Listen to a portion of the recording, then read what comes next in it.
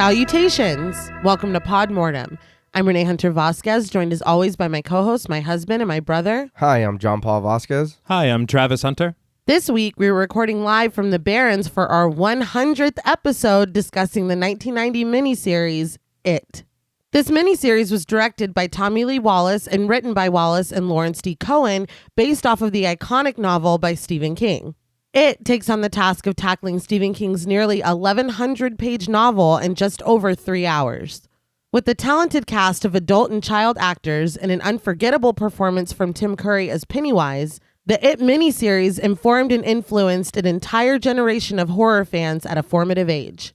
This miniseries was recommended to us by friends of the show Michelle Moore, Eggy, Jazzy Traficano, and over on Instagram by friends of the show Spooky Susie Sparkle and Deathbed_Samsung_Fridges. Thank you all so much for your suggestion, and thank you to everyone for your continued support. So, what did you guys think of the It miniseries the first time you saw it? So this was basically pretty much a fresh watch. Because I have seen this once, but that was it. I did enjoy this a lot. I enjoyed this very, very much.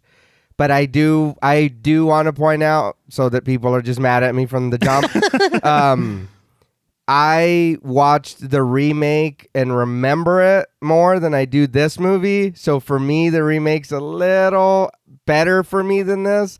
But I think it's only because I'm spoiled by the CGI and the effects.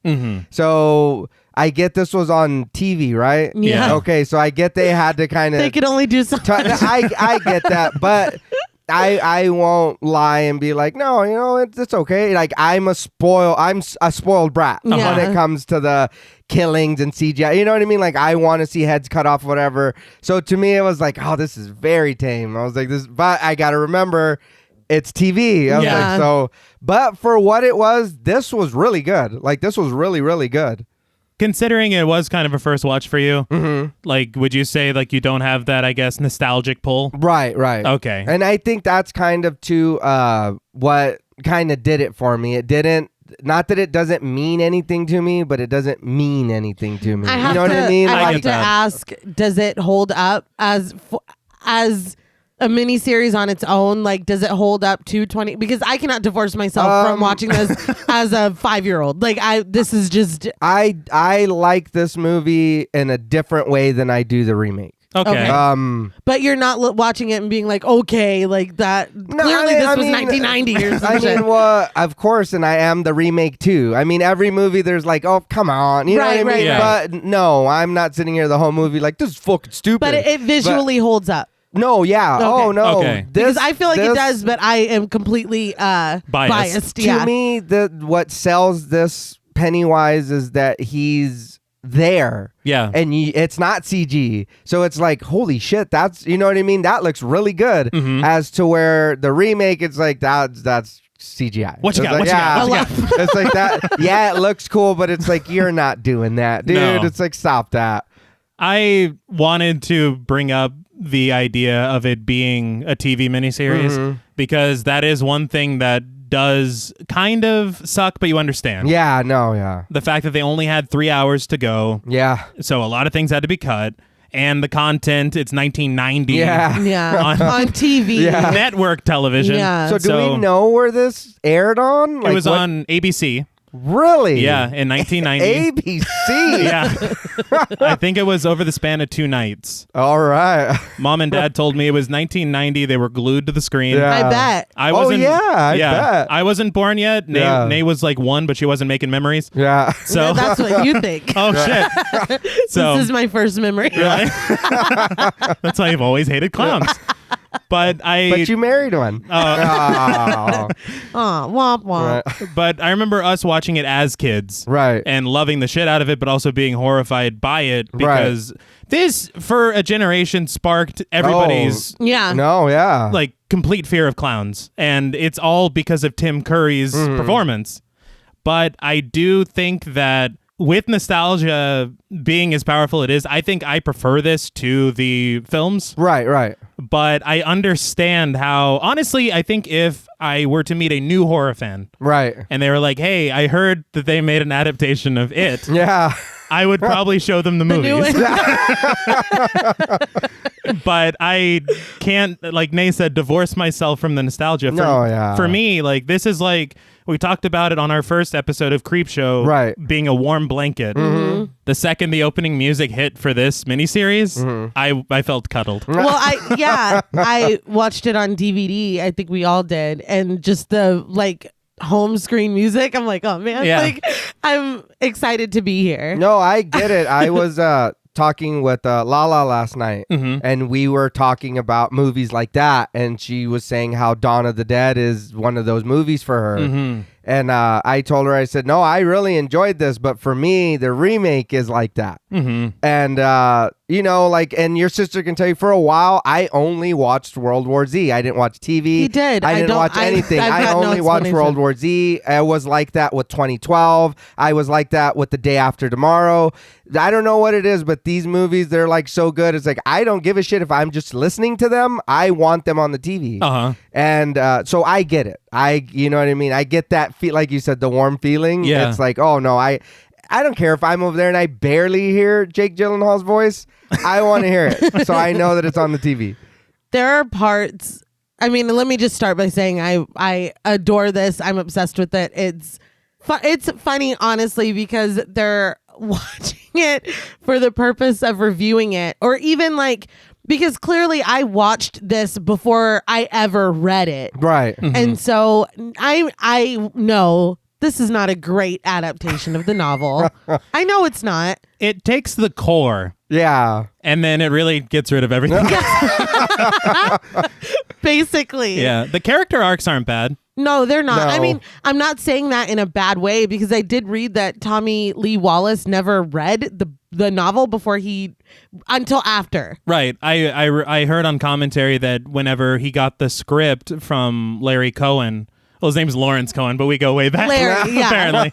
L-Dog. Yes. When he read L-Dog's script, he was very impressed by it, and then that's what had him sign on, but I think he read it after he read the script. Yeah. But also Larry Cohen, L-Dog, he wrote Carrie, the screenplay. Oh shit. Nice. So it's like, you know, Stephen King obviously trusts him because he made one of the best adaptations, you know? And so Nice.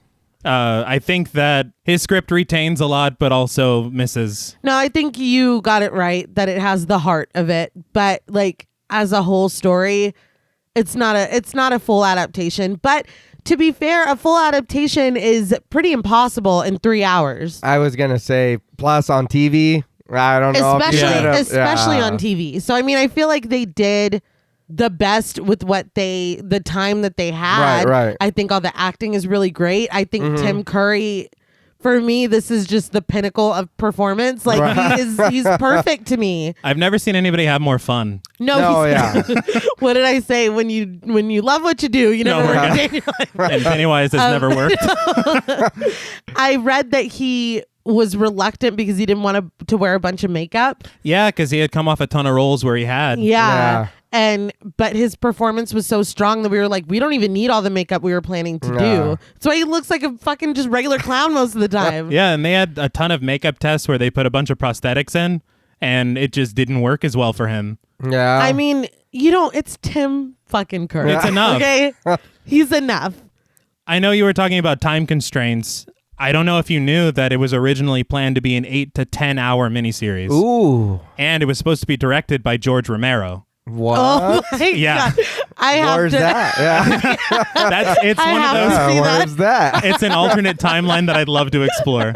But when they cut the time and the budget, he left. Oh, wow. I mean. So. He's like, do you know who the fuck I am? But no, I love this. And admittedly, watching it to review it, or watching it kind of like, okay, put your grown-up eyeballs on and stop, pretending that you're 6 or whatever. That's impossible. It's impossible. And B, I know that there are moments in this that are funny on accident, and I can laugh at them at the same time as being like, this is fantastic. Yeah. This is perfect. It's like both parts of your brain. Yes. Now, before we show this film our deadlights, we would like to issue a warning for spoilers. Pod Mortem is a very in-depth podcast, and in thoroughly discussing horror films, we have no choice but to spoil a thing or two. If you don't wish to be spoiled, please go watch the film, then come back and enjoy the show. If you've already seen the film or don't care about spoilers, then let's keep our promise. So the miniseries opens with a giant title screen, It, in huge red letters. The credits roll as we see photographs of children and houses in a photo album. We stop on a black and white photograph of the Paramount movie theater, the marquee reading, I Was a Teenage Werewolf. The photograph turns to color as we see the Paramount in present day, no longer announcing a film, but announcing the theater itself as a retail space for lease. Very sad. Very sad. You hate to see that happen to cinema. Yeah. Martin Scorsese's crying somewhere. Yes. But I do want to say, first of all, even with the opening being very 90s. Right. It is. It feels dated, but dated in a way that warms my heart. Yeah. Right. And the music is fantastic. I read that the gentleman, I can't remember his name, that composed the music won an Emmy for this miniseries. Nice. He should have, because I was thinking that throughout the film, it's ominous, but still like playful. Right. It's the way that the balance of it, I was very impressed by. There's a whimsy to it. I also love the way that the miniseries deals with time and transitions. Yeah, that was a lot better. Yeah. The cutting back and forth. Yeah. And it's a virtue of having both the children and the adults cast at the same time. Yeah. Because the films couldn't. Right. Well, and I mean, I know we had talked about this not being a perfect adaptation to the novel, but that's the way it's told in the novel. Yeah. And I feel like it's a really good way to show us who they are. Right. Meeting them as a child and seeing what they've become. It's just, I don't know. I can get the merit of getting to know them as kids and then seeing them later, but I don't know. I prefer the bouncing back and forth. And I mean, we're not there yet, but we'll get to it. And obviously, we talked a lot more about the book when we covered the newer films. So I don't know if we need to harp as much on the discrepancies. There will be some things we bring up. Yeah. But if you really want to hear that shit, we're talking episode 54, episode 55. There we go. We reread the novel. Yeah. Okay, so. Y'all read them. But anyway, thunder cracks in the sky and it begins to rain as we see a neighborhood. Teacups sit in yards and laundry hangs on clotheslines. A little girl, Lori Ann, happily rides her tricycle singing Itsy Bitsy Spider. And I want to say I've credited as many people as I possibly could. Some people I just could not find. Okay. Who played who. She played herself. But I did think that it was interesting because this time it finally caught on with me. Itsy Bitsy Spider that she's singing. Oh, shit. Yeah. Is this foreshadowing? Right. Absolutely. We'll talk more later. But her mother gathers up laundry and calls to her to come inside because there's obviously a storm coming. But she rushes inside alone as Lorianne is still wheeling her trike up the walkway. I've no kids. Yeah. But I don't think that I would let her out. Yeah. No. This kid's very tiny. Yeah. She's very small. Yeah. But I try to think in 1990, I don't know. Yeah. I mean, maybe because Kids were fucking, it's like they had full-time jobs. Like they were just gone. They deleted child labor laws in the 90s. Like, I'm off to work, Ma. And the kids just Are come you back. smoking? They just come back at dinner time. You don't know where the fuck they were. With their lunch pail. when the street lights come on, you need to be Get home. your ass inside. But Lorianne stops to pick up a doll and hears laughing coming from the direction of the billowing sheets on the clothesline.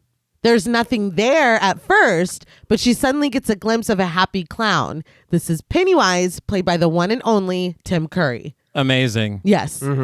Lorianne smiles at him, but the next time we get a glimpse of Pennywise, he's not smiling back. From his point of view, we rush toward Lorianne, who is now wearing a look of worry. But just as we reach her, it fades to black. I have a few things here. Firstly, it made me laugh that he just went, hi. Yeah. And then he eats her. Like, well, that was my question. Did he eat her? I'm assuming so. There's no pleasantries. He's No. usually more conversational. Well, he's like, it's starting to fucking rain. Yeah, like, I I just gotta did my hurry. makeup. I got a fresh beat. I'm not trying to be out here. The other that thing, hair's gonna get mad frizzy, dude, in the rain. It's frizzy as is. Come on, he's got to get back inside. He does look cool though. Yeah, I will say fantastic. that. Right then, I was like, "Oh shit!" I was like, "That looks really good." Full clown. Yeah. Yeah. Oh no. Yeah. Like circus clown. And I know that was We an love the issue. Yes. I know that was an issue that we had with the remake was that he never looks like a happy clown. No. That kids would want to be like, oh my God, I want a balloon. Like I'm a grown ass woman and I'd be like, I'm getting the fuck out of here. Yeah. This fucking evil Shakespearean. Like it's unbelievable. But I wanted to talk about Tommy Lee Wallace, the director, because not only was he part of John Carpenter's crew. Yeah, I recognized the name. Yeah. He directed Season of the Witch, Halloween 3. Hey. But I see a lot of Carpenter's techniques in this film with like the monster's POV already from the start. Right. Yeah. And I also wanted to point out, just because it's a fun fact, but Tommy Lee Wallace designed Michael Myers' mask. Oh, all right. So dude's a badass. Yeah. And responsible for 2 iconic villains. Yeah. Oh, yeah. There you go. So pretty cool.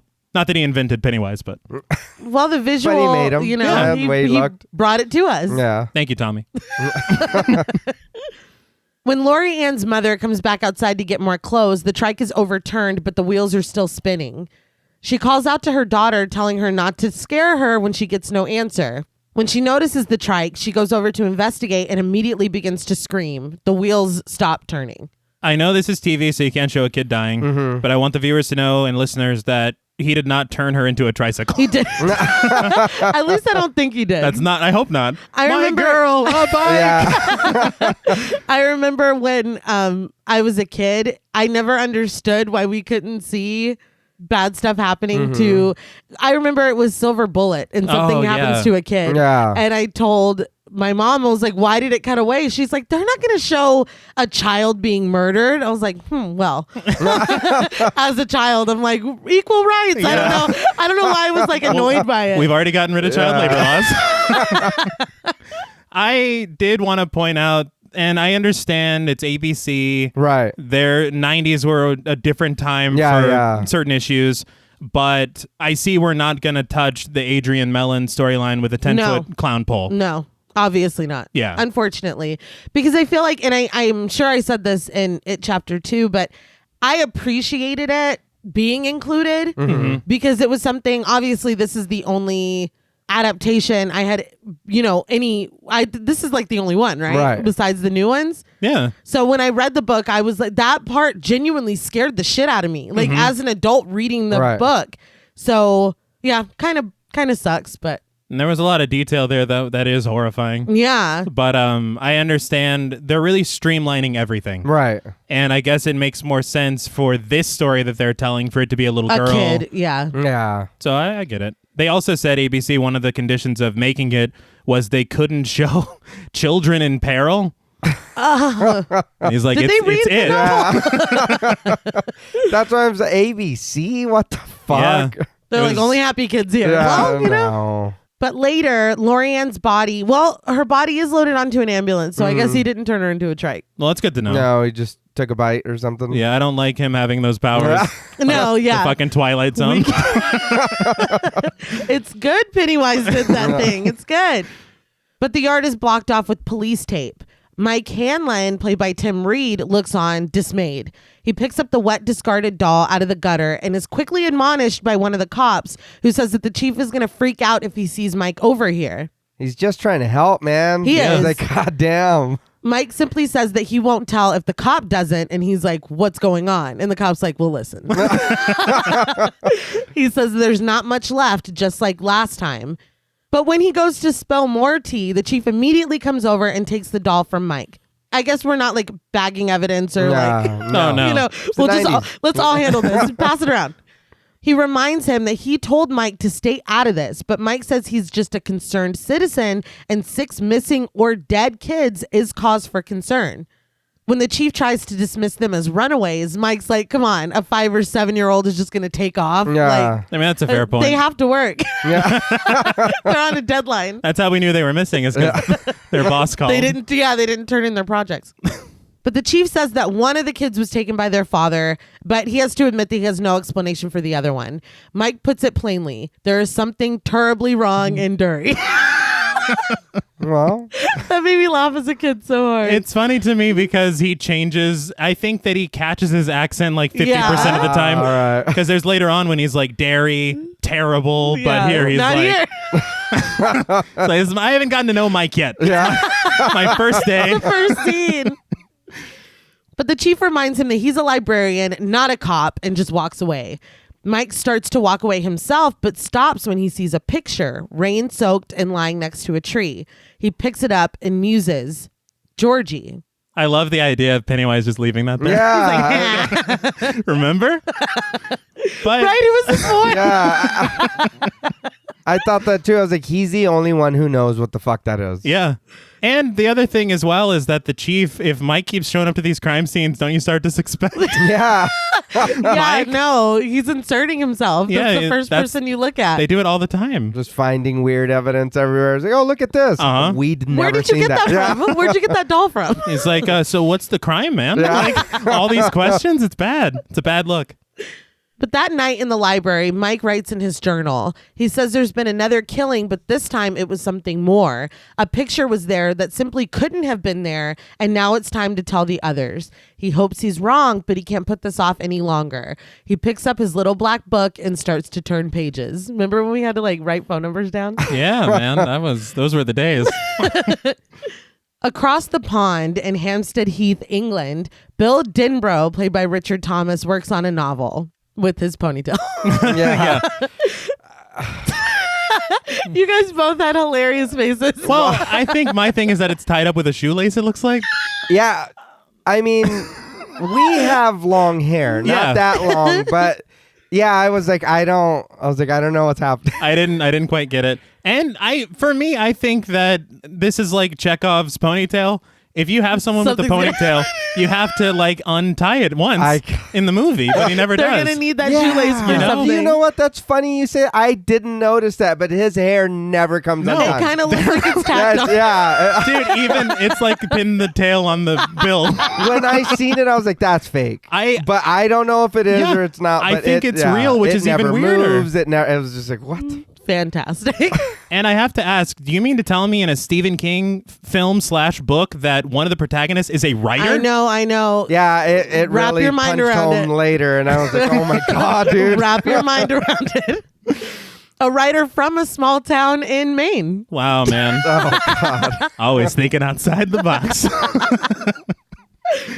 But Bill is on a roll when his wife, Audra Denbrough, played by Olivia fucking Hussey. Why do I forget that every time? I know. She's so great. Jess, Black Christmas? Yes. I was like, I know that lady. I was like, I couldn't remember where, and I kept watching it. I was like, it's going to fucking kill me.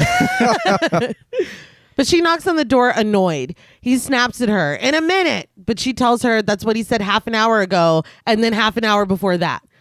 Frustrated, he leaves his computer and goes down for dinner. I'm sure that we're supposed to sympathize with Audra here, but the dude's right. Like, he's a writer, and if you hear, I don't mean to be fucking Jack Einstein? Torrance, but he's like, if you hear the you don't fucking come in here or whatever. But like, he knows he'll come when he's hungry. Yeah, I mean, he's an adult. He knows when to eat. That's his job, is writing. Like, he's writing. I don't know. He's like, why don't you get the fuck out of here? It's just creatively, it's not something you clock in and out on. And when inspiration is hitting, he knows dinner's ready. Yeah, but don't be an asshole like Einstein was, though. What Einstein do? You don't remember the whole thing wherever he wrote that long note to his wife, and he's like, if we're in the middle of talking and I tell you to shut up and leave, you do it. I'm like, Einstein, you fucking asshole. Well, I mean, Bill didn't have to yell at her. I will say that, but come on. But he's working. Yeah, let him type. You see what happened when they interrupted Torrance the whole time. He was trying to work, and you want to keep coming in here and bothering me? Let's see what happens. Let me ask you a question. Yeah. But again, frustrated, Bill comes down to dinner, and when he sits at the table, she's like, the food's cold. It's like, we know. Audra, you've been telling her to come for over an hour. Yeah. We know it's cold. Hey, do they not have microwaves in England? But she does tell him that she likes the changes that he's made to his work. We learn from the dialogue that he's here writing a screenplay for one of his books. She asks why he even took this job. They don't need the money. But Bill explains that if someone's going to mangle his work and make it into a film, it might as well be him. Sounds familiar. Yeah. Audra, like, in the novel, and I guess in the other adaptation as well, is the star of this work. Mm-hmm. But I don't feel like that's ever explicitly said here. It's kind of hinted at where she brings up the director. Yeah. But it's never like, it's my film too. Yeah, but I mean, she could literally be like a makeup artist or something. Right. Like, they never say that. That is true. But I don't know. I just thought that was strange. I will say it is included in the novel. Yeah. But I do feel like her character and what continues on feels a little unnecessary. I mean, we'll talk. Okay. We'll talk. All right. But Bill tells her that she should tell the director, Greco, that she likes the changes because I guess Greco's not a fan of Bill. But Audra says that she does tell him every single day. She says that he should have just taken a vacation because at least when he's working on a novel, he's in a good mood. I was like, damn. Bill tries to stop the fight from escalating when the phone rings. He answers it to Mike's voice addressing him by name. Bill has no idea who he's talking to, but when Mike tells him it's Mike from Derry, Bill immediately gets a flashback. We see a group of kids standing around a leader proclaiming that if it isn't dead, they'll all come back. Back on the phone, Bill apologizes for not remembering him, but Mike completely understands. He finally says the words, "It's back." Suddenly, Bill begins to stutter, asking if he's sure, and Mike says that he is. He even found a photograph of George. I love that Mike's calls trigger a cutscene for everybody. Yeah. Instead of coming back to the table, Bill stands clearly shook in the doorway. Audra asks who was on the phone, and Bill's like, "No one, gotta get back to work." Like, dude, that was not convincing at all. She's like, "But you're cold dinner." Yeah.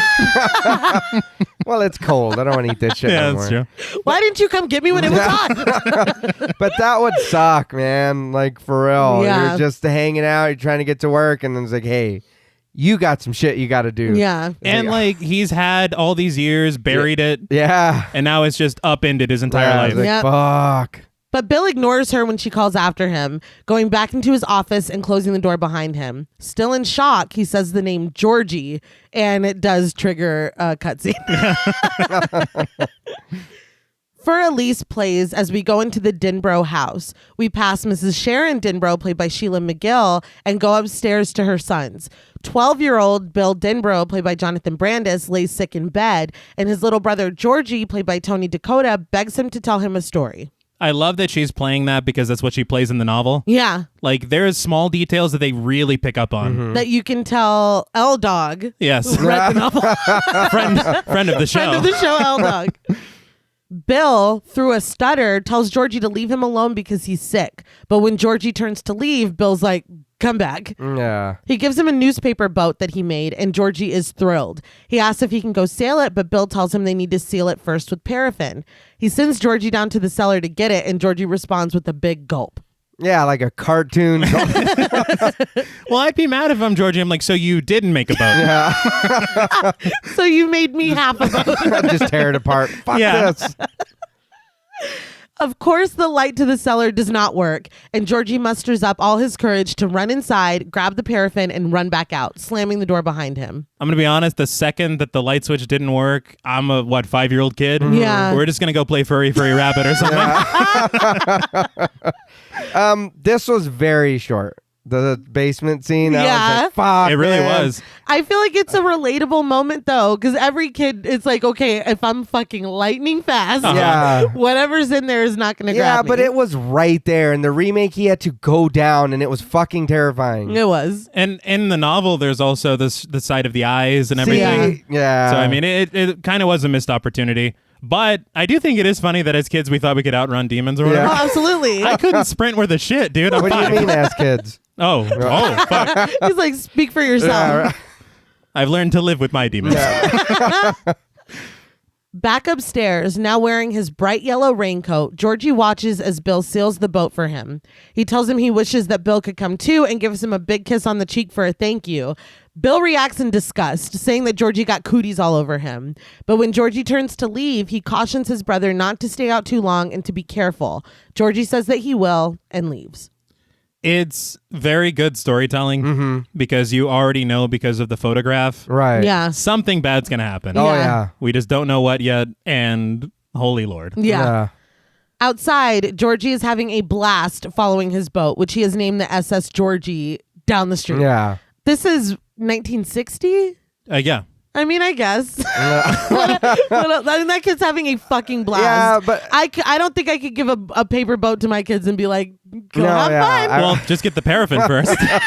They're like, God damn it, Mom. That's what I was going to say. I know we said it on the remake episodes, but I'm not letting my kid go out there in the storm. Yeah. Play and with I guess the fucking... I guess in the 80s... Play in the backyard. If you're going to jump in puddles, whatever, or stay in the front yard. Don't you fucking leave when there's a storm going on. All the way down the street. Yeah, in the street. I guess it's in the 80s, it's a little less believable that this kid would be placated chasing a boat. Right. Well, in the 60s... But I mean, in 1960, what's he going to do? Go smoke a joint? I mean, what else does Georgie have to do? There's no Game Boys. No. As we've said, furry rabbits. Yeah. I think she's sick of, honestly. His only option. Yeah. And it requires 2 players, and Bill's sick. Bill is unwell. But the rain is coming down hard and the boat is going fast. It gets caught next to a storm drain. Struggling to keep up, Georgie cries out in horror as the boat falls in. He had more than enough time to say that. Yes, thank you. I was waiting for one of y'all to say it. He's like, God, no! Yeah, it's like you were right on its tail the whole time. He's Charlton Heston in Planet of the Apes. God damn you! As it's barely falling in.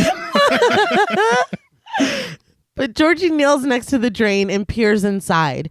Just as he goes to leave, a voice calls out to him. Hi, Georgie. Georgie looks back inside and Pennywise appears. He asks if Georgie's going to say hello, but Georgie shakes his head. Pennywise offers him a balloon, and when he starts to reach for it, he stops. Georgie said that his dad told him he can't take things from strangers. Pennywise is like, well, that's wise of your father, but I'm Pennywise the Dancing Clown, and I already know your name, so like basically we go way back. I love, again, we had said that he looks like a friendly clown. Yeah. I believe this. Now he does look like he's been up all night crying. Yeah. But I trust this clown. But who hasn't? You know what I mean? Times are tough. I did read that Bart Mixon, the makeup man, I'm sure that was his title. Superhero?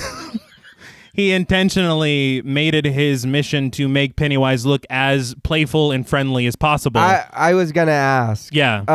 So I know obviously the book is older, but I get a lot of Krusty vibes from Pennywise. I'm like, you're... Well, in the book, they describe him as Ronald McDonald, like a fucked up Ronald McDonald. Yeah, but Ronald McDonald has a full set of hair. Krusty does not. A full set. Well, the scalp is covered. Yeah. Well, Krusty has the little point. Well, you know, he doesn't have the one piece here and then a little bit off the side. Yeah, Pennywise does not have the point on top. No, he does not. You want to know something nuts I forgot to mention? Yeah. 2 people that were in contention to play Pennywise, at least according to the Hollywood Reporter. One of them, which I think he would have done a great job as well, Malcolm McDowell. Oh, wow. Oh, whoa. And Alice Cooper. I don't know about that one. I did read Alice Cooper. I don't know. Yeah. I love Alice Cooper. Yeah. But I don't know. Yeah, I don't know about that. I don't think so. But Georgie's like, yeah, I guess. Well, I gotta go. But Pennywise is like, without this? And he raises up the boat and Georgie is elated. He tells Georgie to just reach right in and take it. After a moment of hesitation, Pennywise is like, don't you want it? He tells him that there's cotton candy and rides and surprises down here. And there's balloons of all colors. When Georgie asks if they float, Pennywise is like, I'm so fucking glad you asked. He's like, oh yes, they float. Georgie finally reaches slowly inside. Dropping his act, Pennywise tells him that when he's down here with him, he'll float too. He snatches the boat away and grabs Georgie's arm as Georgie screams. I like his demeanor changing. Oh, yeah. The look in his eyes is frightening. Mm-hmm. Well, when he's like, oh, yeah. Like, are you hungry, man? Well, see, he wasn't crying. He was high and he wanted to snack. Yeah, like, see? Yeah. You saw his eyes? That Twinkie right there looks good as fuck. And the yellow. Yeah. But Pennywise's normal teeth are gone, replaced with dozens of sharp fangs, and his once blue eyes are now red and yellow.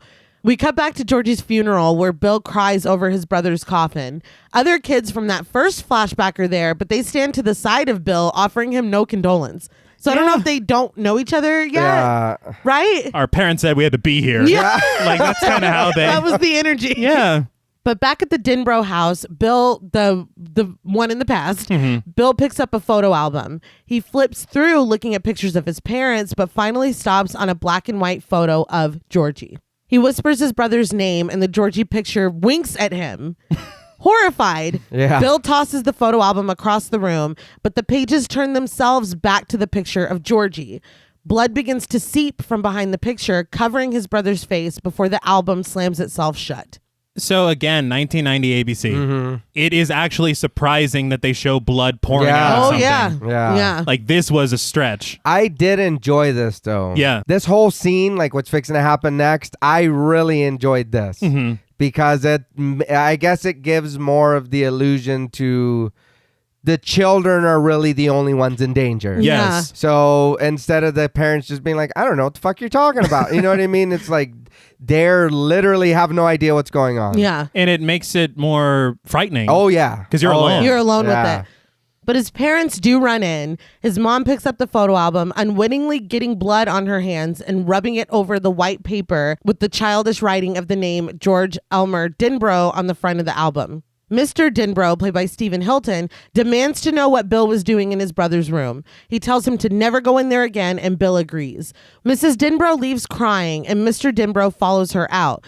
Bill stares at the puddle of blood still on the floor before staring up with a tortured expression.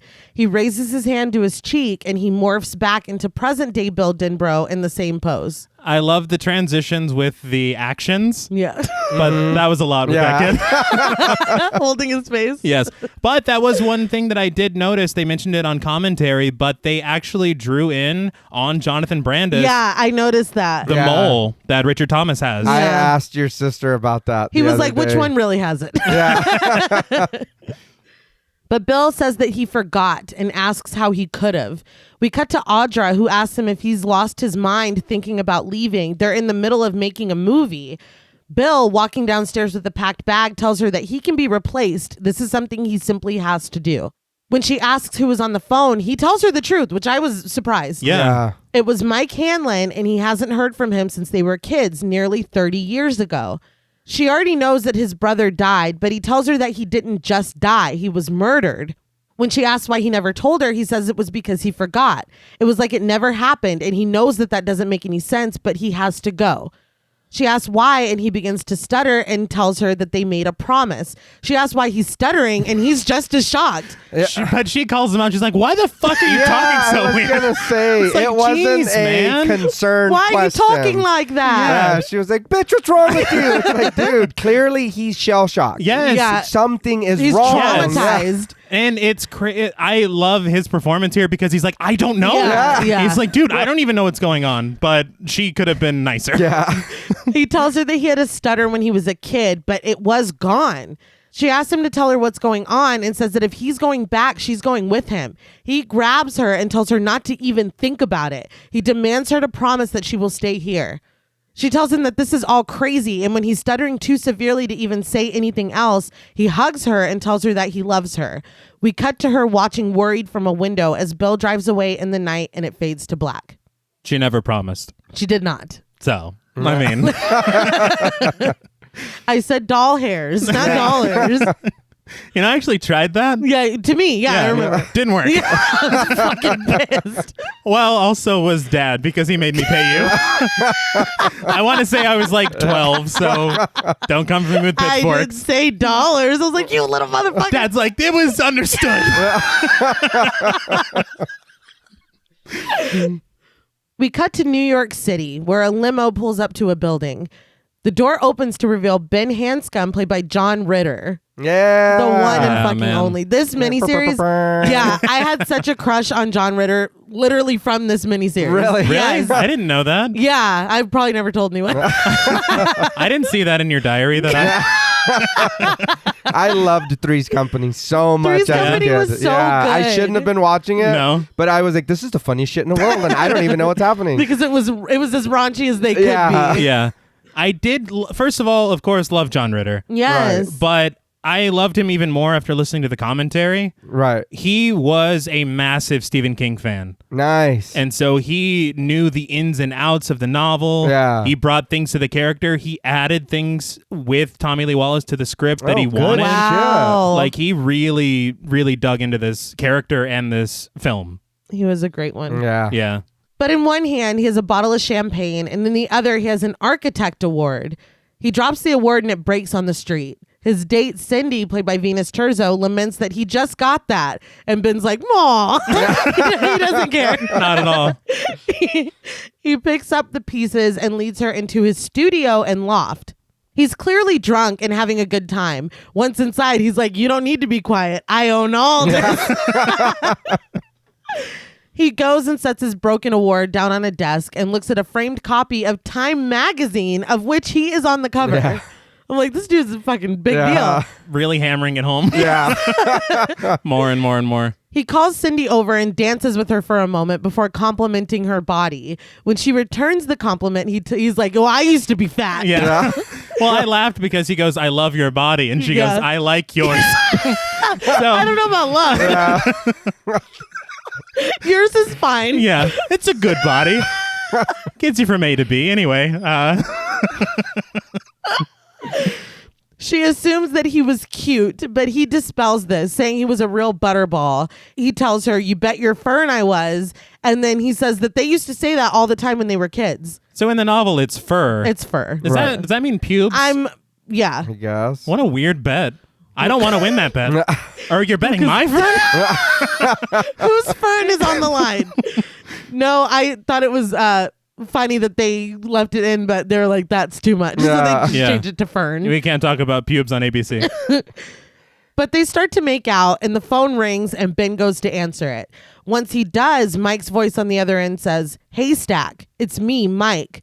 Immediately, Ben is hit with the flashback.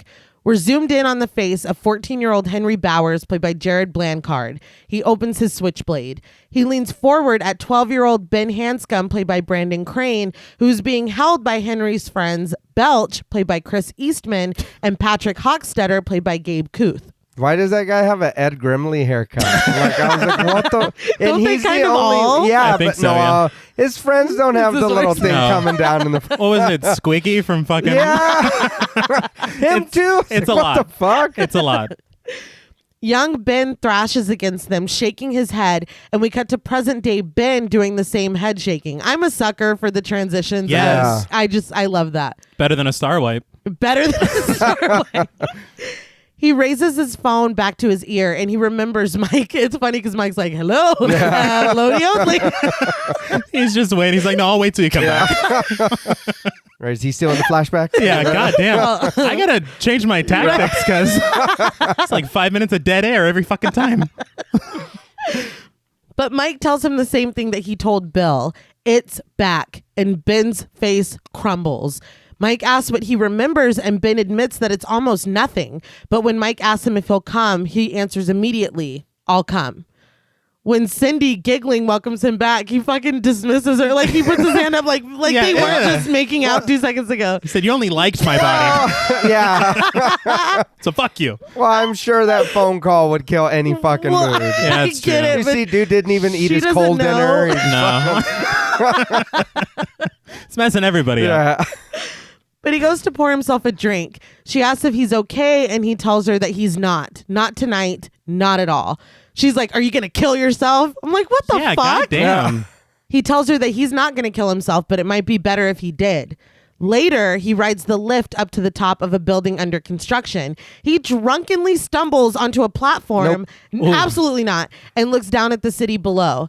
As he gnaws on his thumbnail, we're transported back in time to 12-year-old Ben, who stands in front of a class doing the same thing. So 2 things: I don't like the heights at all. No. Oh, that hurt my stomach. Being drunk up there is even worse. I don't like the heights, like you said. I don't like heights at all, but being drunk and then being up there? Nope, absolutely not. The idea of unbalanced. Yeah, oh no. But the other thing is, I love that it's not just random motions they're using to transition. It's like they're regressing. Right. Yeah. Like, this is what I did when I was nervous when I was a kid. Yeah. And I'm doing it again. I think also that the kid that plays Ben is a really good actor. Yeah. And if you pay attention to him, he'll gnaw on his thumb throughout the film. Yeah. Like, I was impressed by him. I thought he was really good. They said that the adult actors and the kid actors got to hang out a couple times. All right. Kind of get each other. Yeah, and so I figure he was like, "So I'm going to gnaw my thumb." Yeah. But Ben introduces himself to the class, saying that he used to live with his mom in Houston, but they moved here to live with his cousins. Immediately, Henry Bowers comments on his weight, but the teacher, Miss Douglas, played by Donna Peerless, insists that Ben continue. Here's another thing. He's not big. No. The kid is average, but Henry is like, my God, you're massive. Like, he says like 8 things in this one scene. Yeah. He does. I'm like, he's an average kid. He literally looks like a regular ass kid. The kids from the first flashback are there, including Bill, watching him. Ben tells the class that he likes to read, especially about old civilizations. Miss Douglas tells him that they have a wonderful library and welcomes him to Derry. He walks to his seat as the bullies continue to taunt him, but he ignores this, smiling at a girl sitting behind Bill, who smiles back at him. Miss Douglas gives Henry 1 hour of detention for the rest of the week, and Henry's like, my dad's gonna beat my ass. And Miss Douglas says that he should have thought about that before he messed with Ben. Wow. She said, hold on though, because she sends him to the principal's office, and on the way out, he literally stops and tells Ben, you're dead, fat boy, and literally nobody cares. Well, what's gonna be 2 hours?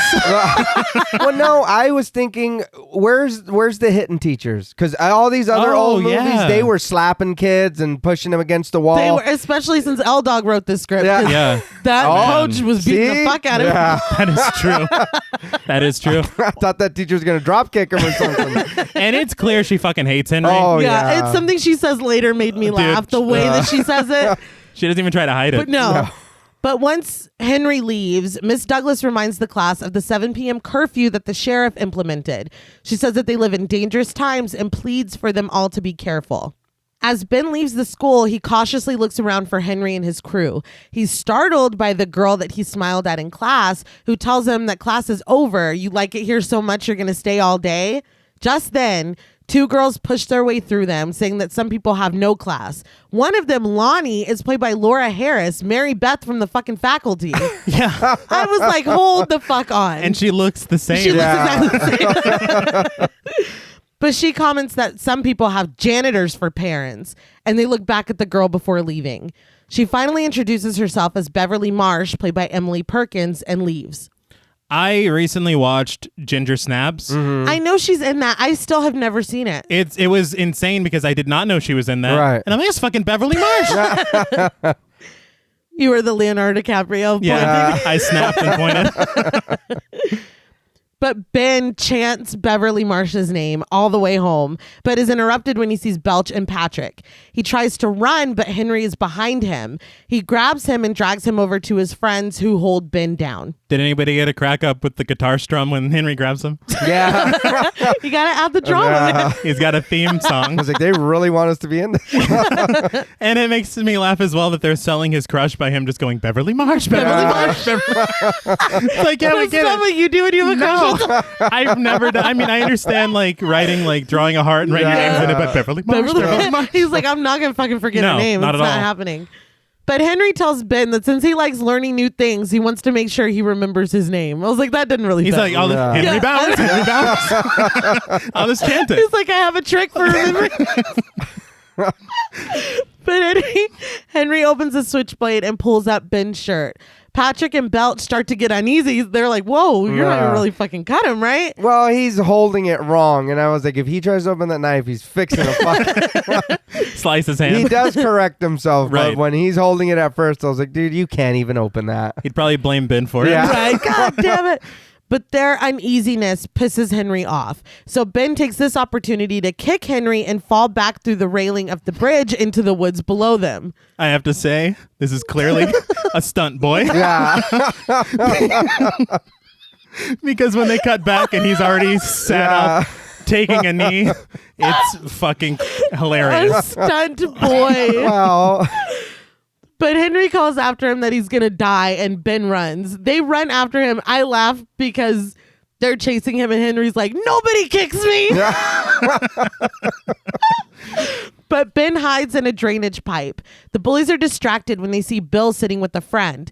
They were building a dam, but the bullies, of course, kick it apart.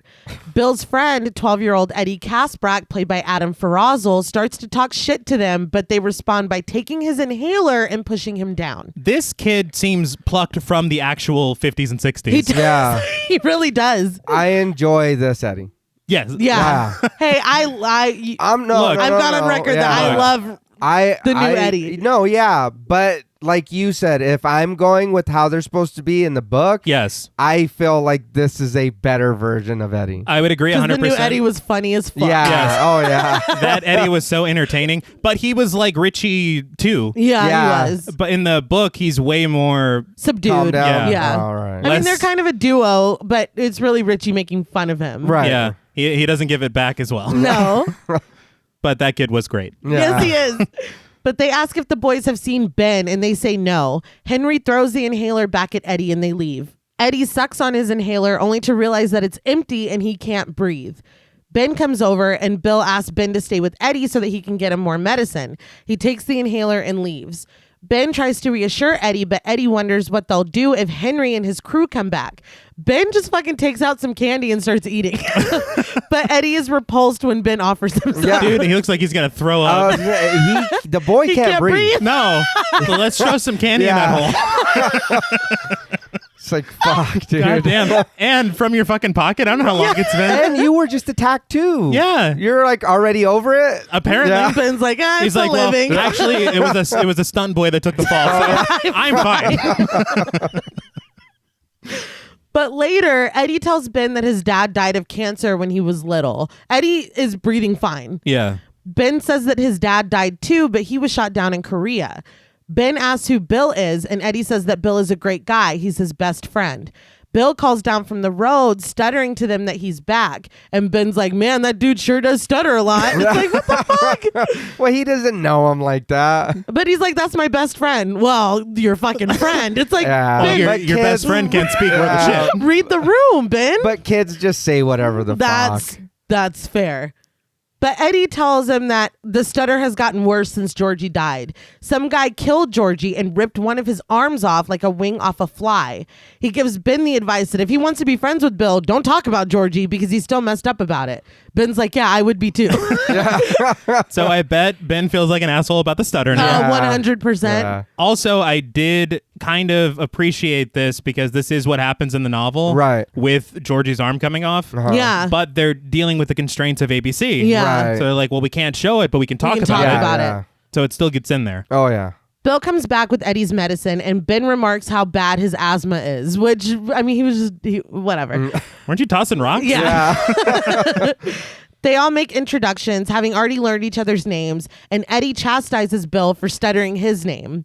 They invite Ben to come back tomorrow and help them with their dam, and when Ben offers them advice on what they can do, Bill and Eddie remind him, we, because he's like, you can blah, blah, blah. They're like, no, we. Yeah. And Ben seems to like the sound of that. Mm-hmm. Later, at his house, Ben writes a poem on a postcard. His cousin comes in and rips it away from him, despite Ben yelling that it's private. The little asshole starts to read out loud, your hair is winter fire, January embers. He stops to call out to his mom that Ben is in love, and Ben just starts whooping that ass. He just immediately throws him to the bed and punches the shit out of him. Well, I mean, look, the little dude just got bullied. True. He's had a rough day. Yeah, it sucked. And this was his first day at a new school. Yeah. That's bad by itself. Come on, and then man. This dude, where were you at school? No. Right? Oh, yeah. Why weren't you looking out for me, dude? We're fucking cousins. Like. But Ben's Aunt Jean, played by Susan Astley, comes in and yells at Ben, of course.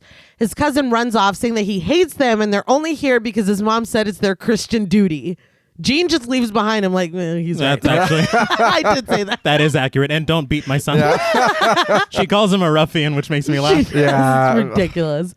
Later, Ben sits on the porch as his aunt and mother stand right on the other side of the glass door. Speaking at full volume, Jean tells Ben's mom, Arlene, played by Claire Vardille, that no sister of hers is going to be on welfare, so she can stay, but she needs to start disciplining Ben.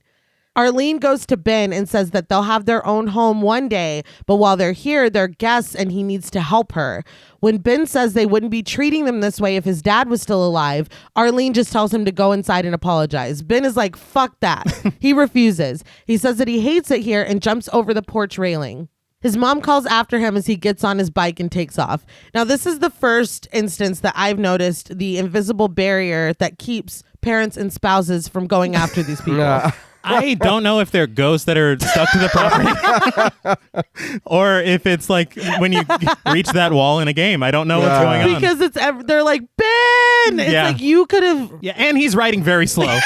He slowly gets on his bike. It's like, go fucking grab his little ass. Yeah, if he's gone, that's it. If he disappears back then, there's no cell phones, there's no Facebook to help you look for him. There's a curfew imposed because children are being murdered, ma'am. And she's like, I'm a ghost on the property, please. Come back. I can't leave this port. You're abusing the fact that I can't leave. But watch, because it happens again and again. And it was making me laugh. Yeah. There is one that comes up later that cracks me up every single time. But Ben goes back to where he was hanging out with Eddie and Bill. When someone calls after him, he recognizes it as his dad's voice and follows it. He finds his father, played by Stephen McCage, standing in his military uniform and waving at him. His father stands in front of a building that is the entrance to the sewers. When I was a kid, I thought that was a house, just shitty location of a house.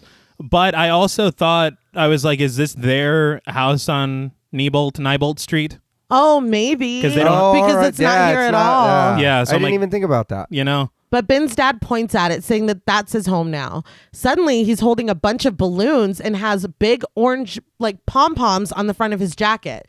His voice distorts as he offers Ben a balloon and says that they all float. He says that Ben will like it down there. He'll never have to grow up. When we see his father again, it's literally just fucking Pennywise standing in his place. Well, he was progressively getting clownier. Yeah. Pennywise laughs, waves, and then disappears. Suddenly, a bony hand reaches out of the water, but Ben steps back. A mossy skeleton rises out of the water, telling Ben they all float. And when you're down here with me, fat boy, you'll float too. Did you get Creepshow vibes? Definitely. Yeah. But come on, Mr. Wise. You're you're just being an asshole. Mr. Wise. It's a little much. He fucking roasts them every opportunity that he can get. Yeah. Like it's equal the parts. Dude's dad, man. Come on. Yeah, no. Didn't need to do he's all awful. that. It's a little personal. Yeah. This made me laugh, and it kind of speaks to the network constraints. Right. That skeleton reaches out of the water. Right. And fucking ghoulishly taunts him. Yeah. ABC was like, just don't make him wet, though. I don't. What? They said, we don't want any like wet gore or like a wet skeleton. It's like he's coming out of the water. Yeah, it's not a fitness model. No. It's a fucking skeleton that is covered in moss. one fucking weird guy who has a hang up about stuff coming out of water being like, no, not in this, not in this. He's like, one time me and my friends went to a raft. Thankfully I survived, but I don't like wet shit. Wet creatures. Absurd. But back in present day at the construction site, Ben hears Pennywise's words and his laughter. He raises the bottle to drink from it, but drops it. It crashes far below, and he whispers, "Please stop." That just I kills, hope nobody's down there. A passerby's late to work. We cut to Chicago, Illinois, and the next scene opens on a receptionist answering the phone, identifying the business as Beverly by Hand. Another assistant rushes to get Bev Marsh, played by Annette O'Toole. Just a little side note of trivia. Mm-hmm. Did you know she's married to Michael McKean? Holy that shit. Lady? Yeah. Oh, wow. How fucking cool. Yeah. No, I didn't. Cool couple. Very cool. But she tells Bev that the call is from Maine. Bev is excited and wants to take it, but is quickly shut down by Tom Rogan, played by Michael Ryan. He tells the assistant to get a number from them and get out. She gives one more look to Bev for confirmation, and Bev gives it to her. Now alone, Tom mentions that she's shaking, and Bev admits that she's scared. She pulls her hair to the front, but Tom stands and pushes it back behind her shoulders, telling her it's perfect and not to touch it. He grabs her by the shoulders and says that there are Japanese businessmen downstairs waiting for them. She's going to play the role of flamboyant designer, and he'll play hardball with them, and when it's all over, they're both going to be rich. So this upset me because the business is literally named after Beverly, her. yeah. And he's fucking doing this shit. Yeah. I was going to say it's weird, the whole kid thing. He's like, I was like, why are you correcting her or fixing her hair? Like, she's a grown-ass woman, dude. Yeah. If she wants to wear her hair on her shoulders or around her neck, leave her the fuck alone. Mm-hmm. It's a dynamic and we'll get into. Oh, yeah. I know. He's a dick. But it's like, dude, she's clearly, you know what I mean, nervous or scared or whatever. You're not comforting her. You're not like, at all. Don't you fuck this up. Yeah, not at all. You're only making it worse. Yeah. Yeah. Yeah, he literally demands that she get a hold of herself right now. He tells her to give him a kiss for luck, and she does. But after they stop kissing, he's like, don't ever contradict me in front of her again. See, this is awful. Yeah. Bev just nods in agreement. Once he leaves the room, she fixes her hair the way that she wanted it. But we cut to them walking toward the businessmen, and it's back the way that Tom had put it. She introduces herself and Tom to the men before bowing before them, and they bow in return. We cut to their bedroom where they have just shown each other the flesh. Tom tries to pour a glass of champagne, but the bottle is empty. So I thought that meeting started very awkwardly between them. Absolutely. Yeah. And they're like, woo, we did it. Yeah. It's hard to believe they're making it sweet after that. Like, it went so well. I mean, Yeah. It's a little weird. They blew him away, I guess. Rocky start. But Yeah, they corrected it. But Tom gets up to get more champagne when the phone rings. It's Mike on the other end, and after just a moment, Beverly remembers him and asks how he is. He asks her if she's sitting down. Tom gets another bottle from the fridge, pops the cork, and has a drink. When he returns to the bedroom, Beverly is packing a bag. She's a little frantic, saying that he's going to think this is crazy because even she thinks it's crazy, but she's going to Maine. She tells him that it was her old friend, Mike Hanlon, on the phone. That's who had called when they were at work. Before she can finish talking, Tom slaps Bev across the face and yells at her to shut up. He tells her that he just made the deal of a lifetime for her, and now she's running off to Maine with an old boyfriend. He calls her a little girl, saying that she's forgotten her manners. She contradicted him at work, and now she's smarting off, and now this. What? yeah. He gets a belt from the closet and snaps it, telling her it's been too long since the last time. She tells him to put the belt away and that there's been horrible trouble. She has to get to the airport as soon as possible. We hear Mike's voice. It's come back, Beverly. Remember your promise. He tells her to put her clothes back and get into bed, and she might be able to leave the house in 2 days instead of 2 weeks. She yells at him, no, not ever again. She throws whatever is in reach at him, finally picking up a bottle of cream that hits him right in the middle of the forehead in slow motion. It looked hilarious. No, it's great. It did. Good for her. But Yeah. Fuck yeah, good for her. that jar was magic. She's got a hell of a right hand, okay? She literally creamed him. Tom falls to the ground, and Bev tells him that if he ever comes near her again, she will kill him. He just screams after her, telling her that she needs him. Again, struck by the invisible barrier that is keeping him in the bedroom. Mm-hmm. She married a ghost. Yeah. She should make him a fucking ghost. Fuck that. Yeah, dude. fuck this dude. I really appreciated her standing up almost immediately. Yeah. No, yeah. Because especially the way that it's portrayed, you know, this has been going on. Yeah. Tom Rogan, I'm sure we talked about it before, but comes into play later. Mm-hmm. For the miniseries, this is the last we see of Tom. Which I think is fine. Yeah. Yeah. But Bev gets in a taxi and heads straight for the airport. She says she's got to go to Maine, and the cabbie asks if she's got family there. She corrects him. She's got friends there, and they were the best she's ever had. We flash back to Bev's house where she calls her dad down for breakfast, but goes to the door when the doorbell rings. We clearly see Ben watching her, crouched behind some plants across the street. I laughed so hard because he's like, yeah, I'll hide behind this twig and a leaf. Yes. Yeah. Well, first I had written bushes, and I was like, that's not a bush. Yeah. So you're being generous. Ben Hanscom's never looked like a twig and a leaf. Like, you could clearly see him. Yes. He's right there. It It's was like, hilarious. is that fucking... Yeah. Ben? Yeah, what the... But she finds Ben's postcard on her porch and brings it inside. She reads the poem. Your hair is winter fire, January embers. My heart burns there too. Her dad, Al Marsh, played by Frank C. Turner, comes down asking who is at the door, and she immediately hides the postcard behind her back, but he demands that she hand it over. The poem is still not a haiku. No, it's not. Yeah. I remember them bringing it up in the novel because that was him trying to learn it. Right. I guess it was really emphasizing that he was trying to learn Yeah. it. No, it's still beautiful. I love it's it. good. Oh, she is very clearly not a redhead, though. She's not a redhead. Bill's supposed to be a redhead. Yeah. Grown Bill is supposed to be fucking balding. That is Yeah. true. And the man has a clip-on ponytail. Yeah. Wait, so We he's took supposed to look liberties. like Pennywise? Yeah.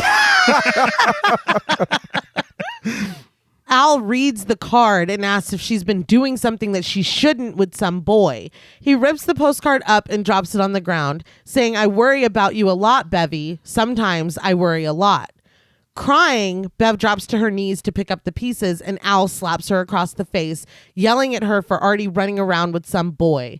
She pulls away from him and he demands that he go back over to her. She tells him no. He is shook by her saying no, and she runs straight out of the house. But he's stopped by the invisible barrier of the porch, yelling after her that if she doesn't come back, he's going to whip the skin off of her. But Bev races down the street. That's when I laughed because he's like, I can't leave. It's funny because he's running after her, and then he grabs onto like a support beam and is like, oh, like I can't, you know the rules, Beverly.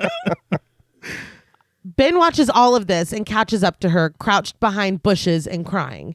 She lashes out at him, asking if he's got anything better to do than to just sneak up on people. He takes this in stride. He's like, you've had a rough day. Yeah. And invites her down to the Barrens to play with him and his friends. So you're Bev. Don't you assume that since he appeared out of the twig and leaf, that he is the person who wrote the poem? I get it, but she's going through a lot. Well, I mean, I know that there's a lot. All right. I guess she probably forgot about the poem at this point. Her dad is an asshole. And oddly, she doesn't have a mom in this, in the book. Yeah, no. Because her mom, that's like a big plot point. Right. Yeah. But I think, again, streamlining. Yeah. It's a lot easier just to have her dad be a fucking dick. Nobody else be around. Yeah. Yeah, he's an asshole in this one. In the remake, I was like, oh my God. In the remake, dude. they went like, full what fucking the fuck? molestation. I did not enjoy that. No, it was disgusting. I appreciate ABC stepping in. Yeah. Thanks, ABC. I mean, he's an asshole, but I mean, he's not that kind of an asshole. And I mean, the other thing about him is that he really echoes this cycle of abuse and trauma. Right. That she carries with her into adulthood. Yes. Yeah. So you're getting like a lot of the themes from the novel. Mm-hmm. Like, again, very simplified. Right. Yeah. And to the point. Okay. Yeah. We cut to them at the Barrens. Ben makes the introductions, but Bev just smiles at Bill. Bill smiles back at her. They shyly tell each other hi, and Ben's like, do you already know each other? But no one answers him. Yeah. Well, she was sitting right behind him in class. Yeah. And didn't give a shit. No. Yeah. He says that Bev wants to help them with their dam. Just then, with the dramatic British accent, Richie Tozier, played by Seth Green, Yes. who I love, Uh-huh. enters with his friend Stan Uris, played by Ben Heller, following behind him wearing a Boy Scout uniform. Bev tells Ben that Richie will drive you nuts, but he's fine. To illustrate this, Richie calls Eddie Spaghetti and gives him a noogie, and Eddie is pissed, saying he's already told Richie not to call him that. He hates when he calls him that. See, that's the dynamic. Yeah. Right. So I had asked your sister because... Not fuck your mother, Richie Tozier. That's a little far, yeah. But they seem way older than these other kids. And in the remake, they all seem about the same age. Mm-hmm. But in this one, they're not. See, I kind of appreciated that because to me, Richie kind of has that older energy with the friend group. Right. To where he can clown on them and they're not like, no, you, the fuck you, Richie. Like, they kind of have to defer. Yeah. Yes. And so I think having an older actor portray, even if they were close to the same age, I'm not sure. They all work. Right. I think the kid that played Stan was the oldest. And right behind him was Seth Green and the rest. I mean, you can tell. They're all in the same age group. Right. And I mean, it's kind of indicative, they had mentioned this on commentary, of the friend groups we had growing up where, so what? I'm in 6th grade. I'm friends with an eighth grader. Mm-hmm. Yeah. Like it kind of fits to where we don't all have to be in the same class. Right. But I think they are, though. Oh, well, then never mind. Yeah. Growth spurt. Yeah. I do like this group a little better. This is more believable. Not saying that the kids in the remake aren't, but this feels genuine. This gang feels like they really are friends in real life. I think that's the thing, and I can even say that with the adults later on in the next part. Oh, yeah. You genuinely believe that they are friends. Yeah. And it feels, it brings a warmth to it that leaps off the screen. Right. We'll get to the adults later, but I feel like the issue is that when in the newer ones, they split them up as soon as we got them back together. Right. So we don't get that interaction. We don't get them remembering each other and not even having an awkward moment, just falling right back into like we get that here. And so it's like, wow, like they're friends for life. Yeah. Like, you know what I mean? You feel it. Yeah. With the kids, I feel like it's maybe just a little more wholesome. Mm-hmm. Like there was a lot of fuck you like in the new one, which is funny. And I get, that friends do fuck with each other like that. But it was a little. It was all the time. There's a lot. Yeah. We don't get a lot of wholesome moments. I know that we all cursed a lot growing up. Well, no, But I feel like, I don't know, something about 1960, I I wouldn't. And I know that in the new films they put it in 1980. It's in the 80s, yeah. But that still feels very now. Because all of them were always fuck this, fuck that, or you bitch, whatever. I know as a kid when we were making bikes, when we were building bikes, every other word wasn't fuck. Right. You know what I mean? We were actually doing something. No, and I think that if someone's like, I fucked your mother, like you would get socked in the mouth. Well, I don't care how long we've been friends. Well, because back then there was no other like bullshit like there is now to reference whatever. Yeah. So if you said that, it was like, you what? What the fuck did you just say to me? But back to the Barons. Richie even has a buzzer in his hand when he shakes hands with Ben. Yeah. So it's like, this is what you're getting. Yeah. But it just makes... I've never been buzzed like that. I have. It vibrates. Ben's like... The little thing just spins and it vibrates. God, because he took it like he was fucking Electro or something. The Green Mile is not it. But Richie addresses Ben as Haystack and asks if he's ever built a dam before. And I feel like this is really cute because that's what Mike called him when he picked up the phone. So it's like this little nickname stuck. Mm-hmm. Ben admits that he's never built a dam himself, but he's sure it'll work because he just knows. When he gives this rationale, everyone's like, all right. And Richie has no choice but to be down. We get a montage of the 6 kids working together to build the dam while It's All Right by The Impressions plays. I love this song. No. Dude. Every time I hear it, I'm in the Barons. Yes. It was like a nostalgic, again, the blanket. Yeah. Right. You know, and then also seeing them bond. Yeah, that like I was saying a minute ago, it's little montages and shit like this. You feel them being friends. Like it not like I said, not saying that in the remake, but this one does it better. I would agree with that. And I feel like they're getting the characters more correct. Yeah. You give Ben his architecture. Yes, and not take Mike's shit and give it to him. Yeah, we'll get to that. Yeah, that too. I've got something for that because I didn't understand. No, me neither. But when they're finished, the dam works, and Richie has to admit to Ben that he was right. They all cheer, saying that they could fill the whole Barrens with water if they wanted to, and they splash around. I don't know why that's their goal, but I feel like when you're a kid, sometimes you get fixated on shit, and you're like, no, we're going to fucking drown in here. Yeah. Like, I don't get it. Let's fuck this town up. But good for them. I mean, they made it work. It's all right. Later, though, they're walking home down the street, and before he leaves, Bill hits Bev with the "see you later, alligator," and she responds with "after a while, crocodile," and Ben looks wounded. Yeah. He's like, fuck. It's like, I wanted a reptile nickname. Poor Ben, man. Yeah. He gets dissed, and it's so worse in this version. Mm-hmm. I'm like, man. It's definitely sadder, I think, because we care more about Ben in this one. Yeah. Well, not only that, she's doing it out in the open. Mm-hmm. It's not like before in the remake, she was at least nice to him. Here, she's just like, yeah, whatever, fat boy. You know, hey, what's going on, Bill? Are you Pennywise? But Bill yells out, "Hi-yo Silver, away!" as he rides his bike down the street. There's a couple that's watching him like, what the fuck? We gotta get out of this town. Like, that's fucking ridiculous. Ben tells Bev bye, and she answers him absentmindedly, staring at Bill until he rounds the corner. Once he's gone, she says, "My heart burns there too," completely ignoring Ben, who stands in the middle of the street trying to wave at her. Dude, he's like, that was me, baby. Yeah. Twig and a leaf, remember? Yeah. And again, who the fuck ran up on your spot immediately? Yeah. No shit. Was it Bill? She wants it to be Bill, so it's Bill. Look, we all want things. But this is just illogical. This is absurd. Yeah. That night at Bev's house, as Al Marsh sits in front of the TV with a beer, Bev gets ready for bed in the bathroom. She hears, help me, please," in a little girl's voice. Once she realizes that the voice is coming from the drain, it addresses her by name. The voice tells Bev that the clown brought them all down here and they all float. She asks who they are, and 2 kids answer, Vicky Burrows and Matthew O'Connor. Matthew identifying them as all the dead kids. Dude, that cracked me up. Because Matthew is rude. And yeah, definitely no. Yeah. Suddenly, a big red balloon begins to swell from the drain. They tell her that they want to meet her, and the balloon pops, splattering Bev and the bathroom with blood. Bev runs to get her father, who immediately thinks that someone's peeping in at her.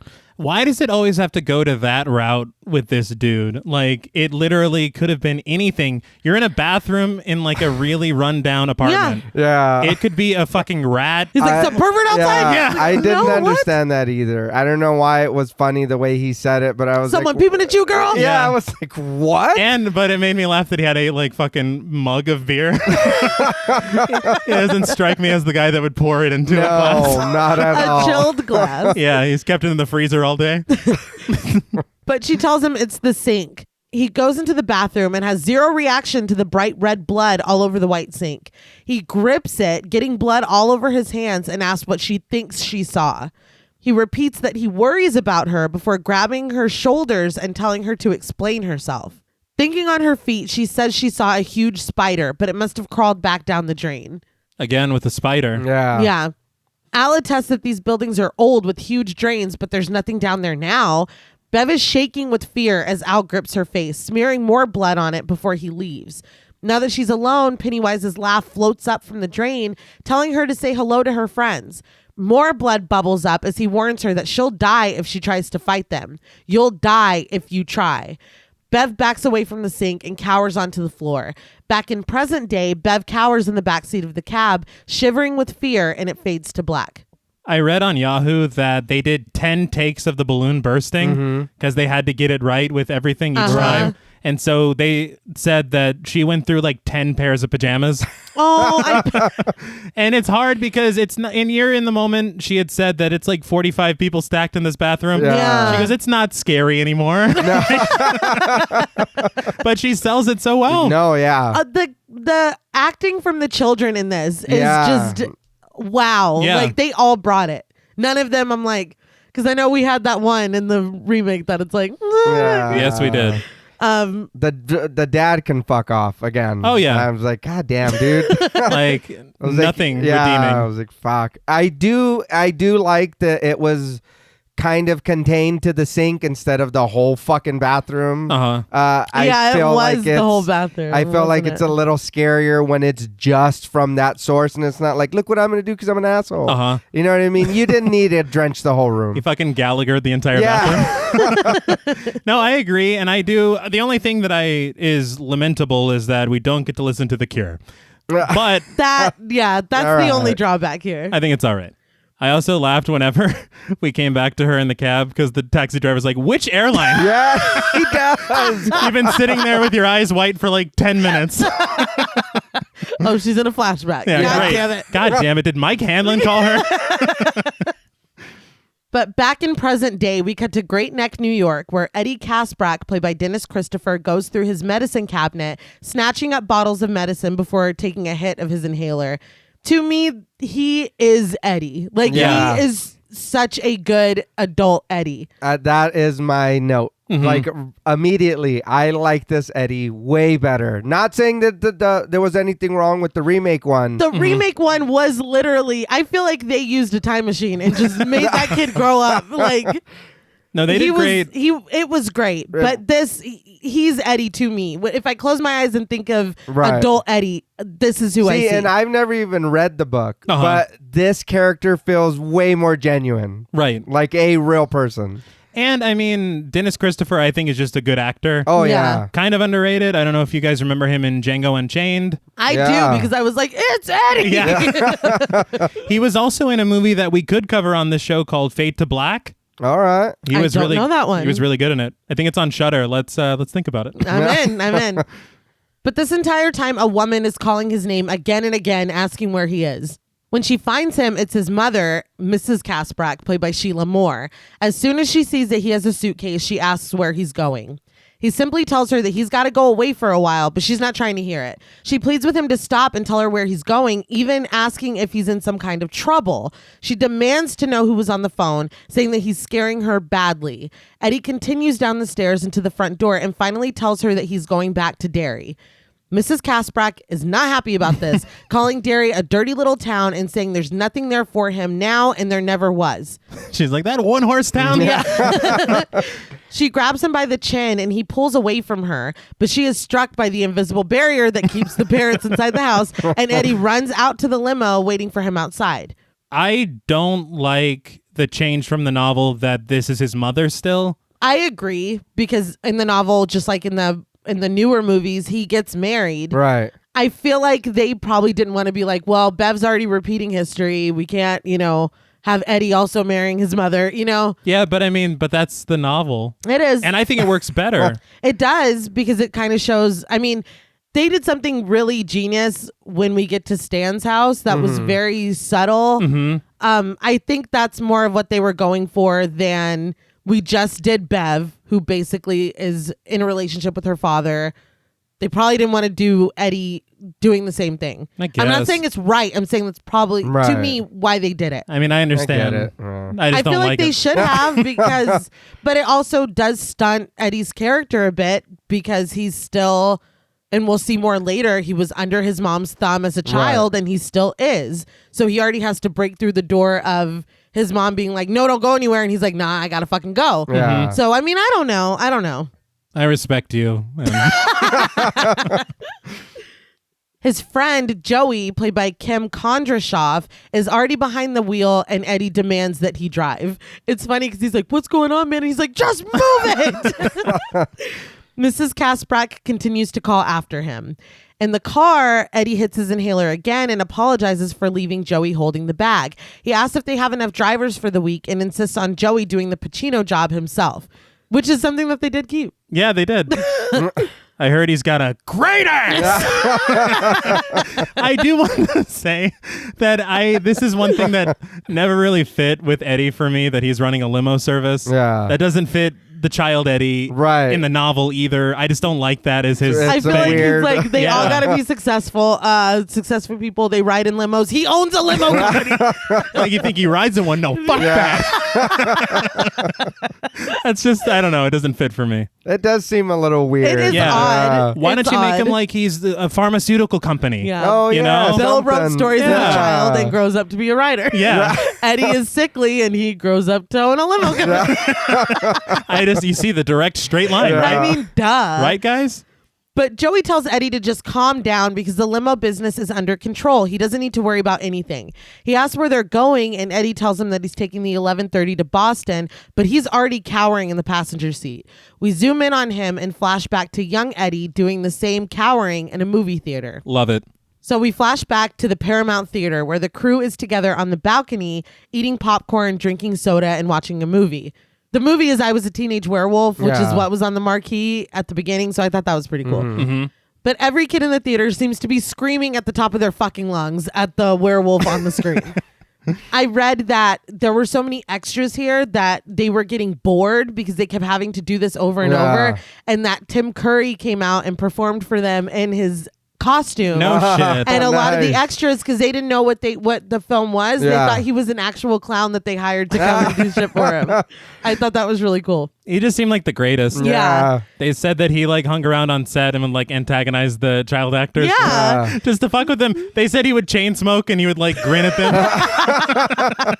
I read that he crusty. Yeah, I know. I read that when he changes, when he gets Georgie at the beginning, that the little boy was like, Tim, you're scaring me. And he goes, that's what I'm here for, kid. That was the quote that I read. And I just thought that was the funniest great. That's thing. why I'm making the big bucks. He's like, right, I'm doing my job.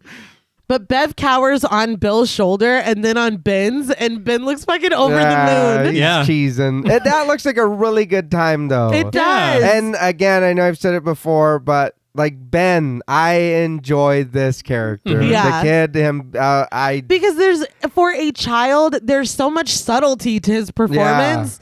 Because I feel like any other kid, it'd be, it would be cartoony, but he looks like a real kid that's like, fuck yeah. Yes, he does, yeah. But Eddie tries to put his feet up on the ledge of the balcony, but instead he accidentally kicks over a bag of popcorn. It tumbles down below and falls directly onto Henry, Patrick, and Belch. They stare up at them, and Eddie says that he's a dead man because they saw him do it. And Bill's like, we got to fucking get out of here. But emboldened, Richie calls down to them that if he were them, he wouldn't pay to see a monster movie. He'd just stay home and look in the mirror. To add injury to this insult, Richie lets go of his full cup of soda, drenching the boys below. I love that he's like, if you think that's bad. Yeah. And fucking that dude, I think that all the kid actors are great. Yeah. But I feel like Seth Green is Richie. He is, yeah. But they run out onto the street laughing and thrilled. And Ben is smart because Ben held on to his popcorn. Yeah. Yes. He just set them up for failure, man. Yeah. He did. I did like that. And I was like, there you go. But I was like, now you're fucked. Oh, yeah. Yeah, you've made an enemy for life. Yeah. They show up to the Barrens still laughing, Richie rationalizing that it was all just a joke. The laughter stops when Eddie points out the entrance to the sewers and says that it scares him. He thinks it's haunted. Ben just stares at it, nodding. Stan tells him that it's not empirically possible for it to be haunted. Bev translates this as, ain't no such thing. Richie tells her that she's smart and she kisses him on the cheek for complimenting her on their very first date. And Eddie's like, why is Richie so special? So Bev kisses him on the cheek too. The date wasn't just with Richie, it was also with him. I like that they're bringing in Stan's skepticism already. Mm-hmm. Yeah. Because it's like a really important part of the character. But I mean, in all honesty, if all your friends were like, I think a Frankenstein lives there, you'd be a little annoyed as well. And he's like, shut the fuck up. That's the new films. They're all laughing and start to leave, but Eddie turns around and sees that Ben is still staring scared at the entrance to the sewers. We cut to them all laughing together, though, and walking Eddie home. He starts up to his front door, but he turns around to say that this is the best summer of his whole life and he never wants it to end. Just then, Mrs. Casbrett comes out saying that she was worried sick about Eddie and she almost called the police. It is full daylight. It's fully daylight. Yeah. And they left out of the movie early. So like you knew, I mean, whatever. But Bill's like, he was with us. And Mrs. Casbrett goes, go away. Yeah. Right, what a bitch. She sucks, man. Eddie says that they're his friends. And when they tell Eddie they'll see him tomorrow, she's like, Eddie needs to rest tomorrow. All day? Yeah. All day. They walk away. And as Eddie walks up to the house, she tells him that she doesn't want him playing with them anymore because no good can come of it. He doesn't need any friends except his ma. She cautions him not to shower with the other boys this week because he feels warm and she doesn't want him catching their germs. What? I don't know. Wait, though. Hold on. God damn it. I just found an inconsistency. Eddie just says this was the best summer of his life. Oh, yeah. Why are they back at school in the next scene? Well, you guys didn't go back to school? One day. You never heard of fucking summer school? Yeah. Eddie was fucking up. Whatever. Eddie didn't say that. He said this is the best semester of his life. We cut to the boys running out of gym class. Eddie is among them, but Coach, played by Gary Chalk, holds him back. He asks Eddie if he showered, and Eddie tells the truth. He didn't. Coach puts it plainly. You take phys ed, you sweat, you take a shower. We see Eddie stepping into the giant gym shower completely alone. Why does the coach care so much? Well, I mean, I guess some coaches teach health too. Oh, yeah. That's the hygiene thing. I feel like... late for Heyman's hygiene. Yeah. What's funny to me is Eddie needs to get to another class, but he's like, no. You get in those showers. I'll write you a note. Well, I'm sure he doesn't want to be walking around all stanky and shit. I get it. You're sweaty. You just put your regular clothes back on. Uh-huh. He has to get to history, though. Well, I mean, yeah, that's true. No, what's funny is I feel like I don't remember sweating as a kid. Like ever. I feel like that kicked in at like 13. You also never moved. So maybe that's true. We played soccer and shit. I stopped moving later. Fair, that's fair. But Eddie turns on the shower and begins to bathe, but all of the showers turn themselves on and turn up full blast. Eddie grabs his towel and takes a step back, only for the knobs for the shower to turn themselves, causing the shower head to shoot water further out at him. I heard on the commentary that Wallace had said that he had kind of wanted to mimic the vulnerability of Marion Crane in Psycho. Uh-huh. Oh, wow. And okay. I think it works. Yeah, well, because he's in here all by... Right, that would be scary alone, to Oh, me. yeah. Although I do want that water pressure. Oh, yeah, the pressure was great. That was pretty good. But the head extends its neck longer, and the rest of the shower heads follow suit. They all reach out toward the center of the shower where Eddie stands trapped. He's being pelted with water, and he tries to leave, but the shower heads cross over each other, blocking his exit like, They continue to chase and spray him until Pennywise's voice calls up from the drain in the middle of the floor. It's okay, Eddie. Hi, I just wanted to say hello.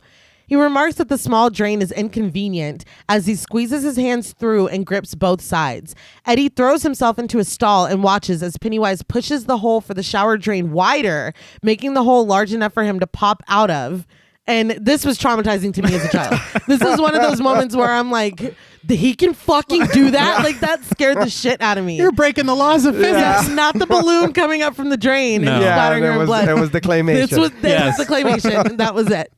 It does look cool, though. I was like, oh. Can you imagine as a fucking child? Oh, no. Yeah. That the was, way that the tiles like bunch up again. on themselves? Fuck no. I never took a shower since. Eddie gasps for air as the clown smiles at him, taunting, "Here I am, Wheezy." Again, he's a rude. fucking bully, dude. He tells Eddie that he'll like it down there and that it won't do any good to run. He says that he'll see him in his dreams and to come back anytime. He asks Eddie to bring his friends before dropping his head down. When he brings it back up, his eyes are red again and he has a mouthful of razor-sharp teeth and he laughs. We cut to present-day Eddie boarding a train with Joey waving goodbye to him, and Eddie begins to cry as horror takes over his face. The shot of him revealing his tooth-filled mouth is one of my favorite shots in the whole film. I totally agree, because I like how he drops his head like, you ain't seen nothing. And then he's like laughing at him. No, he's having a fucking blast. So he's just an asshole. He wasn't even like, he only scared him for that one little bit, but then the rest of the time he's just like, oh, you trying to leave? Nah. It was the shower heads crossing over each other for me. Well, felt very Evil Dead, like with the twigs and all that. That is true. I thought it was a little far that he was like, girly boy. Yeah. Come on, dude. You're fucking what mean. the fuck? Dick, dude. You're mean as literally fuck. Henry Bowers. Yeah. In the next scene, a phone is ringing in a dressing room filled with flowers.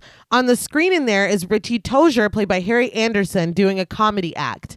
We leave the room and go down the hall to find Richie on a stage doing his thing. The crowd is absolutely loving it. He finishes his set and we follow him back to the dressing room, continuing the tracking shot, which I thought was pretty cool. Mm-hmm. I was going to say it's like a full one shot. Yeah. It's really, really, really cool, especially for like, you don't expect this in a TV movie. Yeah. No, that's what I feel like it was this moment where I was like, the direction is...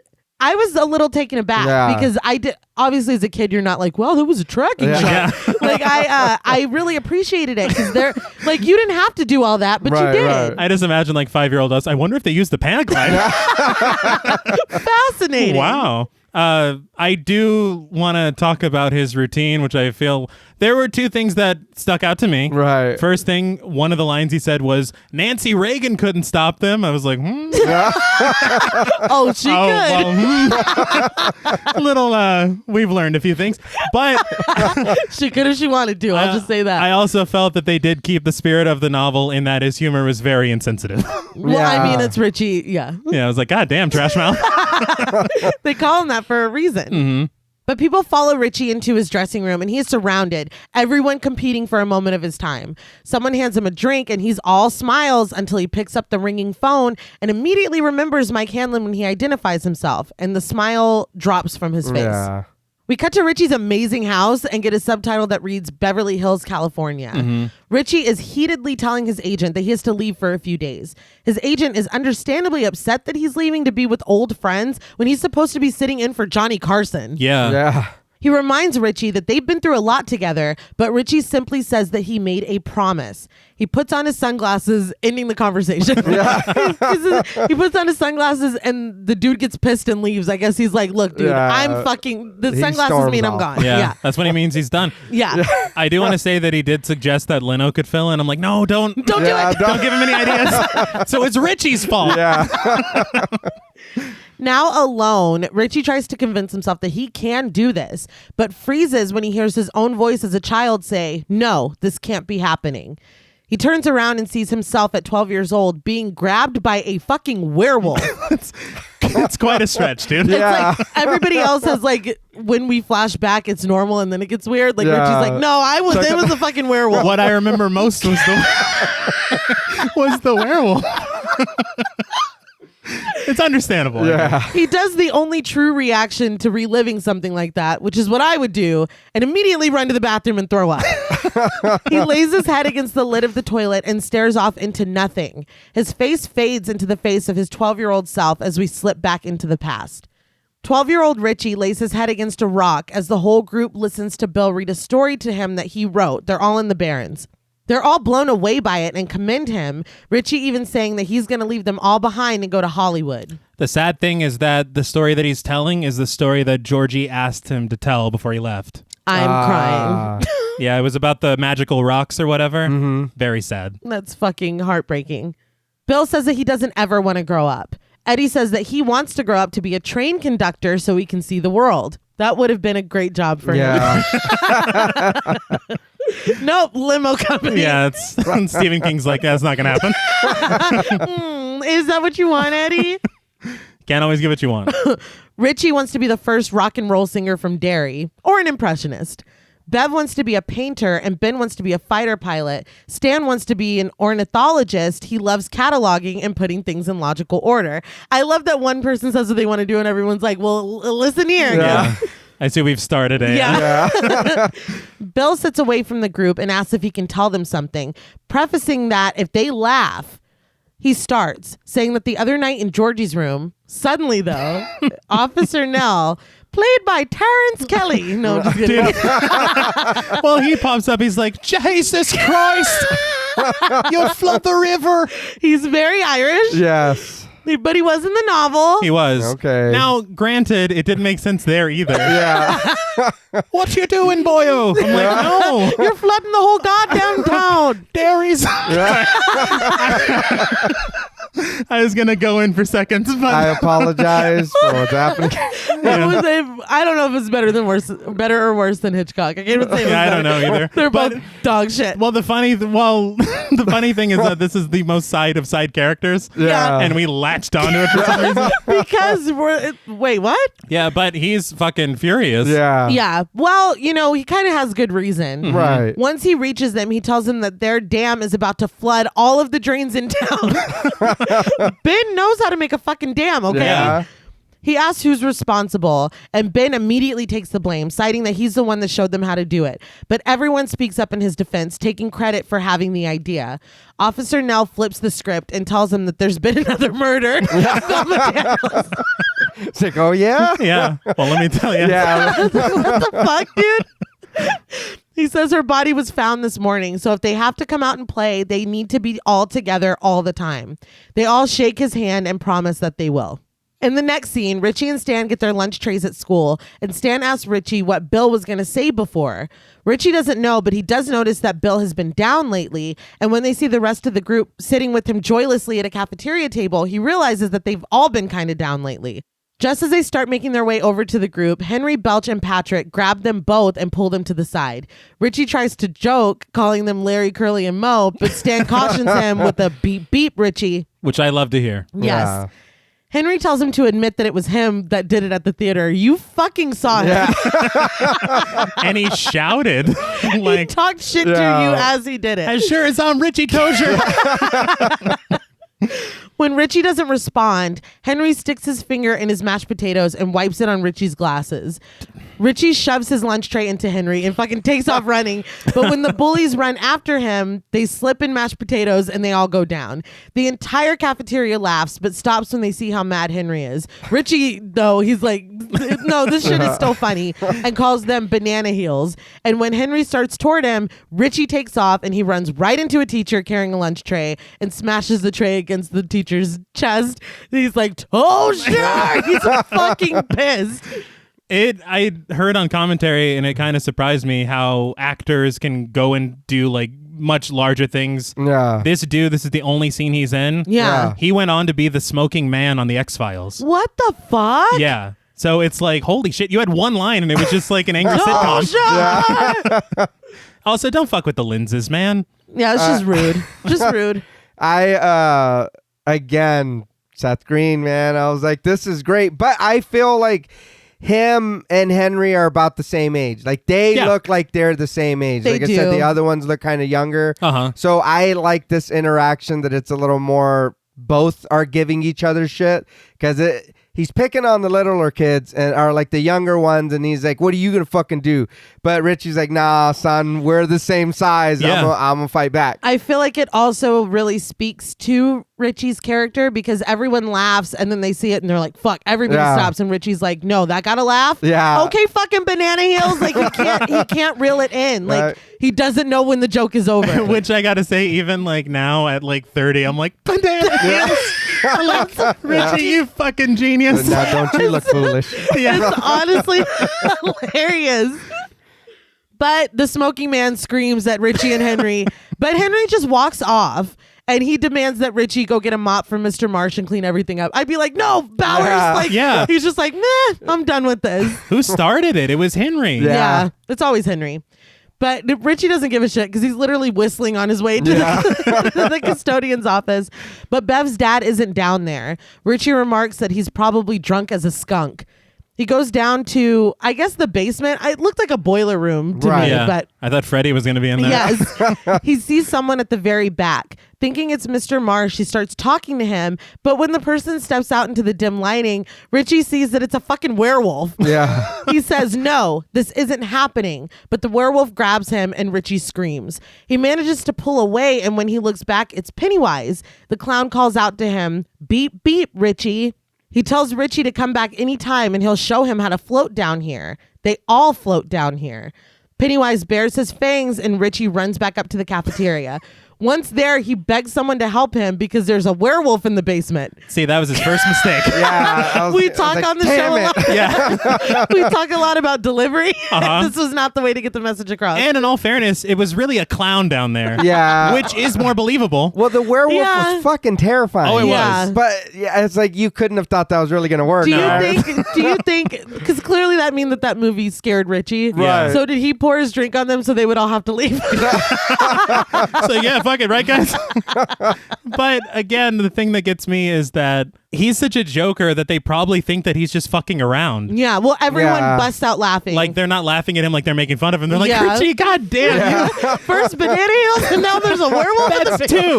That's two. Lights out, Richie. He kind of like pauses and then says it softly. Well, he's like, help. So there's a werewolf in the But it's funny because the Losers Club looks around and they're like, oh. There might be a werewolf in the basement. Yeah. No, they look genuinely concerned, even though everybody else is laughing. That night, Richie shakes in his bed and we zoom in on his face until it morphs into present-day Richie, who still hugs the toilet seat and mutters, "Stop him." At the dairy library, Mike sits down and looks at a picture of him with the group. His voiceover tells us that the day he took that photo was one of the best days of his life.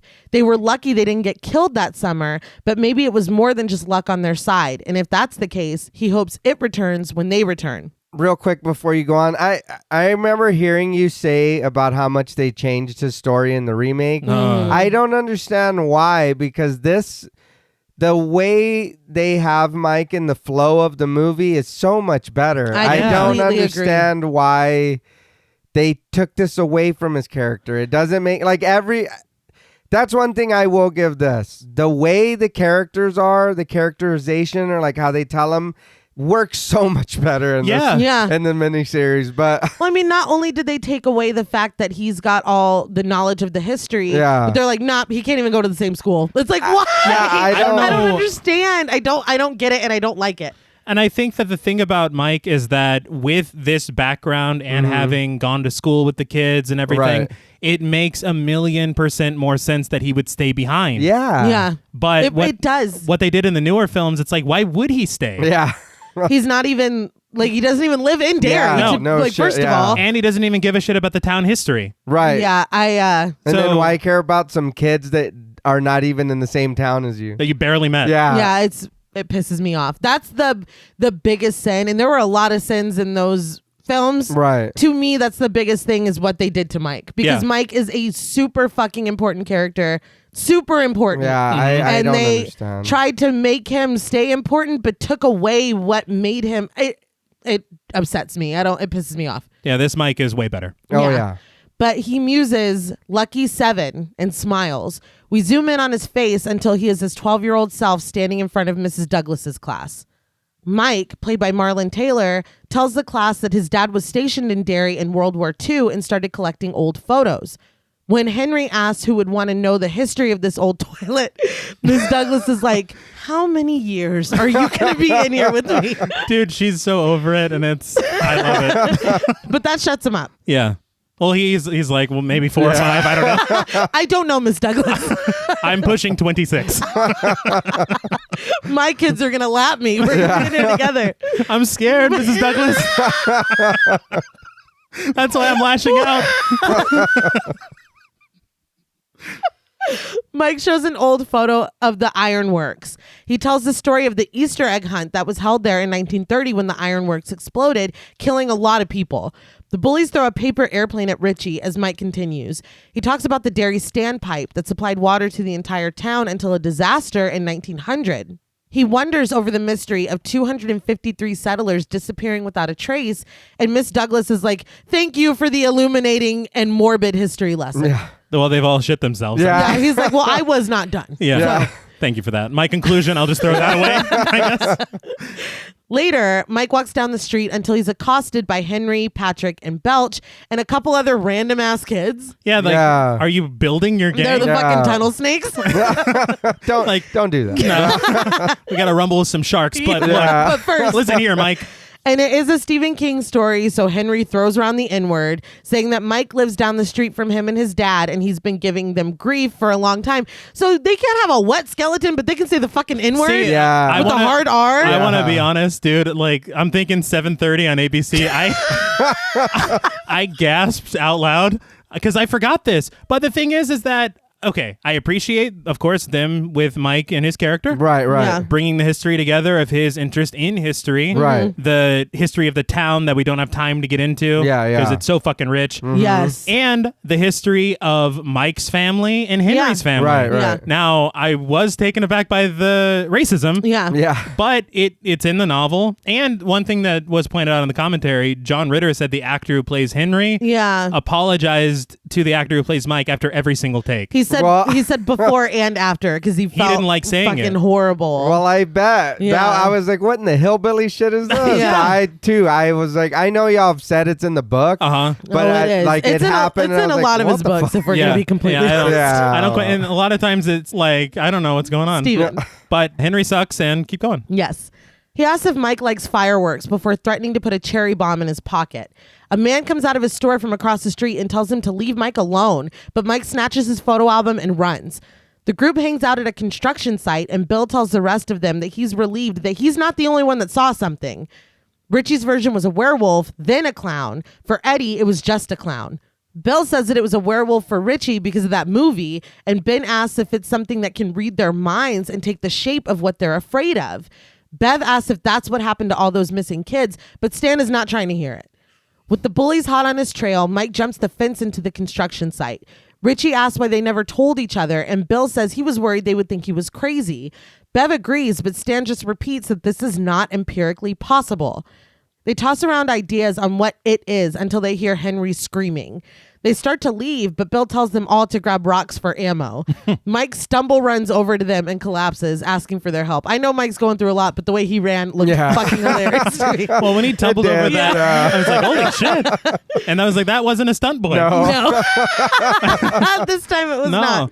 I did want to point out that it does kind of create a contradiction. Right. Because the shopkeeper stopping, we'll get into it later. Right. Him breaking up the fight. Yeah. But I also would like to point out that I don't think that I've ever wanted to whoop anyone's ass so hard that I would chase them this long. No, why, dude? They're hopping fences. I mean, there's no phones. There's nothing. True. You're bored. I guess it's funny too because they come down that like gravel hill, like slow because they have to, but they're still like, "You're fucking dead, man." Once we get down there, man. But with the derogatory comment for literally everyone, Henry tells Mike that he sure can pick them before identifying the group as the Losers Club. He tells them that he has beef with them, but he'll let it go for today if they just give him Mike. I love that he calls them the Losers Club, and they're like, you mind if we use that? Yeah. What was that last thing you that's said? pretty good, man. But they take a stand. They talk shit back to him and start pelting him and his friends with rocks. Henry is, to be honest, a little pussy. Yeah. Dude. Like, he gets hit in the shin and he's like, but But he throws a rock that hits Bev, and Ben goes fucking Super Saiyan. Yeah, and tackles him. Dude. I laughed so fucking hard. He did. He literally, as soon as it happens, he grabs a large boulder the size of a small boulder. And like, or was it Bill that grabs? Either way, somebody has a big rock. Somebody clubs Henry. They could have killed him. They could have. Well, there's a line later that is very good. Yeah.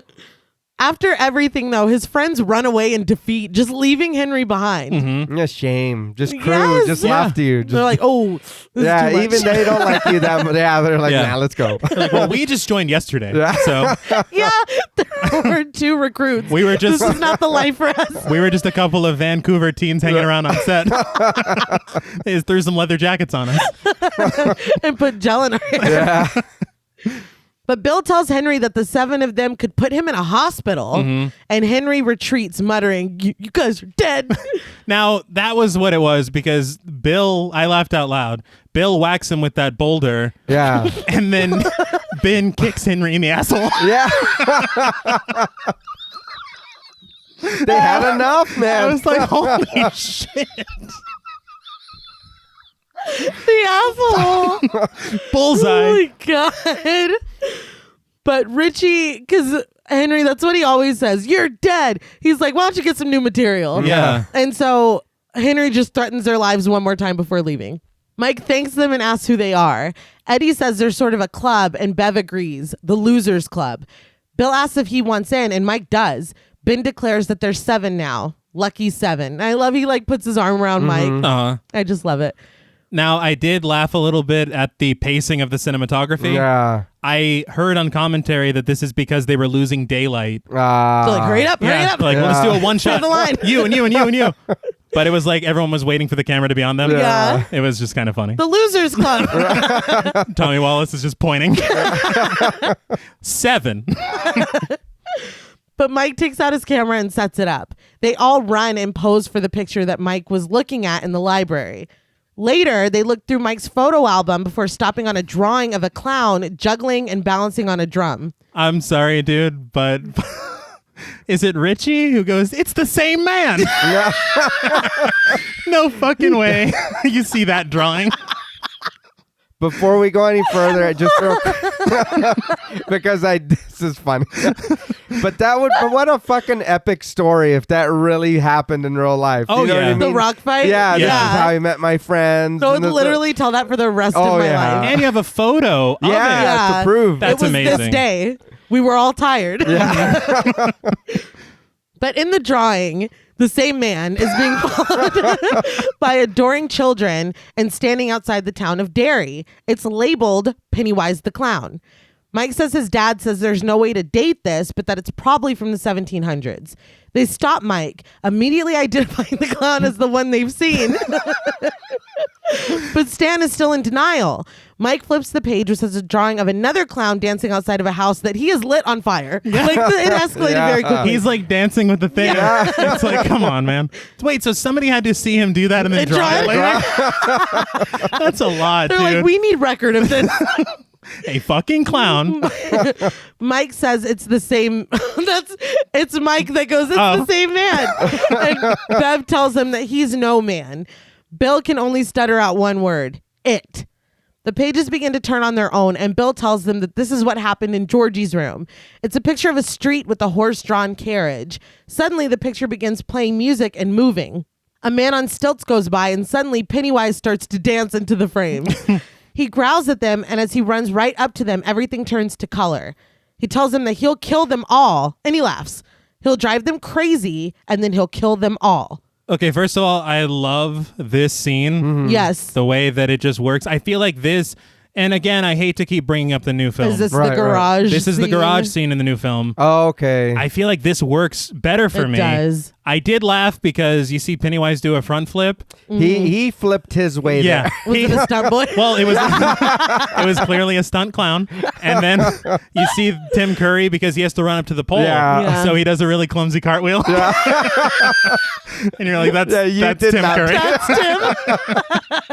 It's like, because that front flip was clean. Yeah. Or maybe he disoriented himself. He's like, whoo. He's fucking dizzy, man. Remember when Homer tried when he was crusty and he was doing? That's kind of how it felt.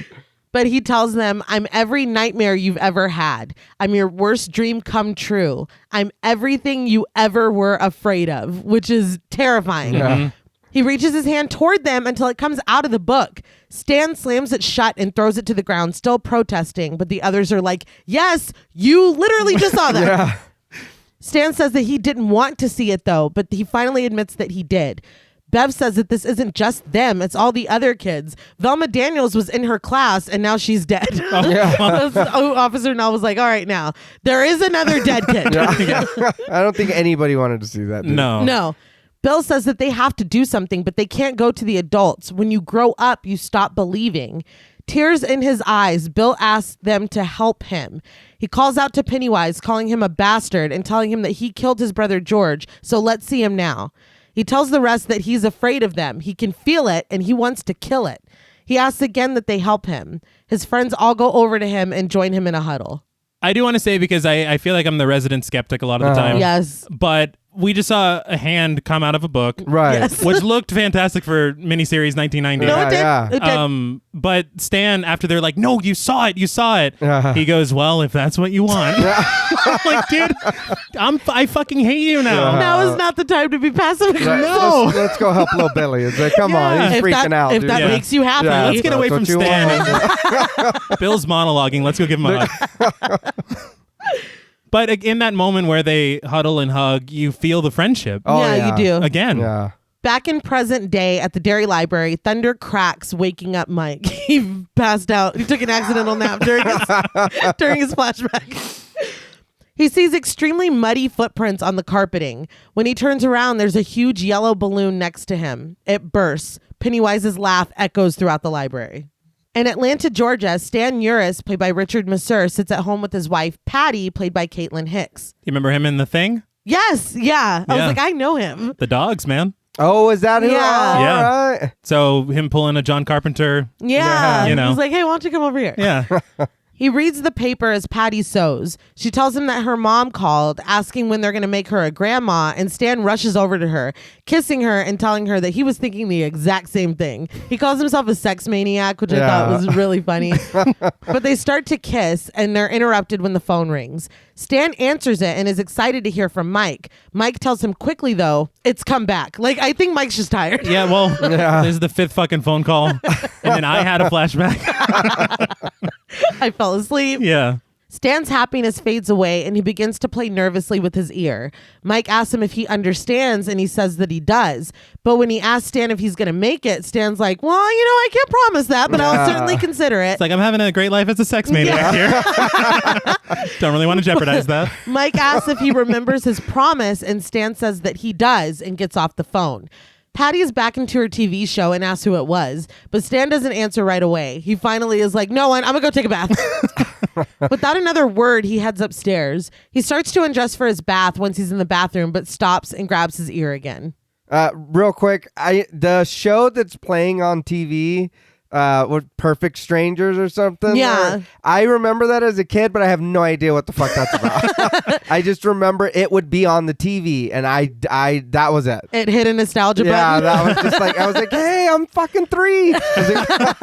I didn't know what it was, but I guarantee it was on ABC. I'm sure, yeah. Oh, good point. But we flash back to 12-year-old Stan holding his ear the same way. He recites the Boy Scouts oath. Bev asks if he's okay, and he says he thinks this is all crazy. Mike shoots at a bottle set up with the slingshot and only hits 1 out of 10. Richie remarks that Mike is even worse than him. Only Bev and Ben are left to try out, and the rest of them have been awful. Bill is leading with 3 out of 10 bottles. God damn. Bill snaps at Richie to shut up, and Richie's like, you don't stutter all the time. Was that Seth Green? It felt improv, honestly. Yeah. Bev steps up to the plate and hits every single one of the cans and bottles, a perfect 10 out of 10. Ben says he doesn't even need to shoot. And with wonder, Richie's like, it's like it was always meant to be Bev. Stan is still negative, and Bev's like, well, so what if I can shoot good? That made me laugh the way she said it. Richie's like, are you a boy that sees signs and miracles? There are no coincidences. There are no coincidences. But Richie produces his, I've described them as his mother's hideous earrings, declaring them to be sterling silver. Are these bitches melted down, or are these real ugly ass earrings? I thought he melted them down, but I don't know how. How did Richie Dozier melt those down? He has a fucking smelt in them. I was wondering where he got those melted cans from. I was like, what the fuck is that, dude? They're awful. No, they're bad. Mrs. Tozier, please. I never said my mother had good taste. Right. I said she had silver earrings. But Bill tells them they all have to believe that this can kill it. Richie hands over the earrings to Bev, and they all start to leave the Barrens as it begins to rain. As they walk, Stan continues chanting the oath to himself. They walk to the entrance of the sewers, and Bill stops the group, reminding them that they don't have to do this. But Mike says that his father tells him sometimes, you need to know when to make a stand. That's two different things. So which is it? Sometimes that means killing a monstrous clown. Do I need to make a stand, or can I go? Because I'm getting mixed signals there. Reluctantly, Stan agrees. Eddie takes a hit off his inhaler and says that he's with his friends. I was a little shocked because it seemed like they were practicing shooting in preparation, but they're like, no, we'll decide who's going to shoot, and then we're fucking going in there. Yeah. I was like, oh, y'all are doing this right now? Can I sleep on it? Jesus. Can I practice some more? Yeah. I'm going in there like fucking useless. No, Richie asks for Eddie's inhaler, and he hands it over. Richie takes a hit and remarks that it tastes like battery acid. Ben takes a hit, then Mike, then Bill, then Bev. Reluctantly, Stan takes it back from Eddie and takes one too. I feel like this is the surrogate group flesh scene. Yeah, I don't know how else to say it because it's involving children. I would be more crude, but they're 12. Yeah, well, it's. I think that takes place later, right? In the story. They're like, how do we get out of here? Yeah. And then for some reason, that's the idea that I think, look, there were a lot. Stephen King co-wrote this film with a lot of controlled substances, I'm sure. He did. And so I feel like that is a scene that may have just been he worked out and he woke up and it was on the page. He's like, all right. Yeah. I have that note for a scene later. I was like, is this cocaine, Steve? Or what? It could be. Like, He often says that the book goes where it wants to go and that he's kind of just a conduit. But I feel like that is the explanation for a lot of working out from some pharmaceutically enhanced accidental naps, maybe. Well, he had said straight up, I remember one of his books, he's like, yeah, I don't remember writing one page of that. I think it was Insomnia. That's what it was. And that's a big book. Yeah. Like, that's a lot of not being in control of what you're writing. But yeah. What if Tabitha just went in there and was like, no, you wrote this. You're the fucking weirdo. It's really crazy to me. And I heard Annette O'Toole said that it bothered her that scene was not included in the miniseries. And I don't like it. Does she know that it was when they were children? Yeah, I think that her thing was that she thought it was a matter of like coming of age and bonding, showing them growing into adulthood. A lot of people interpret it that way.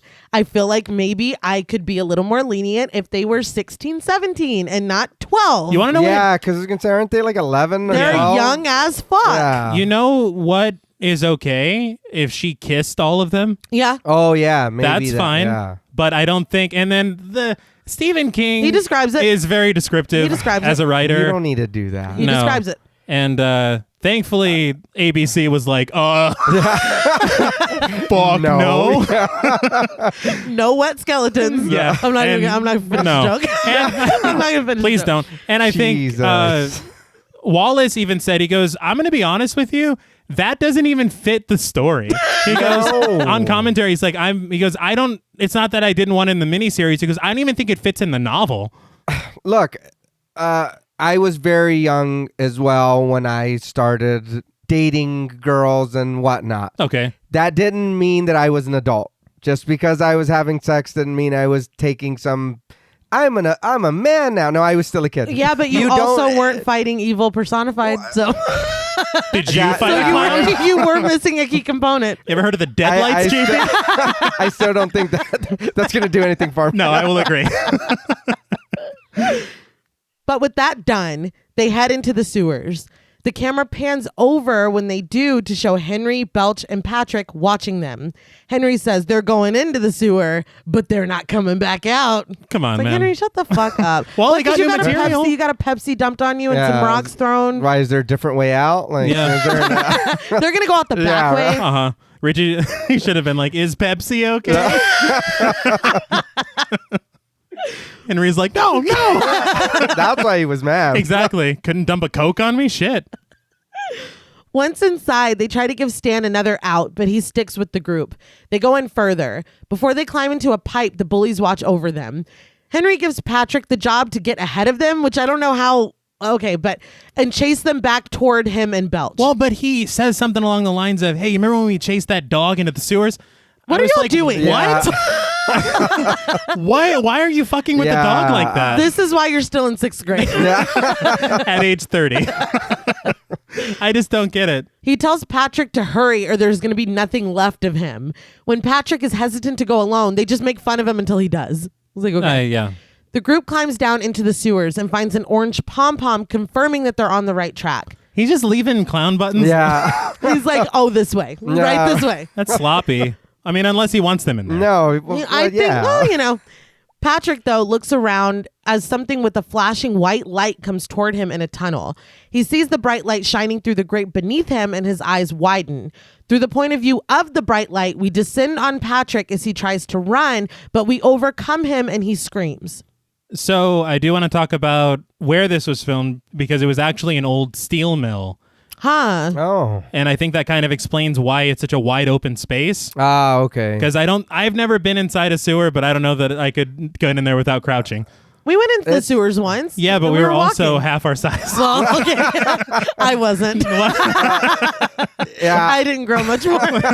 I've been in a sewer when I was a teenager, and it sucked. Yeah. Yeah, it was very scary. Is it roomy like this, or you have to crouch? Oh, no, it's pretty small. I'm short already, but I was shorter, and I still kind of had to bend down a little, but yeah, it sucked. I'm doing clumsy Pennywise cartwheels.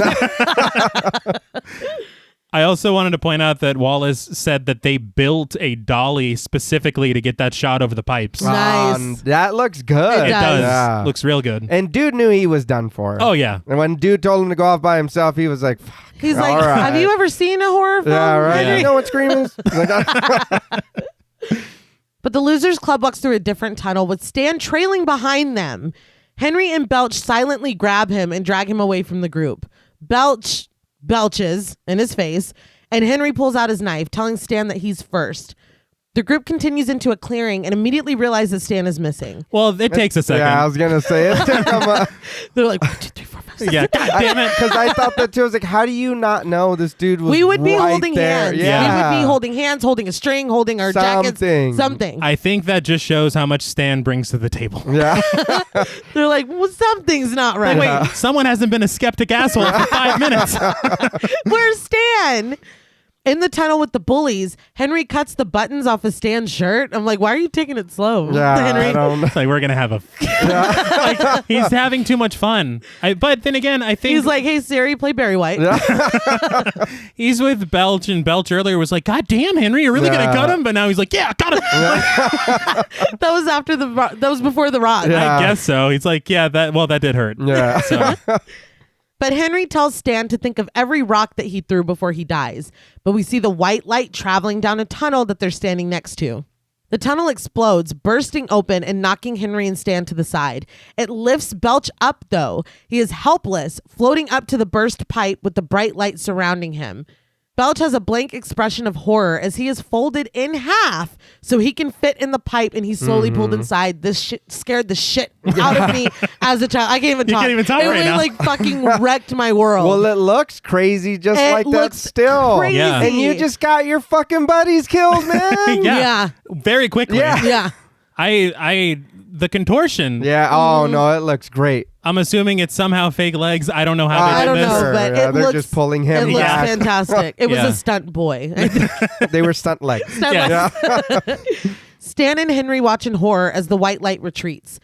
The light disappears and Henry calls out for Belch. But the white light's like, oh, you rang? And starts back up, racing to the end of the pipe and descending on Henry.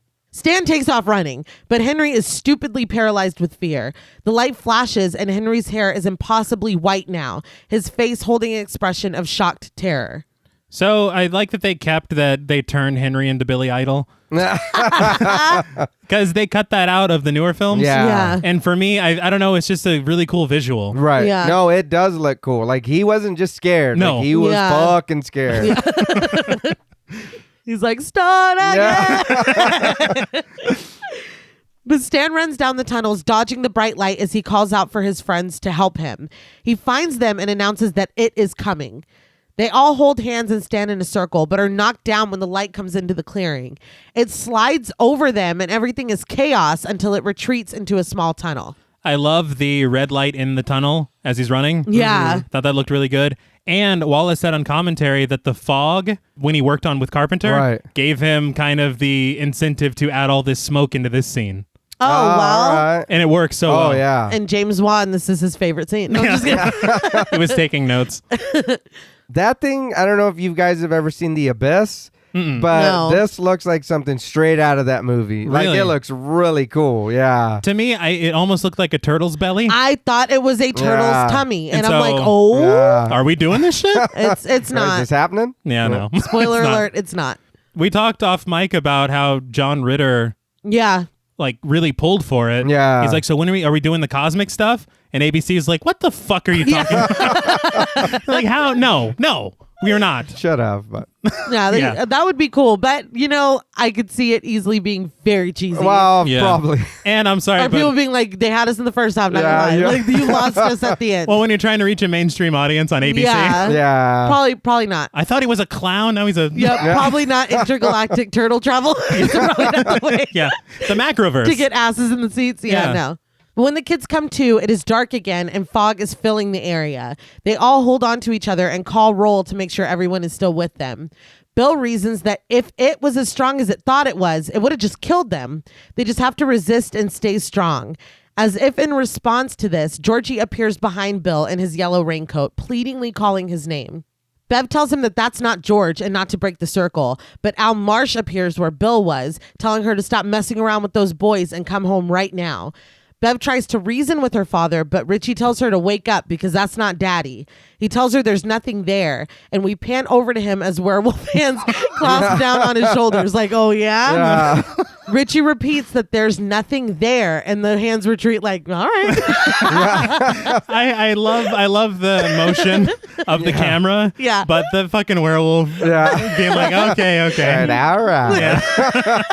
Fair enough. I did like this. It made me think of Cabin in the Woods when the kids from Japan were holding hands and singing and it took away the spirit. Yeah. And I was like, if you guys hold hands and stay together, We just gotta stick together. you got it. Or sing that song from the montage. There you go. Warm side of the door. There we go. That will That's get the only- anything. Yeah. It's the only thing. Stan frantically whispers the Boy Scout's oath to himself, but when he stops, Pennywise calls his name and is somehow now between him and Bev, holding their hands in the circle. That was hilarious to me because he's like, y'all really thought that this was gonna... I'm in it. I'm in the circle too. What I love is when did he force his way into I feel like that's an adult clown glove. No, I can't. I'm just imagining things. A lot of weird shit's been going on.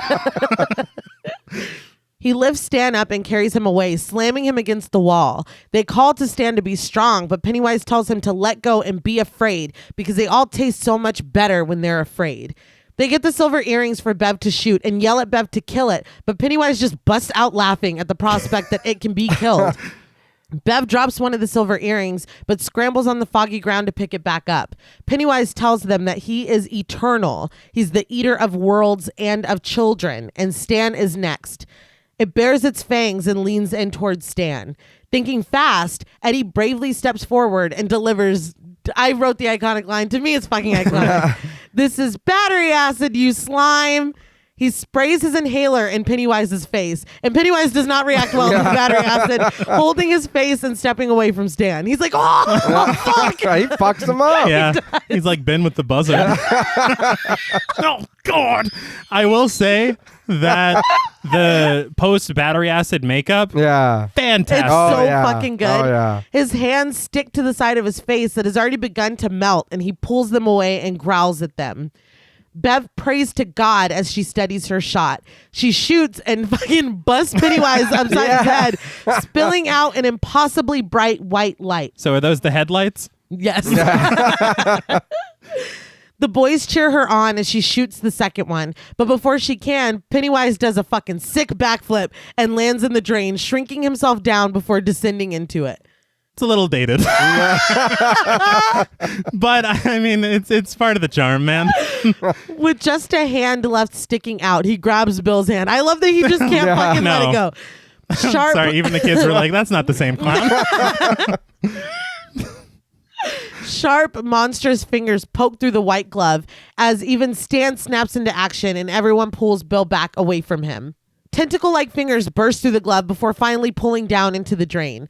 After conflicting opinions on whether it is dead, Bill says they have to go in after it in case it's not. It's like, okay, Bill, you first. You fucking shrink into the drain. Yeah, what part did you play in that at all? It gives out one more yell from the drain, and we cut to the kids walking through the woods outside the entrance of the sewers. We're going to need some fucking therapy. Oh yeah. No, there's no coming back from this. No. This is why they all repressed it. That's the only way.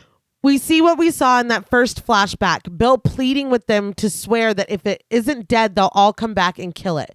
They put their hands in the middle, and one by one, they all swear. At first, Stan doesn't. He's like, my name's Paul. It's like, who else got grabbed by a clown, fucking shoved against the wall?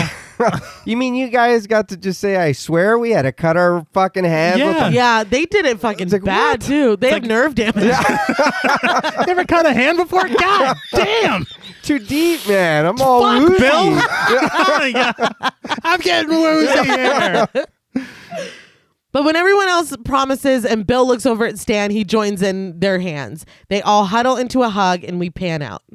Back in present day at Stan's house, Patty Uris climbs the stairs to the bathroom in a frisky mood, calling out to Stan that she's going to help scrub him. She starts talking and she's like, I'll scrub your back and scrub your chest and scrub. She turns into Pennywise. I was like, oh my God. But there's a weirdly cherub baby statue in the hallway. This is when I noticed that his house looks fucking weird. Yeah. There's like a thing that looks like when Jack Skellington was trying to what's this? It's like full of it looks like Christmas decorations in a beaker. Like everything looks fucking weird.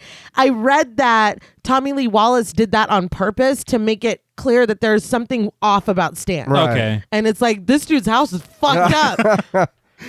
But she carries a mug and a beer and knocks on the door, but Stan doesn't answer. She lets herself inside the bathroom and sees Stan lying in the tub, his face obstructed by the shower curtain. She sees his suit neatly folded and stacked on the lid of the toilet seat. Then she notices the razor on the side of the tub and his arms slack, dripping bright red blood onto the white floor. She drops what she's holding and the mug shatters onto the floor. We pan past the shower curtain and see Stan's lifeless face. His other wrist is slit as well, and he's used the blood to write the huge word "it" on the tile of the wall. Patty's face contorts in horror as she looks at her husband and begins to scream. This is the end of part 1. Mm-hmm. It's a very dramatic ending. Yeah. Yes. I was very surprised that they could show all that. Yeah. Yeah. On ABC. I kind of had to keep reminding myself that this was on fucking TV. Yeah. And not even like super late. Dude, and so they show that. First of all, it ends very abruptly. She screams and it's like, cut. Yeah. But I did think it was kind of crazy that you could put that on ABC and then they're like, tune in tomorrow. Yeah. Like, oh my God. And that, but you can't have the skeleton too wet. Yeah. But the skeleton can't be wet. One or the other. One or the other. I don't know. I don't get it. But just as abruptly as part 1 ends, part 2 starts. Yeah. Somber music plays as a taxi pulls up to the dairy cemetery. Adult Bill gets out, paying the driver and telling him he doesn't need to wait for him because he's going to walk back. He walks to his brother's grave and apologizes to Georgie, asking how he could have forgotten. He closes his eyes, and when he opens them, he sees Pennywise digging a fresh grave in a row of 7 graves. Mm-hmm. He pops out of the hole and, still making fun of Bill's stutter, tells him to take his pick. We pan over as Pennywise tells him he can't have the one on the end, though, because it's already taken. The grave is filled in with a big white cross presiding over it. Wouldn't that, because... Yes, one of us is gone. Yeah, I would immediately think that. But Pennywise do be just talking shit. That is so true. Maybe he's trying to scare me, whatever. But dude, I'm trying to hang out with my little brother for a second. You don't gotta be doing all this. Wait till I give me a leave. minute. Yeah.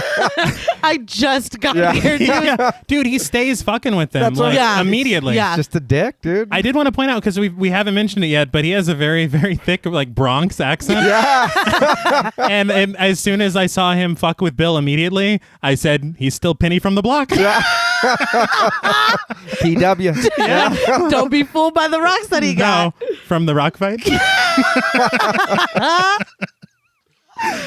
But Bill tells him that he remembers they beat him and he's not afraid. In response, Pennywise bares his fangs and disappears, leaving only his laugh echoing behind him. Bill closes his eyes, and when he opens them again, both Pennywise and the 7 sinister graves are gone, and he breathes a sigh of relief. Bill's next visit is to the library. Once inside, he sees that he has a section dedicated to him as Derry's own Bill Denbrough. That is so sweet. Yes. Yeah. You know that Mike tells everybody. Oh, yeah. It's like, well... Here, look at this picture. That was the best day of my fucking life.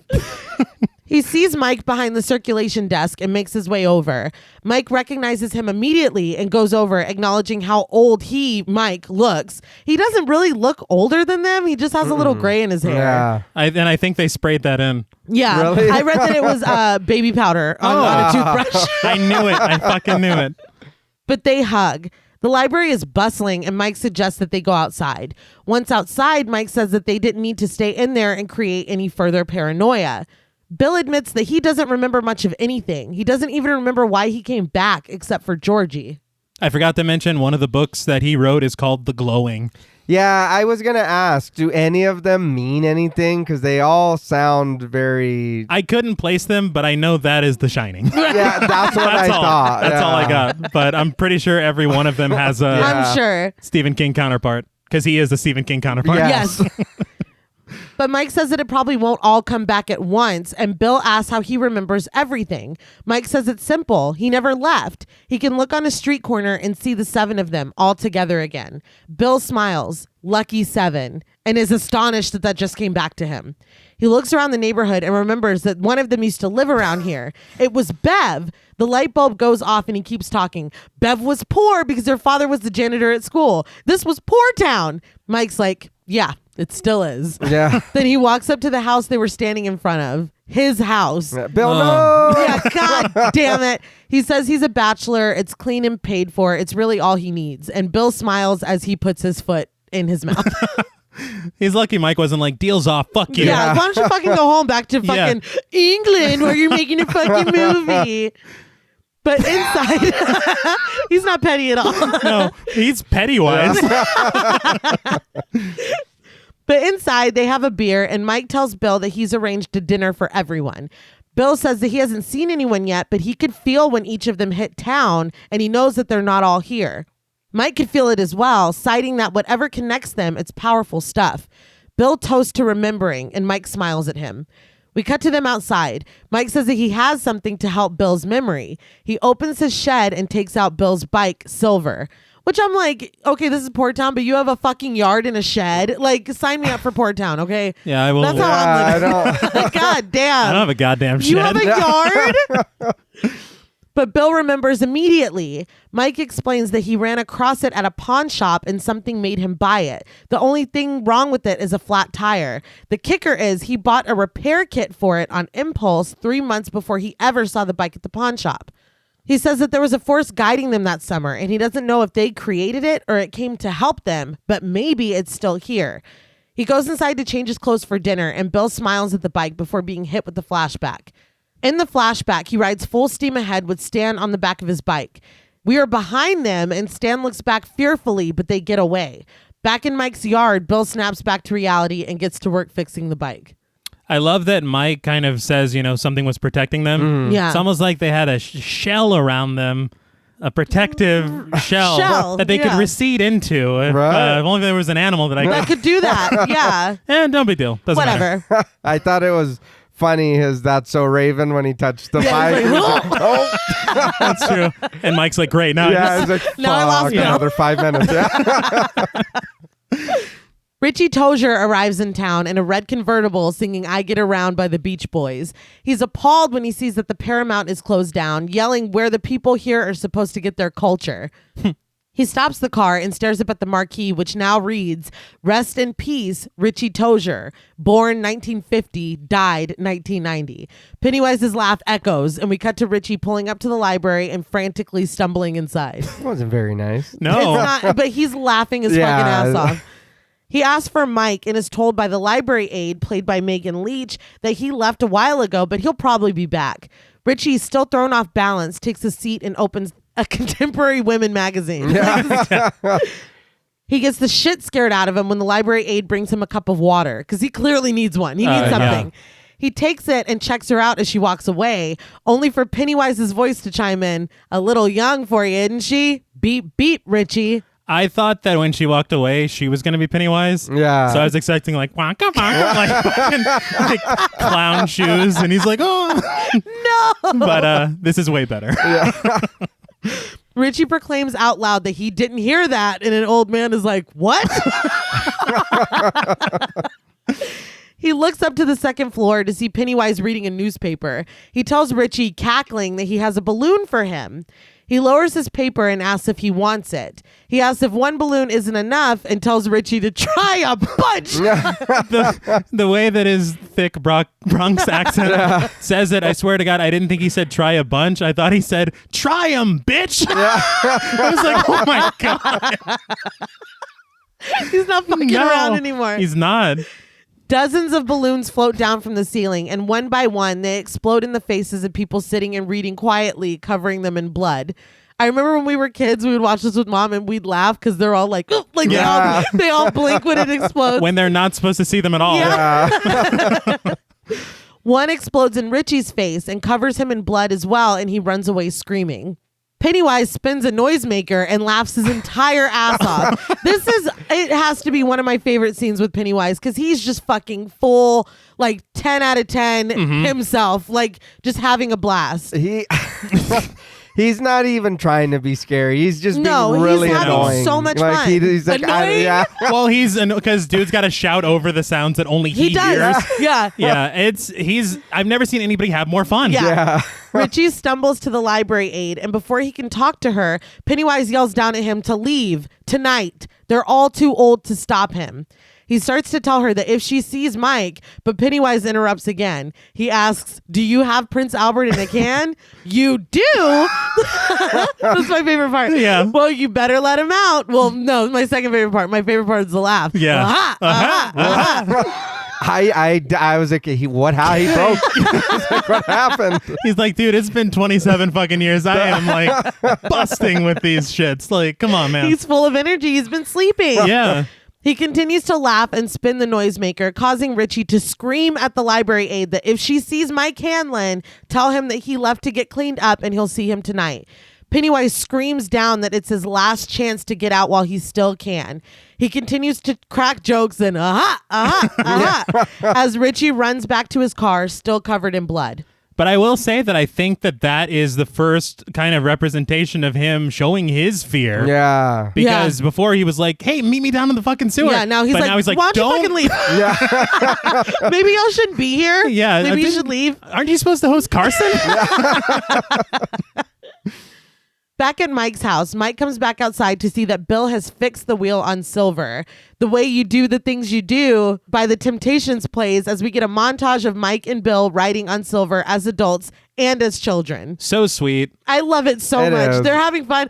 At one part, Mike holds his jacket Bill to be a bull and charge at it, and then he swings his jacket and hits himself in the face, and they're like, man, we're crazy. He recovers because he hit himself, and then he's like, But the way it happens, you expect him to be like Mentos, the fresh maker. No, it looks very sitcom opening. And Mike Hanlon has. It does. It's so cute. This looks very fun, but as a 37-year-old man, I'm not doing that. You're like, I'm tired just looking at it. Yeah, goddamn. That's not happening. Stunt man gets on the fucking whatever the topsy-turvy thing is called. Yeah. Seesaw. The seesaw. Yeah. So it's just so fucking cute. I love this. And we have like 3 or 4 montages in this film, and they're all chef's kiss to me.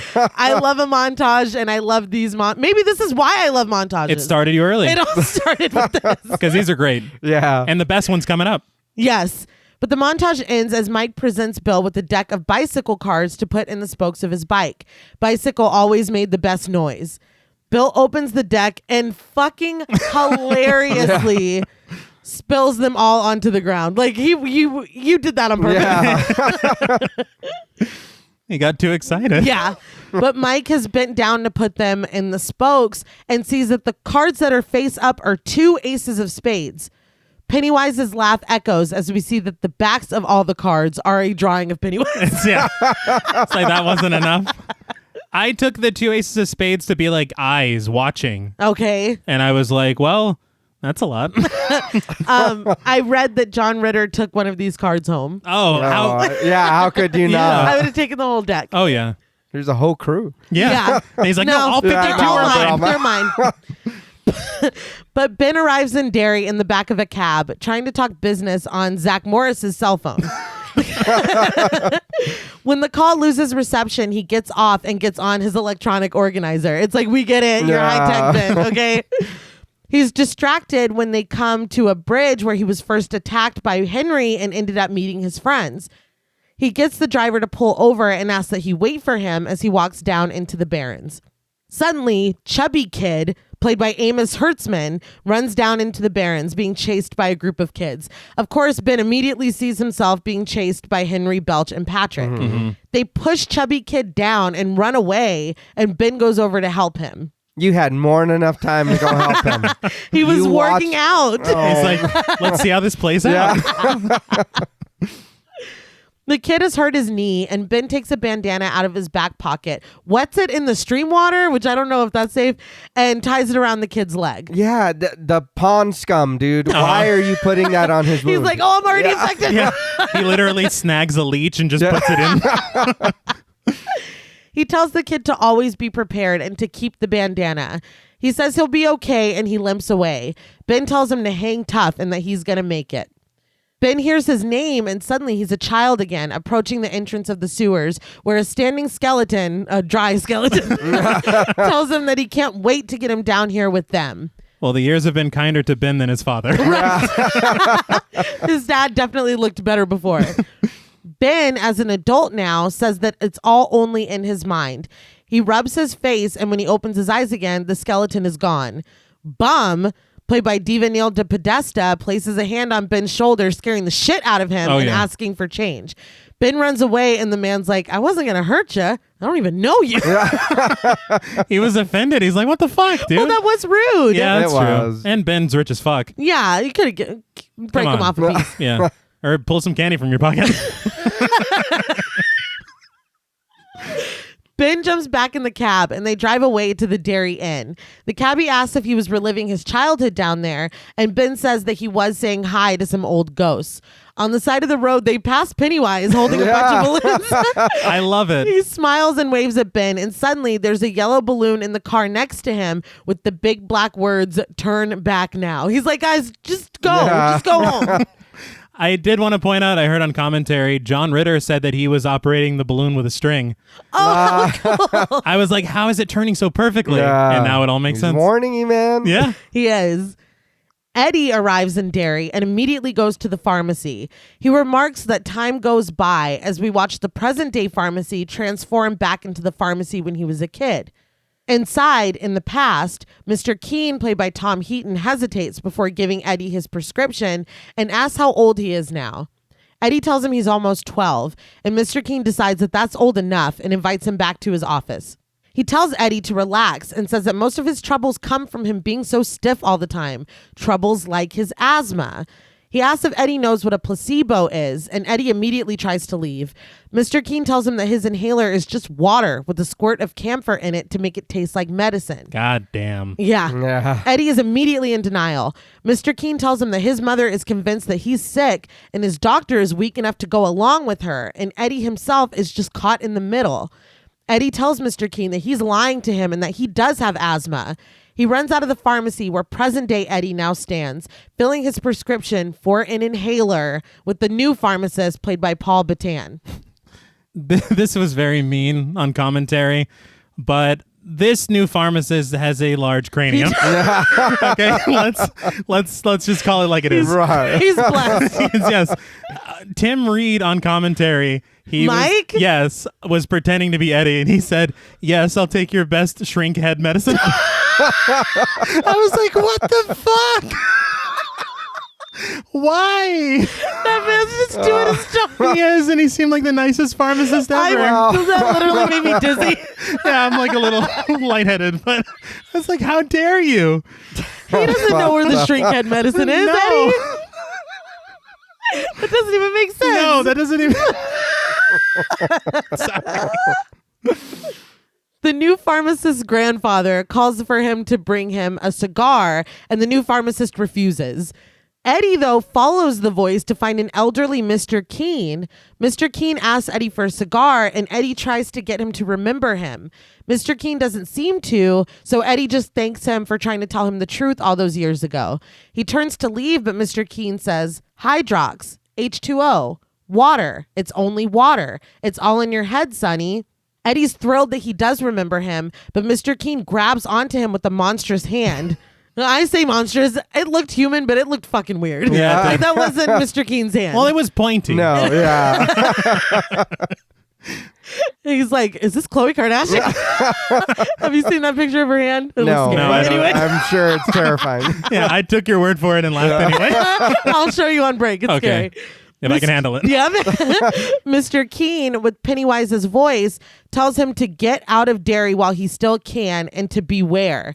Mr. Keene lets go, looking confused, and reverts to his old self asking for a cigar, and Eddie runs. I laughed because the whole time he was being grabbed, Right. Eddie's like, "Mr. Keene, please. Yeah.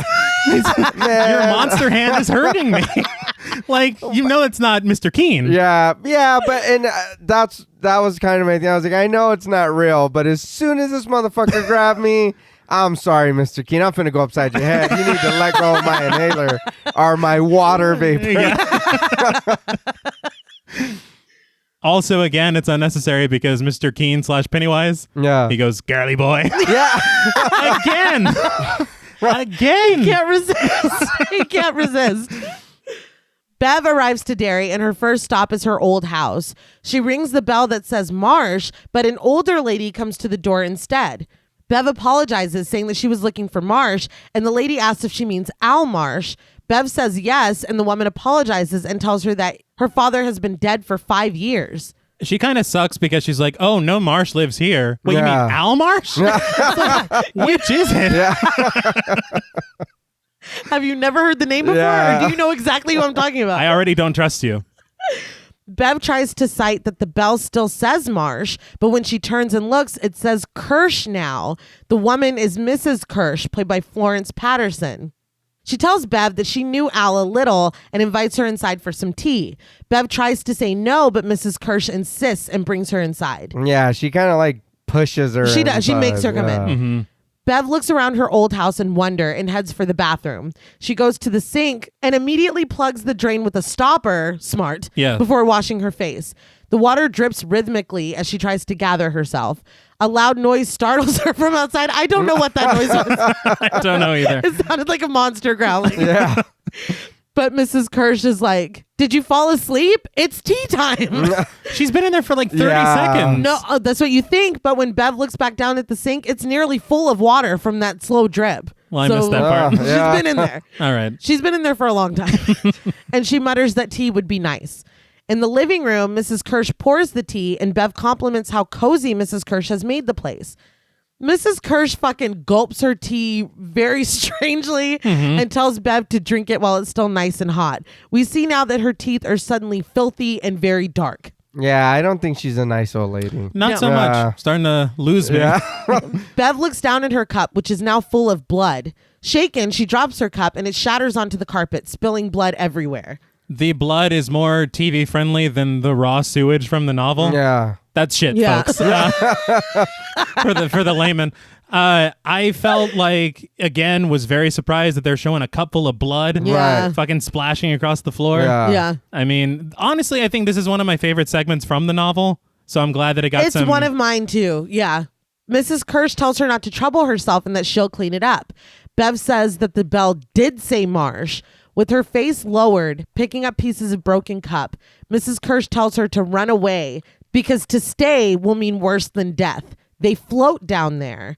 Her voice begins to distort into Pennywise's, and Mrs. Kirsch looks up. She is now Bev's eyeless and rotting dead father, telling her in Al's voice that he worries about her. He worries a lot. This makeup is great. It's so fucking good.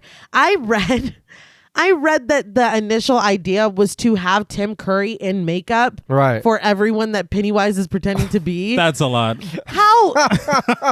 How the fuck she would open the door and we'd be like, "That's fucking Pennywise." Yeah. How are they gonna do that? This is Mrs. Doubtfire. What the hell? Drink it while it's nice and hot. Just straight up Tim Curry. I know. I noticed. I didn't know if it was just maybe a coincidence or whatever. But the glass when the cup when she's picking it up, it looks yellow, red, and white. And I was like, so is that for Pennywise? I'm sure. And because it didn't look like that when she was drinking out of it. Yeah. But when she starts picking up the pieces, I was like, some of those pieces are red, some of them are yellow, and the inside of it is white. I was like, interesting. Is that his clothes? It's a little cue. Yeah. That's pretty cool. I didn't notice that. I barely caught it. I caught it at the end and then I had to rewind it and I was like, oh shit. That's cool though. All of it is frightening. This starting with this loss of time in the bathroom. So she's already off kilter. And then this woman slowly making her more and more uncomfortable. And then it's her fucking dad. All of it just gets worse and worse and worse. This part is so effective to me. The only part that I would have liked, and it would have added a little bit more time, is Mrs. Kirsch being Pennywise's daughter. That always scared the fuck out of me in the novel. Yeah. Where she's my father joined the circus. Right. I'm like, what the fuck? No, it's genuinely fucking scary. But I mean, that's a big can of worms to open. And it's like, we got to get them to the restaurant. We got about an hour left, guys. Speed it up. But Bev runs to the door and Al chases her. He grabs her shoulder and Bev screams in his face that he's not real before running out into the street. She turns back around to find Pennywise just standing on the porch and fucking laughing. He cackles before stepping inside and closing the door. I thought that was hilarious. He's like, well, show's over. It's like, it's still tea time. Yeah.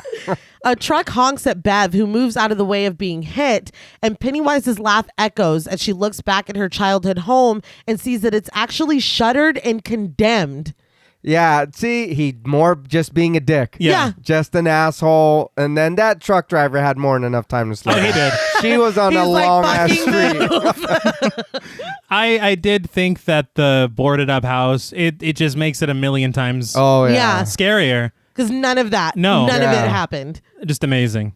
But a yellow balloon bounces down the street and it fades to black.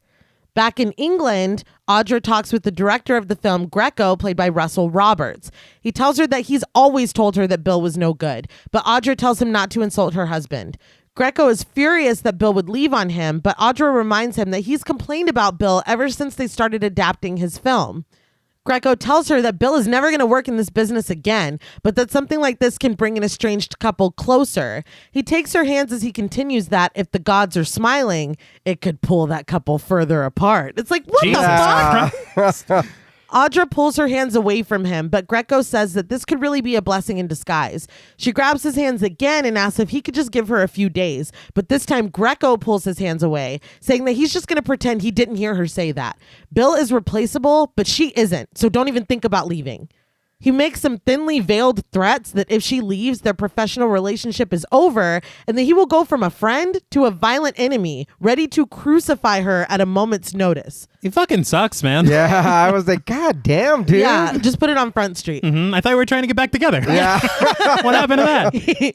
He tells her that he'll see her tomorrow and shows himself out. Later, a raging storm outside wakes Audra, who's fallen asleep in her chair. She immediately picks up the phone. This made me laugh. She picks up the phone and calls an airline requesting a seat on their next flight to the United States.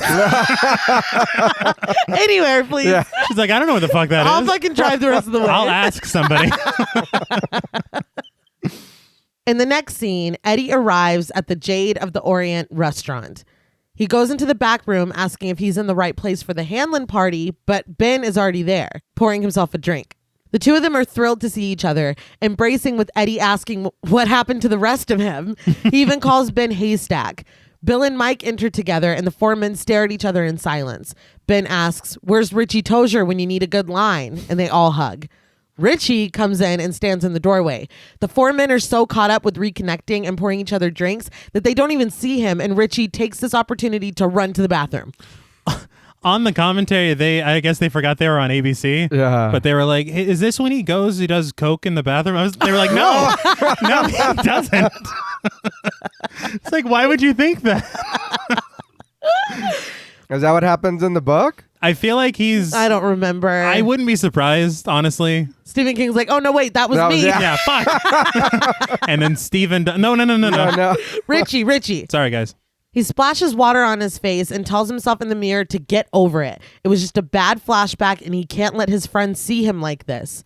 We cut to Richie entering the private room, talking shit and cracking lines like his usual self. Mm-hmm. Bev enters quietly, and when they all turn to her, she says, "What a bunch of handsome old men," before immediately swaying on her feet. Eddie catches her just as she faints, and they carry her over to a couch. What happened? I don't know. She was overwhelmed. That was a little dramatic. Well, yeah. That's how I'm going to enter every reunion. Oh, so we got to bring our smelling salts and shit. It's a hell of an entrance, okay? Nobody else entered that memorably. No, they did not. I do have to point out that for me, I think that this is much more successful as far as pacing is concerned, because even in the novel, they do their little walking tours after the restaurant. Yeah. And so I think that having them show up to town on their own, all experience some weird Pennywise shit, and then come together. And stay together. Exactly. Yeah. It makes more sense, because it's like, well, when I was alone, shit got weird. Right. Let's stay together. When she wakes up, she kisses and hugs Richie and Eddie. As she clings to Mike, she tells them when she saw them all, memories came flooding back like a tidal wave. She asks what they're getting themselves into.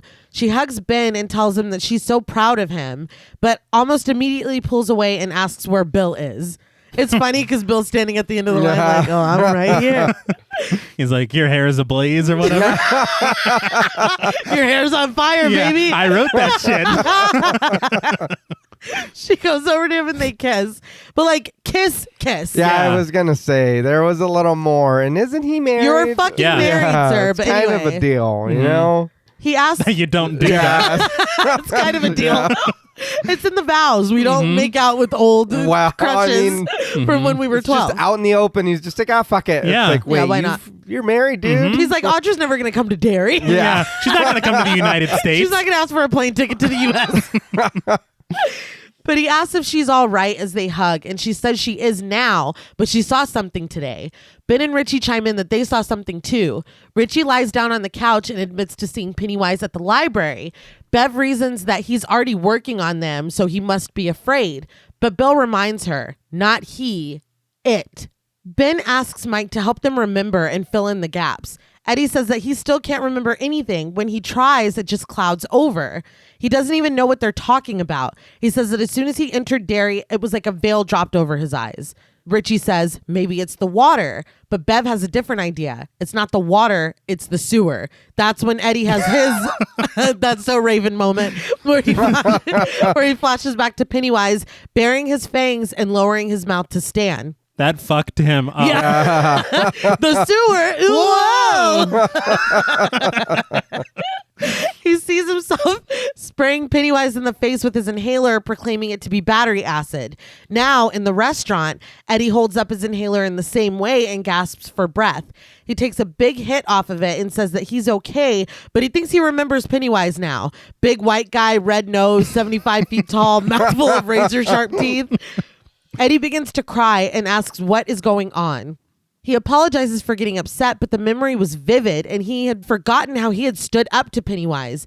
Bill reminds him that he saved Stan's life and Eddie agrees that he did. Now he remembers. Richie starts to look for Stan.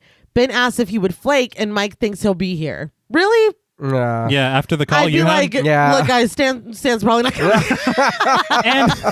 and Richie's a fucking like stupid person because he literally is like, where's Stan? And he just yells into the main restaurant, Stan! Like he's hiding behind a everybody twig and a else leaf. showed up, I guess. You know what I mean? Twig and a leaf. My thing though is if I'm Bill and I get here and all 7 of us but one are here, I'm thinking of the filled-in grave that Pennywise just fucking showed me an hour ago. Yeah, where's Bill? Yeah, him, yeah. But yeah, Mike's like, no, he'll be here.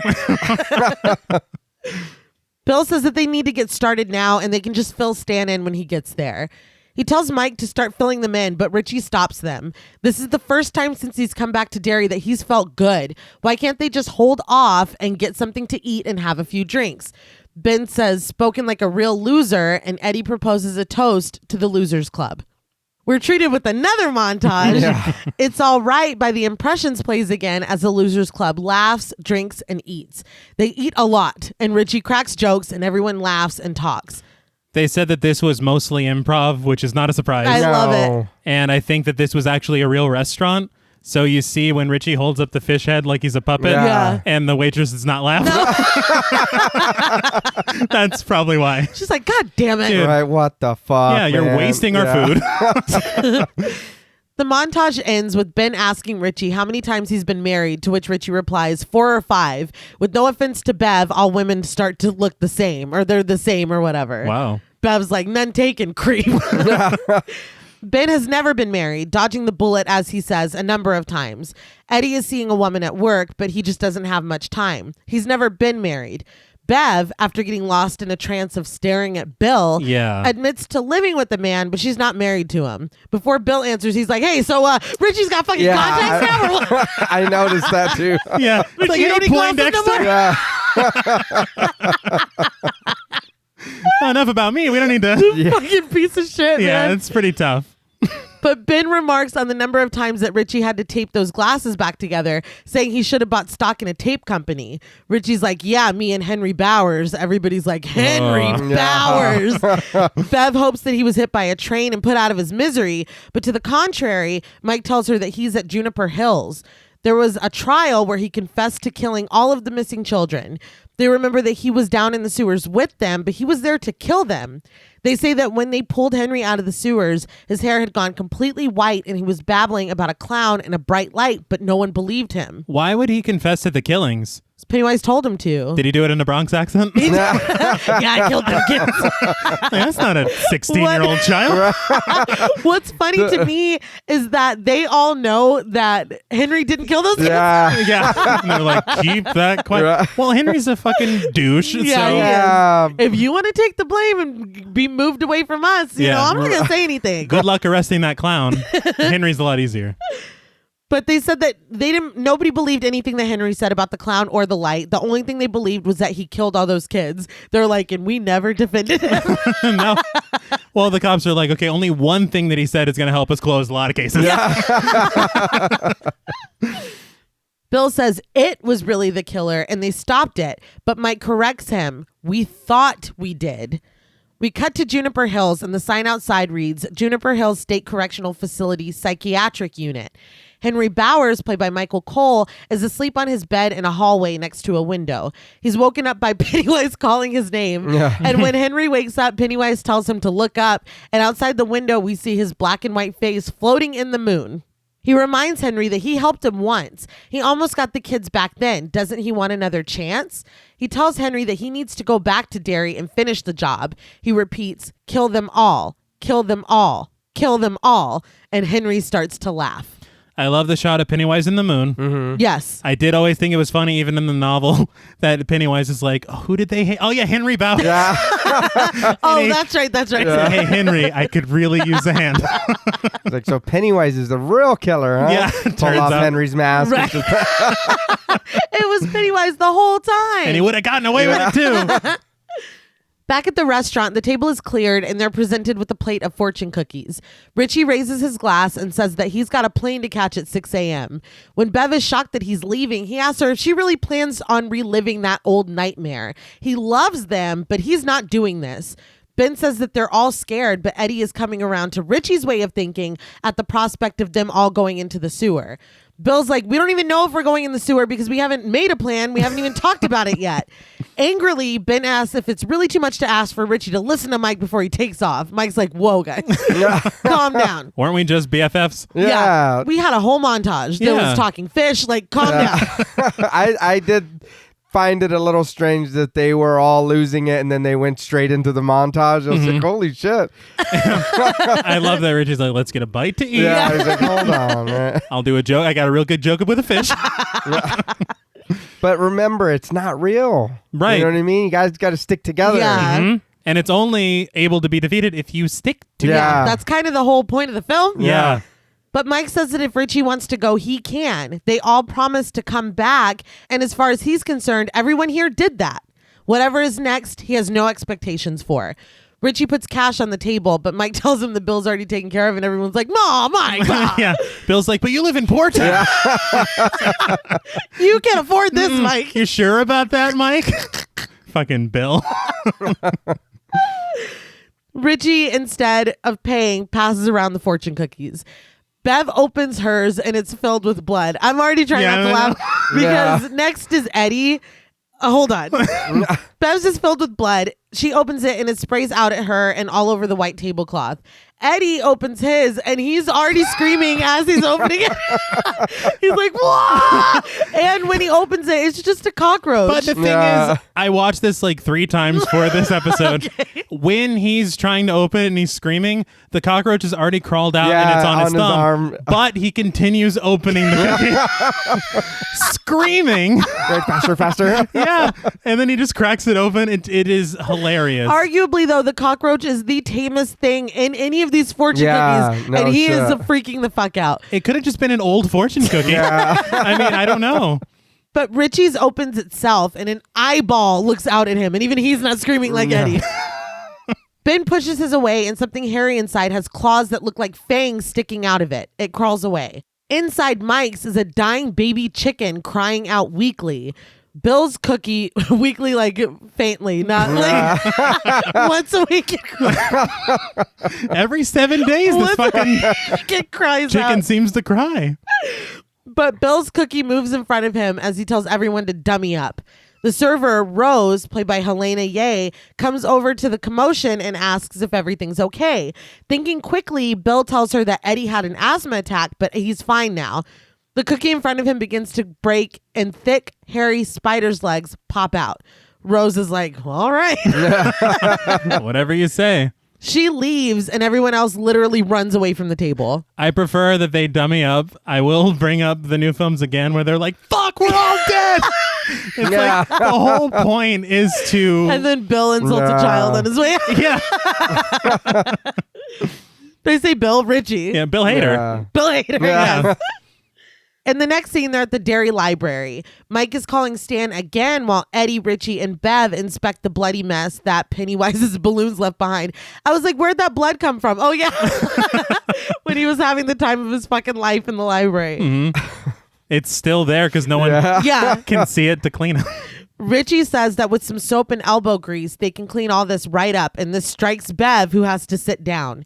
She flashes back to herself that night, scrubbing blood away from the mirror and sink in the bathroom, and when we come back to present day, she's frantically wiping the blood from her hands. Eddie asks why they're the only ones that can see this, and in his Richie fashion, he tries to get Mike's attention to answer his question. Only Mike is still on the phone, no closer to getting in touch with Stan. Richie yells out that everyone showed up and to tell Stan that if he hasn't left yet, he's a dead man. Yikes. Loudly and dramatically, Richie starts to do a bit about Derry and his friends, and everyone is laughing and into it until someone finally picks up and Mike tells him, beep, beep, Richie. But it's not Stan that picked up. The smile drops from Mike's face, and he thanks the person on the other end and hangs up the phone before delivering the sobering news. Stan is dead. He killed himself right after Mike called him, slitting his wrists in the bathtub. I don't know how he got that much information, because he got off the phone very quickly. Yeah, he really did. Okay, I understand. He's like, he's dead. He killed himself after you called him. Like, is that how she? Well, I don't know. So something not so chill happened last night. Yes. Guys, Dooley's dead. Yeah.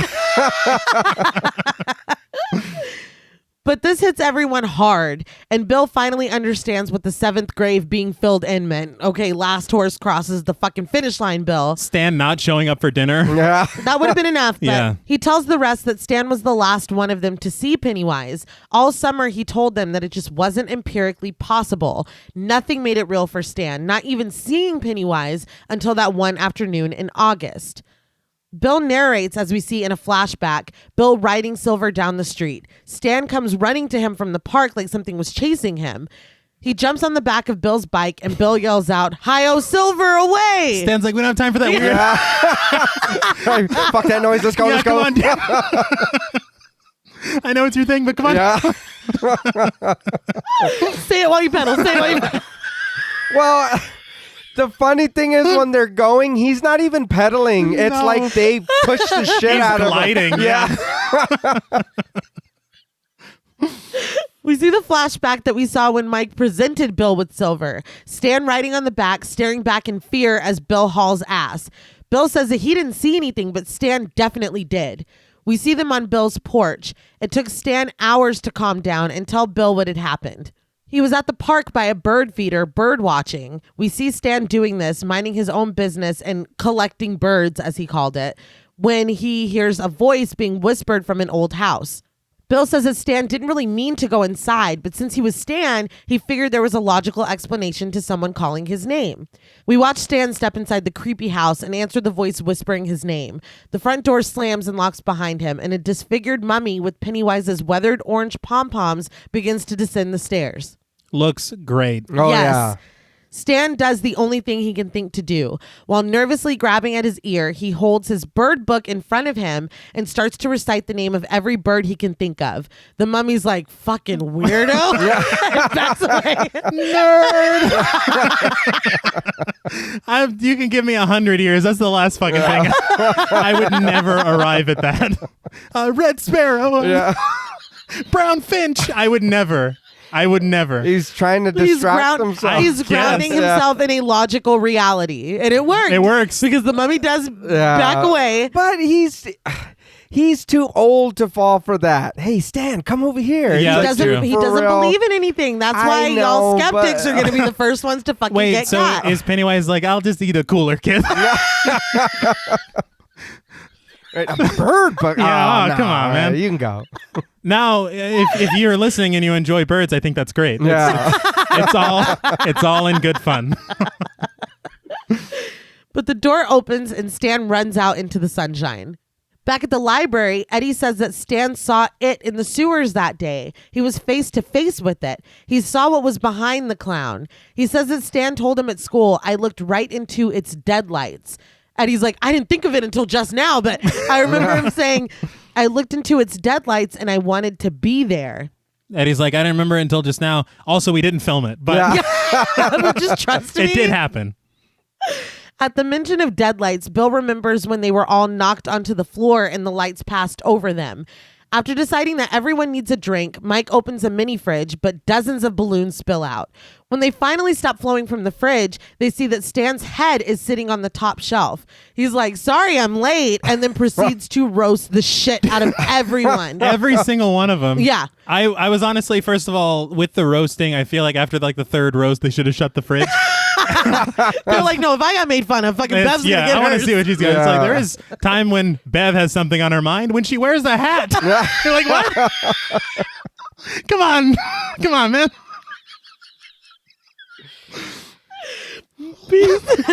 But he goes after Bill's stutter, Richie's nose job, Ben's weight, Bev's dad, Eddie's sex life, and Mike's inability to leave town. He tells him that he's finally made it. He's in the deadlights now. Pennywise's voice starts to invade his as he tells them that it's true what they say. They all float down here, and you will too. He says they all float. He keeps repeating it over and over until Mike's finally like, all right, I've had enough of this guy. And slams the fridge shut. All the lights go out in the library and the glass on the front door explodes inward. Papers start flying and all the books jump from the shelves. A typewriter starts writing itself and it begins to rain indoors. They all join hands and hold on until the rain stops. They had one shot to do this. Jeez. And they all got fucked up by debris. Yeah. I bet. Shit was flying everywhere. Books. Full books. Heavy shit. And even if that's breakable glass, those small pieces have still got to hurt coming at you at a high speed. Remember what happened to Sam Neill? Oh, yeah. My neck. Thunder cracks and suddenly the lights are back on and everything is in order. Richie says that he's sick of being here and he's willing to listen to anything as long as they talk about it somewhere else. Bill takes the paper from the typewriter and is stuttering so badly that he can't even read it. Ben takes it and reads. He thrusts his fists against the posts and still insists he sees the ghost. It's written over and over. Stuttering badly, Bill explains that his mother gave that to him to help him with his stutter. Richie's like, sorry, man, but I don't think it's working. Bill laughs and Ben's like, let's get the hell out of here. And they all grab boxes and run outside. I love that joke could bring Bill's strength. Yeah. Like it wasn't like he was making fun of him. Yeah. He's like bringing him back. Yeah. Well, they did it. They already defeated the circle and everything. All right, let's head out. Go back home, everyone. The sprinklers turned off. Yeah. Fine. Great job. But this too, I was kind of like, well, hold on, because they just like everything went away after they joined hands, but the first gag's still on the floor. Yeah, it is. When they walk out. Well, I was like, the balloons. How come the first one didn't go away? Like, well, there's still remnants of the past. Don't forget though. Back at Juniper Hill, from the window, Henry watches the moon descend as someone calls his name. When Henry looks over, Belch pulls himself out from underneath Henry's bed. He's clearly dead. Yeah. Henry calls out his name and asks what he's doing here, drawing the attention of an orderly, Kuntz, played by Bill Croft, who basically threatens to come beat his ass if he doesn't be quiet. You can tell he relishes in beating their asses. Yeah. He like punches his fist like, oh, give me a reason. Please keep making noise. He walks away and Belch tells him that he doesn't need to talk out loud. He can hear Henry's thoughts and no one can hear Belch but Henry. Yeah. Speaking with his thoughts, it's funny because we see his face and he's like, but his mouth's not moving. Henry asks Belch what he wants and Belch tells him that he wants to pay them back just like Henry does, but they need to get Henry out of here and back to Derry. Pennywise's voice starts to come through as Belch tells him that they need him. Henry says they can't hurt Belch, and Belch reminds him that that's what they thought back then, too. But those kids bested Henry all summer. Henry's like, we don't fucking talk about that. No. Belch can handle them if they half believe, but Henry's actually alive. Whether they half believe, fully believe, or don't believe at all, Henry can still hurt them. Yeah. That's fair. Yeah. Henry says he can't get out of here. There are wires on the windows, and Kuntz is on the door, and Kuntz is the worst. This was not lost on me. Yeah. They're like, yes, Dean Kuntz. Yeah. And his stupid dog. Belch says he'll take care of Kuntz and hands over Henry's switchblade. He tells Henry to lead the way, and Henry helps Belch to his feet, and they head right over to the door. Kuntz opens the door and comes at Henry, continuing to threaten him until he sees Pennywise step out from behind him. As he looks up Pennywise's clown suit, he drops a roll of quarters he's holding. I remember that I read somewhere, I think it's in the novel, that he would beat the patients with a roll of quarters. Yeah, Jesus Christ. In your hand, it's just like brass knuckles. Yeah. God damn, It's Kuntz. just easier to explain a roll of quarters. Well, I mean, because brass knuckles were illegal. I think they are illegal now. Not anymore. Oh, okay. Oh, wow. Yeah. He's up to date on his. Yeah. He's reading it in Weapons Week. Christ Weekly. Christ Weekly. There you go. But instead of his usual clown's face, Pennywise has the head of a dog that growls and snaps at Kuntz. The dog barks as Kuntz falls to the ground and we descend on him. I was confused. He's afraid of dogs. Okay. Well, it has to be, right? Yeah. It isn't lost on me that Kuntz is killed by a dog. His dog. What's going on? The shade of it all. I do too. As weird as it sounds, I like the whole Henry thing and his buddy. Yeah. If I was in that situation, that's how I'd want to freak out. With your dead friend? Honestly, you're in there, you're by yourself. One of your best friends from a childhood comes out and is like, look, I'm getting you out of here. Here's your mythical sword or whatever. You know what I mean? What better way to get out? You know what I mean? I mean, not saying that he should. Yeah. But I'm just... It could be worse. Right. I mean, he didn't take to the moon clown. Yeah. So he had to improvise. We got to figure something out. At the Dairy Inn, once Richie sees that the box he's holding contains flashlights and hard hats, he's like, I don't need any of this stuff. Bye. Eddie asks Mike to tell him stories so that they don't have to remember what they just saw at the library. He starts to struggle to breathe and takes a hit from his inhaler. Ben tells him to fight his attack, and Eddie explains to everyone that he saw his younger self today. He knows his inhaler is just camphor water, but he also knows that he needs it. Bev tells him that if it works, then it's good medicine. As long as he believes it works is all that matters. The power of belief. Exactly. Mike hands out old newspapers to everyone, reminding them of the killings and disappearances of children that happened 30 years ago. Everyone was afraid, but no one did anything about it until they did. The headlines of the newspapers describe children's bodies being found.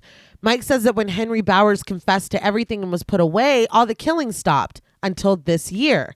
30 years later. It was odd to me that they changed it from 27 to 30, but whatever. Yeah. Well, I guess 60 to 90 is easier to do. Is it? Well, I mean, we'd have to start this 63. in 63. That's just too much. Hey, math is not. He says that if you count backwards by 30 years, there's always a horrible disaster in Derry. 1960 had the fire at the Black Spot Club, which we talked more about on the other IT episodes, but at least they mentioned it. Right. 1930 had the explosion at the Ironworks. 1900 was the massacre at Drake's Creek. We see young Mike telling his class again about 253 settlers that disappeared without a trace. And then Miss Douglas is like, yeah, thanks for the illuminating and fucking morbid bullshit. And young Bev watches her. Back at the Dairy Inn, Bev realizes that Mike knew about this all the way back then, and that Miss Douglas actively didn't want to know about it. Bill says it's a disease, and they all chime in. It's the dairy disease. It's too horrible to know, so it's easier to just act like nothing's happening. Bev remembers a man named Mr. Ross. We flash back as she describes it. We see Mr. Ross watering his plants. Bev is coming home from school, but Henry, Belch, and Patrick are waiting for her outside her house. They hold her, touching her face and playing with her hair.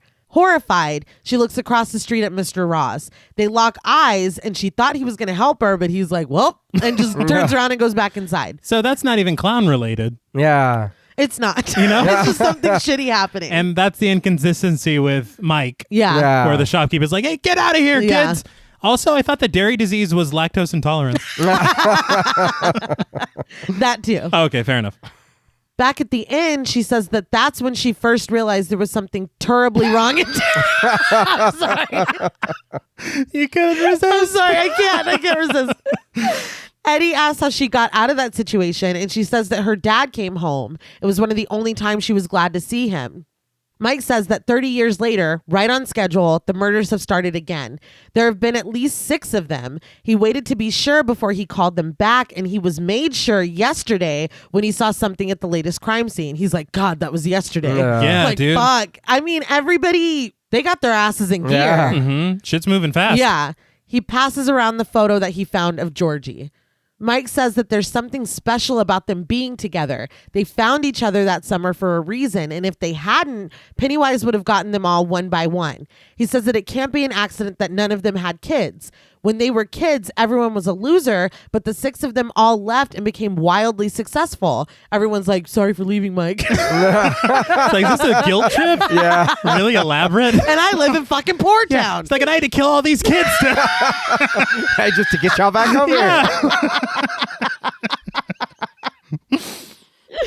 But They apologize for leaving Mike here to keep Lighthouse, but he tells them that they didn't do anything. It was up to their parents who stayed and who left, and when he grew up, he wanted to stay, which is a fair point.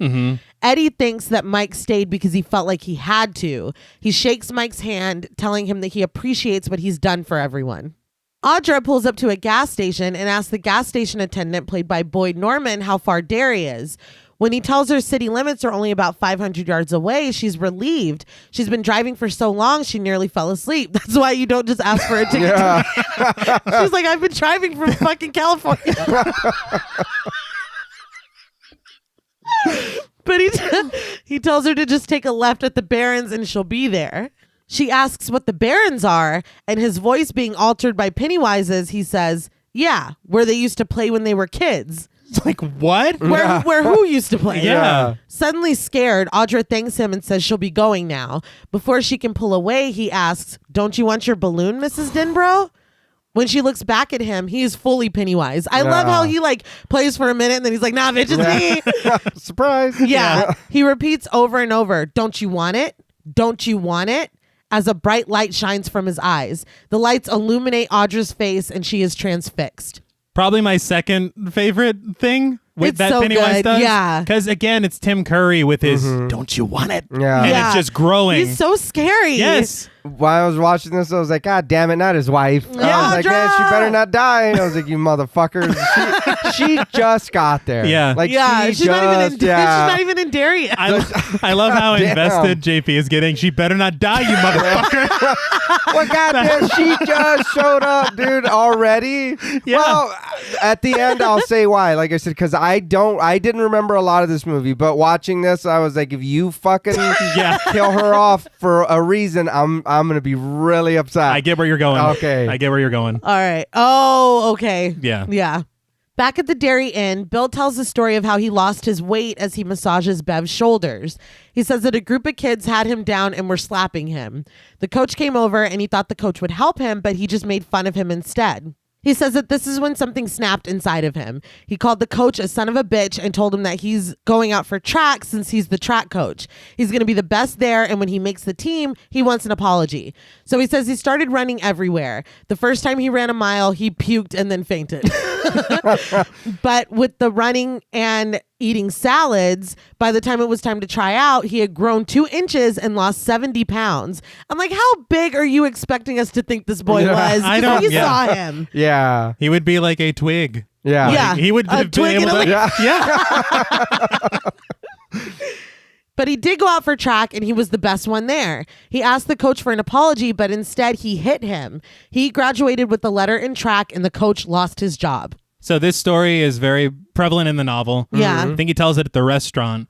But John Ritter fought for this story to be included because he loved that part of the character. Yeah. And I think Tommy Lee Wallace was a little reluctant, but he's like, well, if you say it fast. Yeah. He did. And he does. It's funny to me because I can kind of tell that they just added it in because Mike's like, look, we still haven't talked about what we're doing. It's like, that's a great story. Well Why don't you run up with some fucking ideas, man? But Richie says it doesn't matter how much they prepare for this. He's still leaving when the sun comes up, and he suggests that everyone else do the same. Ignoring this, Bev says that she cleaned up the blood once. We flash back to her scrubbing her bathroom that night. Everything looks like nothing ever happened, but when she turns to leave, Pennywise laughs, and when she turns around, blood is everywhere again. Just fucking rude. That's like when you're doing the dishes and someone comes and sets a plate. It's like, no, god damn it. I would just go to bed. I'm done. Like, I just have a bloody bathroom. Fine. Fuck it. She says that if she was ever going to be able to sleep there again, she needed to know if someone else besides her could see it. We see the boys follow her into the bathroom, and as soon as she lets them inside, they're horrified. Stan's like, was someone murdered in here? And Bev is just relieved that they can see it too. He's like, damn, you live like this? Yeah. I know this is Port Town, but goddamn. She sits down and begins to cry as the boys start to clean up the blood. Back at the inn, Bev says that it was strange to be happy about something so grim, but she had thought she was going crazy before they could see it too. She says that she fell in love with all of them that day. Ben's like, including. Yeah. But who most though? Yeah. if you had to pick just one. If you had to rank. She says that after they cleaned it together, the blood never came back. Mike says that it'll be morning soon, and Bev and Richie complain about being cold. Ben offers to go to their rooms to get something warmer for them, and Bev hands her key over. Suddenly, Bill flashes to them getting together in the sewers as children and him telling them no stragglers. Richie gives Ben his key, and Bill tells Ben not to go alone. Very smart. Mm-hmm. Eddie needs another inhaler anyway, so he leaves with Ben, and Mike follows them. Maybe one of y'all should say no. Eddie. You just said they were smart. Yeah. Quickly recanted. We just need to, really. Yeah, just come on. A buddy system. But Eddie goes to his room, Mike goes to Richie's, and Ben goes to Bev's. He instructs all of them to take no longer than 3 minutes and to leave all room doors open. 3 minutes is a lot. Yeah. I feel like we could have hit all 3 rooms together, but that's just me. But in Bev's room, Ben takes a shawl from her bed and then stops a moment to smell her perfume. Now I get why he wanted to go alone. Yeah. No, you guys take off. I left something I think I need to. In Richie's room, Mike grabs a coat for him, but realizes that the window is open and he goes to close it. As he makes his way back to the door, Henry Bowers comes out of the bathroom with his switchblade. He grabs Mike, accidentally knocking the door shut. Eddie, who's fucking brushing his teeth for some reason, hears it. Yeah. Henry calls Mike the N-word, of course, and tells him that he's come to pay them all back. Still ABC's racist? like, no, I get it. Yeah. We'll do one per night. Yeah. But no it's skeletons. When the door closed, Eddie hears it, but then when we go back to him, he's just standing in the bathroom taking pills. Yeah. I was like, you didn't even go to check? Nah, it'll be fine. When we cut back to Richie's room, Mike has been stabbed in his chest and falls out onto the floor. Ben turns to leave with the shawl, but Bev is standing in the doorway. She takes it from him and closes the door. She tells him she's glad they have a moment alone because she's been wanting to tell him something.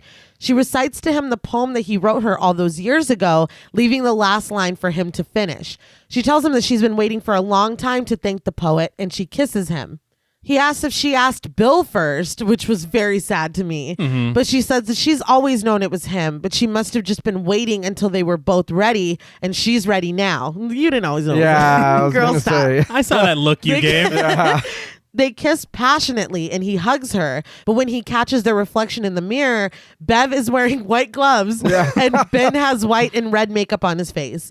He looks down and sees Bev is wearing Pennywise's suit. He looks down at Bev, who is now fully Pennywise with smudged lipstick. He tells Ben, "Kiss me, fat boy." And he cackles as Ben runs out into the hallway. He wipes at his face, but there's nothing there. So when they were going to make Tim Curry dress as everyone, was he going to have to be Bev? That would have been a lot. That's too much. If Ben didn't realize, that's his fault. He's like, your hair is went to fire. Remember that poem? That'd be a little much, I'd say. What an asshole, man. In Richie's room, Henry is now on top of Mike, trying to bring the knife down to finish him off. Can we talk about all this shit that's going on right now? Yeah. You got Eddie brushing his teeth twice. You've got fucking Ben going from 6 to midnight and then midnight to 6. Yeah. Meanwhile, Mike is getting murdered. Like, actually Somebody murdered. help. Yeah, literally. Yeah. Finally, Eddie and Ben bust in, pulling Henry off of Mike and turning his own knife against him. Henry dies on the floor next to Mike. Nobody was like, oh, whatever. They like palm his face. They leave him behind and rush Mike to Richie's convertible. They all pile inside and hold Mike as Richie races them to the hospital. So definitely more drama here. Yeah. That Mike has been kind of taken out. Right. It also pays off the storyline of the Bowers and Hanlon families. Right. Yeah. Because of course he would go for Mike first. Yeah. Always hated him. So I mean, this is narratively Right. makes a lot of sense. It's solid, yeah. And it's the all is lost moment. Yeah. Yeah. They could have had a better reaction though when they found him. Like when dude's dead next to him, they're just like, "Oh man!" It's like, dude, you're not calling an ambulance. Is that Henry fucking Bowers? Yeah. Like nobody's even. I don't know. They're just like, "Oh Mike, get him up." Right, Sorry, I was brushing my teeth. Yeah, my bad. I had a lot of soy sauce at the restaurant. Yeah, I had a confusing clown moment. I may be attracted to clowns now. I don't know. It's a lot to unpack. But at the hospital, they all wait anxiously. Ben and Bev wait outside, where Bev says that if Mike dies, there's only 5 of them left. She asks which of them is next and why it is doing this. Why does it hate? Why is it so mean? When she begins to sob, Ben rushes to her and holds her. She tells him that she has to tell him something. She confesses that she fell in love with the man who turned out to be everything she ever hated in her father. She cries as she asked, why would she do that? How could she be so blind? Ben congratulates her if she can see it now. She's not blind anymore. And at least she could fall in love with someone. At least she could feel something. Those are miracles. Bev tells him that he has the heart of a poet. And then realization dawns over her face and she says, your hair is winter fire. Ben's like, bitch, what the fuck? Oh no. He freaks out, pulling her away from him and asking why she said that. What? Wouldn't you after what just happened? Last night was pretty rough. Yeah. She tells him that he wrote it. When she was younger, she thought it was Bill, but now she knows it was him. He asks if it's really Bev or if she's the clown, and she tells him that it's her, and she kisses him. They hug as she remembers the end of the poem. My heart burns there too. His reaction is one of my favorite parts. He's like, is that you or the clown in there? I don't know what the hell's going on. They've been through a lot. It's a lot, dude.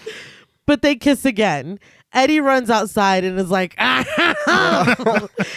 clears his throat to break them up, and they follow him in. The doctor, played by Douglas Newell, says that Mike isn't out of the woods, but one of them can go in for just a minute.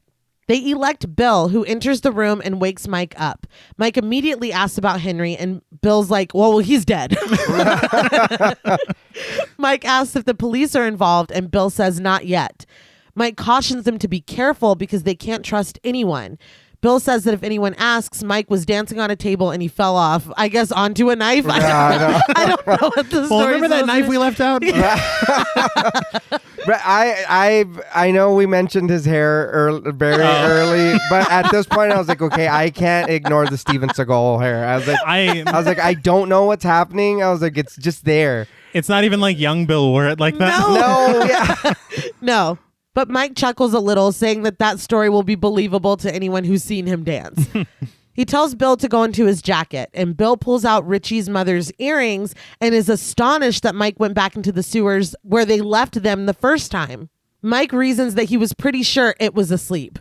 He finally admits that 10 years ago he was close to suicide, and he thinks that what he really wanted was for it to just wake up and kill him. He found one immediately in a drain trap, but the one that hit Pennywise was lodged in the wall, and it took him all day. But he thought they might need them again one day. When he left the sewers, he got his life together, but he went gray almost overnight. I know that he had said that he was suicidal and everything. Yeah. But I do want to talk about the courage to go into the sewers alone. Yeah. Oh, yeah. There is no... after what... Well, what did he say? I was pretty sure he was asleep. Yeah, pretty You're sure. Yeah. Bill's like, what the fuck are you talking about? What's that noise, dude? I'm going to need more than 50%. Yeah, no. Yeah. But he does tell Bill that if he decides not to use the earrings and just leave, that he will understand. Back at the end, they just put a blanket over Henry. Yeah. I was going to say, we're just leaving this dude here. Apparently. Bill proposes that they just leave, but Eddie, Ben, and Richie think they should call the cops. Bill reminds them that the whole town is it in some way. Bev's only real evidence of that is one an mean old man. Yeah. He probably just didn't want to get his ass kicked by racist gracers. Yeah. I mean... I've seen those kids around town. Yeah, Not anymore. Sorry, Bev. But yeah, Bev remembers Mr. Ross turning and going inside when she needed help, and she's like, yep, it's evil. Everyone in Derry, guys. Yeah. If they get the police involved, something bad could happen to one or all of them. Eddie says that he's too old for monster hunting. Stan is dead and Mike came close to dying. He's done. Richie agrees. Ben doesn't know how he feels, but he doesn't want to be in this room with the dead body anymore. He's like, I think Henry shit himself like that. Let's continue this outside. We gotta get out. He and Bev decide to turn on the TV and hang a do not disturb sign on the door. So they do that. Richie is the last one out, and he is stopped when the news talks about the body of a 5-year-old girl being found severely mutilated. They still don't know if this is related to the recent disappearances of other children. Richie takes this all in and then leaves. Do you think that's his moment of maybe coming around? Yeah. Mm-hmm. That this is still happening. These kids are still dying. Mm-hmm. On their way out, Ben tells the desk clerk, played by Nicola Cavendish, to charge it all on his card, and they all leave quickly, telling her goodbye. She puts down her Bill Denbrough book and picks up a live comedy Richie Tozier album. What? She's like, hold the phone. Yeah, she has a marker in her hand for him to sign it, but they don't even notice her and they just leave. I was like, oh. That's sad. That would be me. I wouldn't be like, hey, what? We're like, man, I missed my opportunity. I guess I'll regret this for the rest of my life. Bill is last in line, though, and stops when he hears Für Elise being played in another room. A woman and a young boy sit at the piano, and Bill closes his eyes. Once he leaves, everyone stops to look at him. Richie asks if he needs a ride to the airport, and Ben says that that's where he and Bev are going too. Bev pleads with him to go with them. Bill says that he just saw something that he doesn't even know if it was real or not, but that he can't go home. If he doesn't leave now, he'll live with this until he goes insane. He's not going to know what's real life and what's just a bad dream. He says for years he's been paid to scare people, but that he's the one who's really been scared his whole life, and he doesn't want to be scared anymore. He's going back in, and this time he's going to kill it. They all remember Bill as a kid, crying and begging for them to help him kill it. Bev is the first to step forward. She hugs Bill, and Ben's like, well, hold on, bitch. Like, he comes up and hugs him too. It's like, I'm at least getting half. See, this is where I was like, is this cocaine, Steve? Because I was like, he's kind of sounding a little... What, he's like, I'm really afraid. I've been scaring you guys this whole time. I was like, you're on a he's trip. Like, hi, Steven. I mean, Bill. Shit. But Eddie is next, and then finally Richie steps up and looks at them. They all pile into Richie's convertible and make their way to the bridge outside the Barrens. I read that Harry Anderson suggested to Tommy Lee Wallace that he shouldn't hug the group, and Tommy Lee Wallace was pissed, and then they shot it, and he's like, no, I guess that does make more sense. As they get ready to go down into the Barrens and then the sewer, Richie asks if anyone has brought a machine gun. They didn't, but Bev has still saved the slingshot from back then. They all remember what a great shot she was and how it was always supposed to be Bev. When she cracked Pennywise's head open, they all saw its deadlights. Bill presents the earrings to Bev, and they're amazed that Mike went back for them. He gives her the two of them, one for Mike and one for Stan. He holds Bev's hands closed around them, and Eddie and Ben join in. With those here to represent Stan and Mike, they're all here now. Richie is not trying to hear it, though. He tells them to take a deep breath and smell the death in the air. That death isn't there for Henry, Stan, or Mike. It's there for them. Losers fight it, and losers die. Bill tells him that he doesn't have to go, and Richie says that he didn't have to do any of this, but he did, and he's going to, but they still should have brought a machine gun. I mean, yeah. They walk through the Barrens until they reach the pipe leading them down into the sewer, and they take a moment to look inside before going down. Instead of a pom-pom, this time they find a purse that looks new. Bill snatches the purse and recognizes it as Audra's. Her things are still inside. He says that it's got her. They tell Bill to wait, but he goes another way with it, running down the tunnel alone and screaming Audra's name. After everything you've seen, you believe this shit? Yeah, that's... Yeah.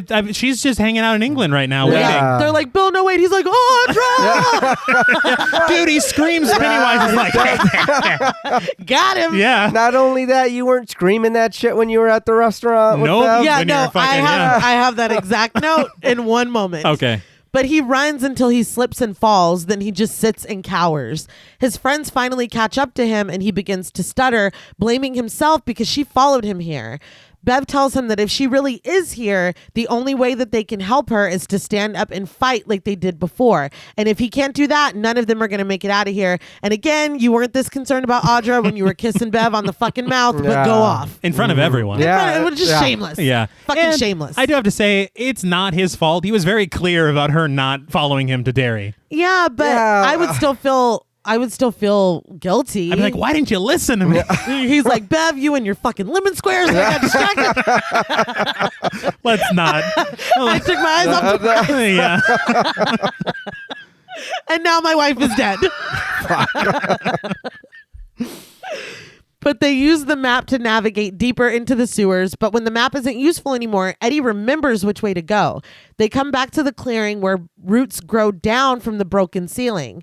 A paper boat comes down the water toward them, and Bill bends over to pick it up. When he looks back up, Georgie stands there in his yellow raincoat, dirty and missing an arm. He tells Bill that it's all his fault. Bill sent him out there and it killed him. Bill begins to stutter and Bev tries to remind him that that's not really Georgie and he needs to fight it. Georgie continues, "It was in the drain and you let it kill me." Bill tells his brother that he loved him and they all tell Bill to fight it until he finally tells him that he's not his brother. George is dead and that's not his fault. As a kid, I never noticed that he was missing that arm. Yeah. But I'm like, oh, fuck. They went for it. That's probably as far as they could take it. Yeah, probably. Like, we can't have wet skeletons, but let's have this kid have an arm off him. Ripped off.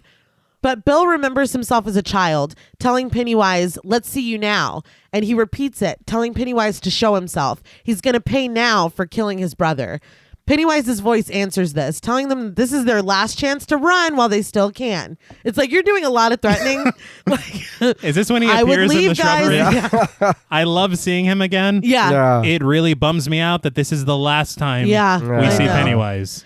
Pennywise's image floats on the wall, telling Bill that he's silly if they think they can see him. They never will. They'll only see what their minds allow them to. He yells at them to go now. If they stay, you'll lose your little minds in the deadlights like all the others did. He begins to laugh until his image disappears. It's a pretty good threat. No, it's great. Richie tells Bill that fighting Pennywise is like fighting smoke. Bill finally realizes what Mike was telling them. Every 30 years it has to feed. And when it feeds, it has to take some kind of physical form. That form has to be down here somewhere. Bill sets the paper boat down into the water and it starts to flow away from them. Wait, so is that an astral projection of... It's like, I'll just send out Pennywise. They seem to like that guy. He scares them. Yeah, So. this is specifically good for them. Now that you mentioned that being the last time we see him, I read that he has less than 20 minutes of screen time. Wow. In the 3+ hours of this. But he's so fucking impactful.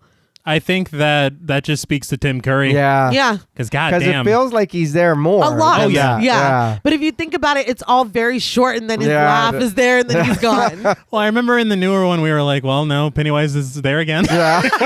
He keeps popping up. I think this works better. Right.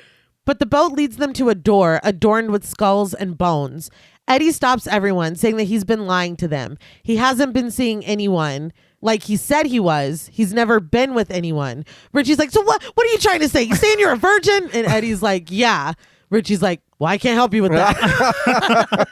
Dude, we don't care right now. Now is not the time for this. And I hear Book Eddie screaming from the pages. He's like, I've had plenty of orgasms.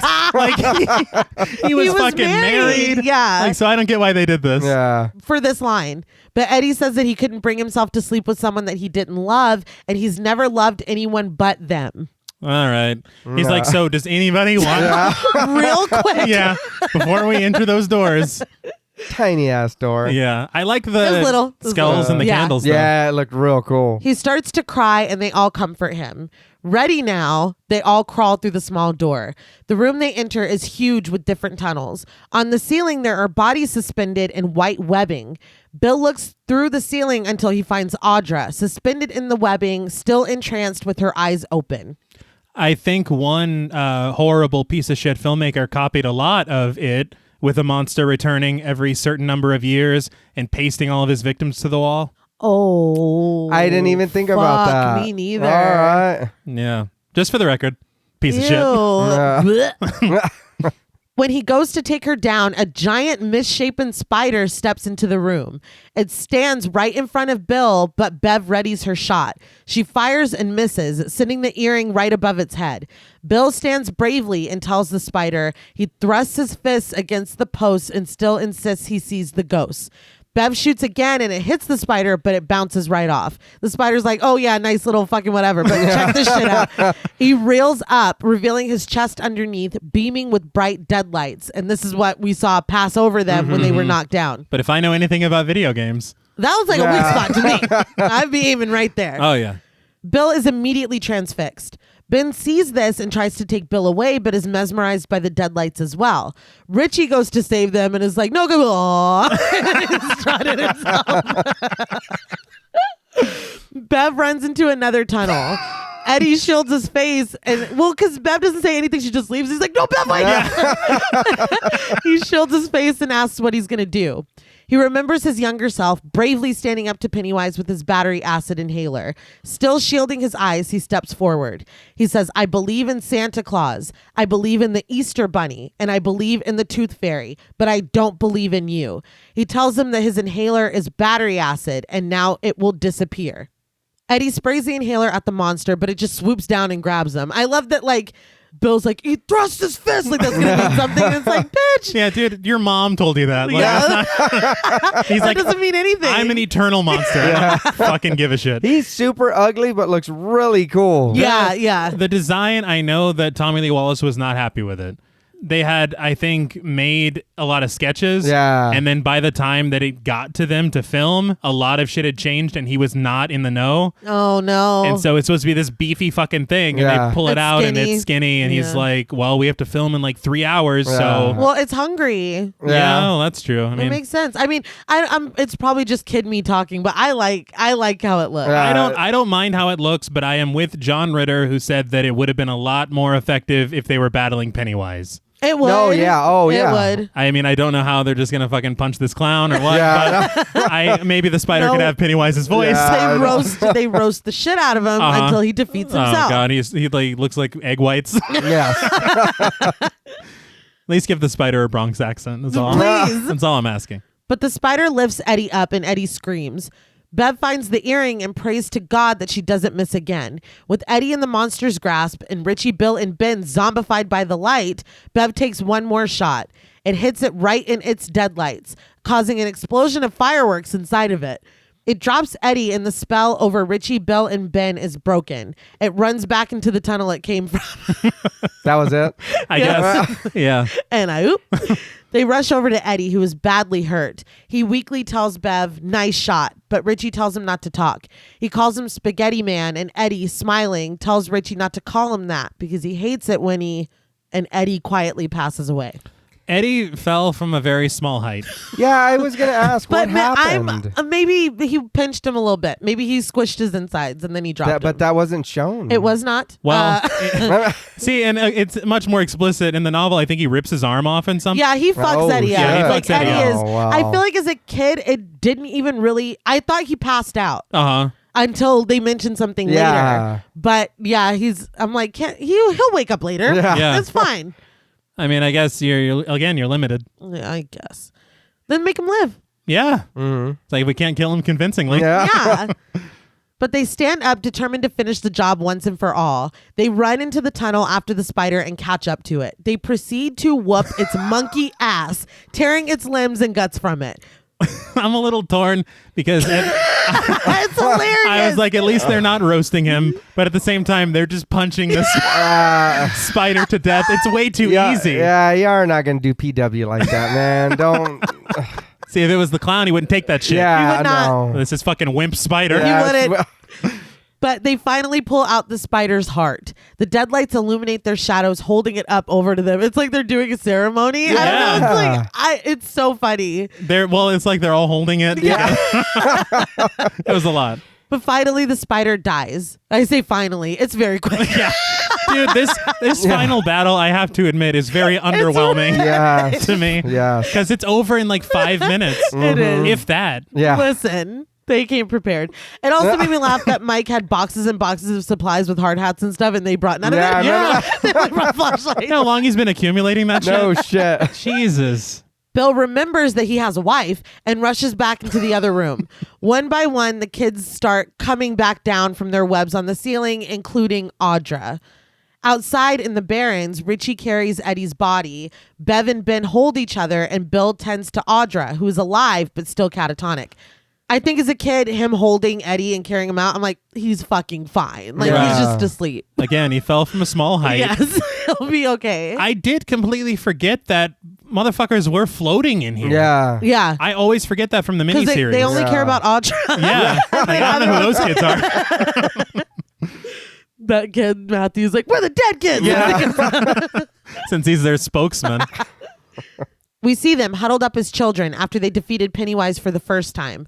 Mike's voice says that this is the way he wants to remember them, if he could remember them, standing by the lake as the sun went down on their childhood. He says that this will be his last entry. The fog in his brain is taking away his memories. This is always something that I hated about the book, too. Mm-hmm. I don't like that they forget. It's sad. Like, that's weird. It hurts my feelings. Because I was like, is he forgetting because they did kill him? Or yeah. It's like, but I don't. Yeah, I think it's that's over what it's, now. Yeah, but it hurts. But we see Mike in his chair at the hospital writing in his journal. He continues, it's only been weeks, but he can't remember it on his own, only from the pages of his journal. Police involvement was brief, as it always is in Derry. Now that they don't need a lighthouse keeper anymore, he may move on. But I'm like, what about Henry's body? Yeah. And Mrs. Kasprack seems like the type to sue. I don't know. I feel like this would not just quietly go away. Well, I mean, police involvement was minimal. Yeah. So I don't know. She seems litigious. Yes, yeah. But Richie has a part in a movie now, co-starring with a comic that looks and acts just like Eddie. That broke my heart. Yes. Yeah. We see a clip of Richie acting on a slapstick movie set. Was that just Dennis Christopher wearing a mustache? Because we don't see his face. I swear to God. As we see Bev driving a convertible and Ben cozying up to her, Mike tells us that they left Derry together and headed west. After a week, they were married, and a few weeks later, they broke another curse by getting pregnant. Aw. Nah. Bill and Audra are still in Derry, and Audra is still catatonic. Mike says that they're leaving today, and we see Bill leading Audra outside to leave. Mike says that Bill thought time away from work would help her, but Audra's gone for good. I'm like, thanks, Mike. But that bitch is done ski. Mike, please. Yeah, I know. It's just in his journal. Yeah. It's only for him. It's underlined. Dunsky. Another casualty of It, locked away in its deadlights. Bill visits him every day and they laugh about losing their memories. Sometimes they can't even remember each other's names, and Mike only wishes there was something he could do to help Bill's profound sadness. First of all, that makes me want to cry. They're forgetting their I know. names. I was like, what the hell? And just laughing about it. Yeah. Names. Bill gets just repeat it over and over. Beverly Marsh. Beverly Marsh. Bill gets Audra into the back of the cab, but sees Silver sitting next to Mike's shed. He hears his child self voice call out, "Hi-yo, Silver, away!" and tells the cabbie to wait. He places Audra on his bike in front of him and tells her that this bike saved his and Stan's life once. They went so fast that they beat the devil, and he doesn't know if he can go that fast again, but he's going to try. Bill takes off down the road, leaving the cabbie scratching his head in confusion. He's like, what's up with this guy? So you're taking the bike instead? Yeah, same thing. Am I still supposed to wait? Yeah. He chants for Audra to beat it, but she still stares blankly. Bill continues to ride, nearly causing multiple traffic accidents, and suddenly Audra's hand clamps down on his shoulder. She wakes up and asks where they are and what they're doing. He tells her to just hold on, and they stop in the middle of a busy intersection. Mm-hmm. Cars honk at them, but Bill only smiles, happy to have his wife back. The two kiss as angry motorists get out of their cars. Like, you're about to get your ass yeah. Mm-hmm. But we pan away, but just as the credits roll, we get one more cackle from Pennywise, and the credits roll. So, what did you guys think about the It miniseries? So that was an ending. Yeah. I did enjoy this. Not having nostalgia attached to it, it didn't kind of, I don't want to say blinded me to some things that, you know what I mean, I could have overlooked. But I think it also helped me realize that this is a good movie without all the extra CGI or the gore or whatever. Mm-hmm. It is a fun movie. These kids are more believable that they are friends than in the new one. The new one, they're just all funny all the time. The adults too. Yeah. Not saying anything about the remake, but this feels more authentic. I would agree with that. Yeah. But I did enjoy the shit out of this movie. I do have some things when we do ratings, I'll say, you know, like kind of how you do with the positive, negative. Right. But there's a couple of things that I was like, But for the most part, I really enjoyed this. I'm glad to hear that because it's a long movie. Yeah. Yeah. But I love this so much. It's, again, like we said, our childhood. I was going to say on film, but we never fought a clown. Yeah. But I think, I mean, the ending itself makes my heart very warm. I think in the book, this chapter is called Bill Denbrough Beats the Devil 2. Yeah. And when I see that header, it like brings a tear to my eye. Because the thing is that I argue whatever with myself about Audra's inclusion in the dairy business. Yeah. But we care so much about Bill that we want this to be a happy ending for him. Right. Yeah. And so it ends up working no matter what. But even though this is a great movie on its own, nostalgia is also a very incredibly powerful thing. Yeah. 100%. And so it pushes, it like we've said before, it's like getting a visit from an old friend watching this movie. Yeah. Right. And so can't say enough about it. It's great for what it is, especially considering the limitations of what, an 1,100-page book. Yes. And a 3-hour time slot. Yeah. On ABC. Yeah. Like, not even HBO. Yeah. I adore this. I know that there are issues. Frankly, I don't care. I love it every time I watch it. There are moments that are like, oh man, like we talked about the final battle was a little lackluster, but in it being lackluster, it was hilarious to me because come on, they're just whooping the spiders out. That's so funny. But for me, really, the standout is Tim Curry. Oh, God, and him being in this entire thing, like I said, like less than 20 minutes of screen time, for that to be every time what I take away with me, how fucking amazing he is as Pennywise. Right. I don't know if it's completely true, but I read that he has a horrible fear of clowns. Really? And so every time that he would be on set doing his thing, he put in his contract that there be no mirrors or reflective surfaces so that he didn't have to see himself. I don't know how true that is, but that seems like a lot.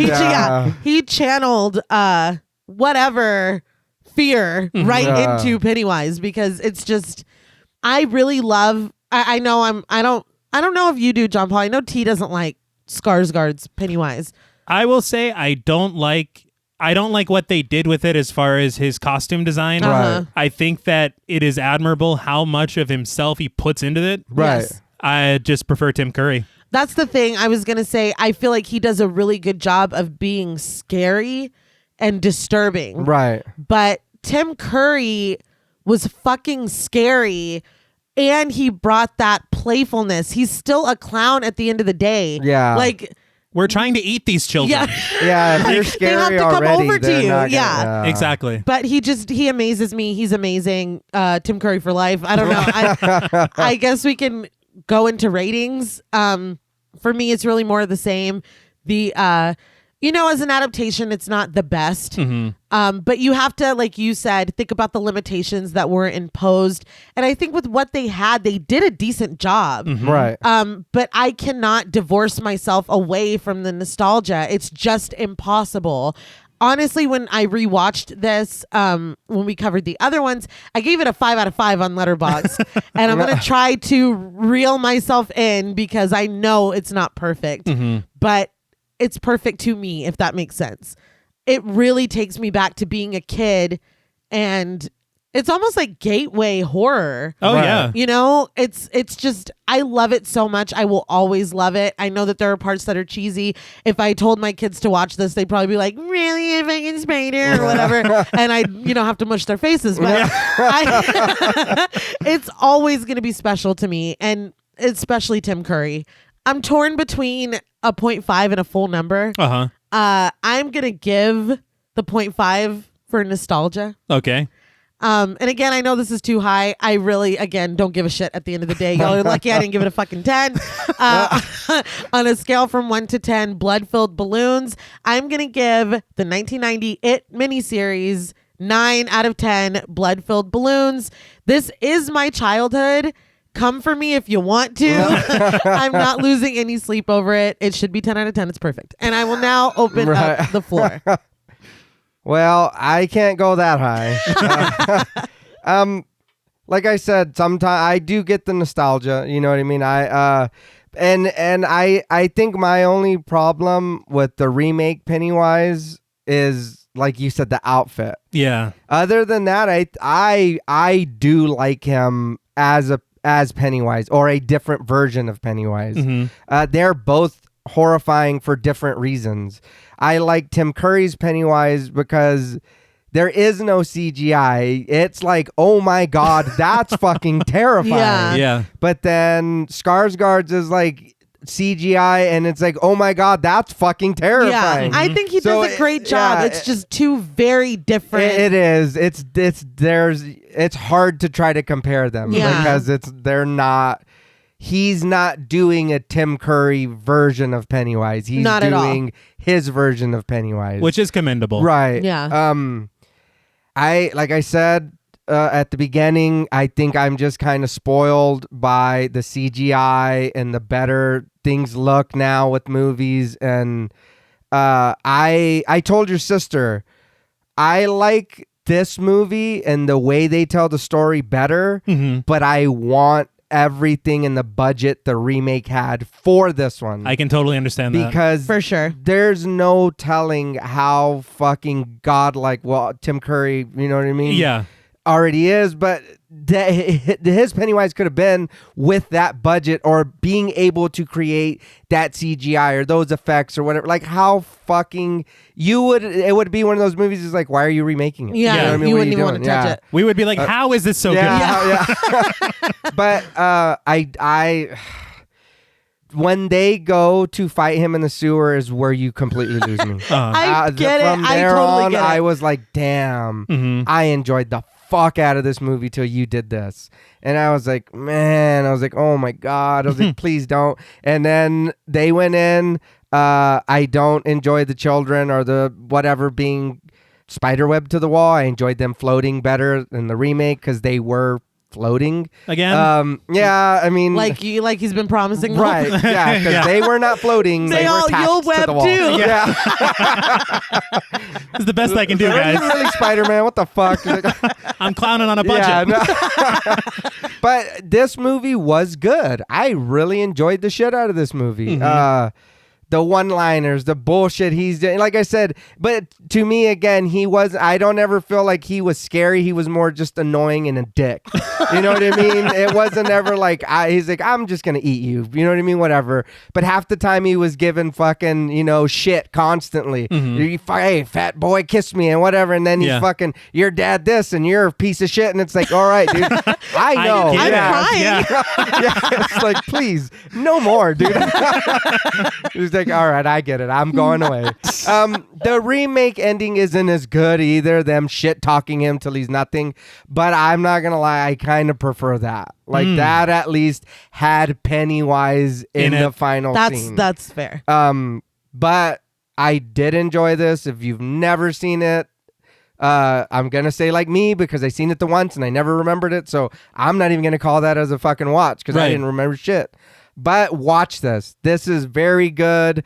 The story is more believable. The kids being friends, the adults being friends, the pacing, so much better. I get the restrictions they had and whatever, but I just wish I want more. I want the remake's budget for this original movie. If only. And I know, but I mean, but saying all that, on a scale from 1 to 10, blood-filled balloons, I'm going to give it, 1990, a 7 out of 10. Wow. I did enjoy it. And like I said, the only thing in it, and I know, but the ending hurt it a lot. I don't care about you driving on your bike with your wife, dude.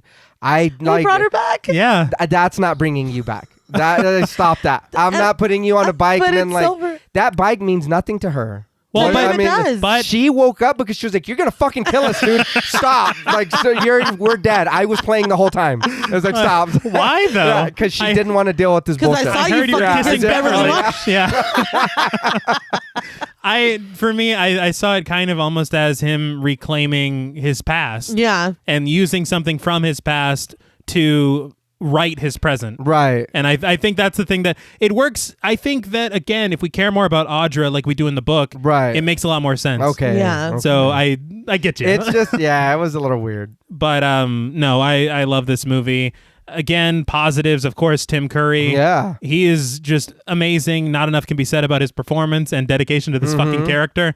The chemistry between both the kid actors and the adult actors. Yeah. It is remarkable. You feel like they're friends. Oh, yeah. It all flows very well, like you said, with the pacing. Want to call out the music. Yes. Love the music. Yeah. Oh, yeah. So good.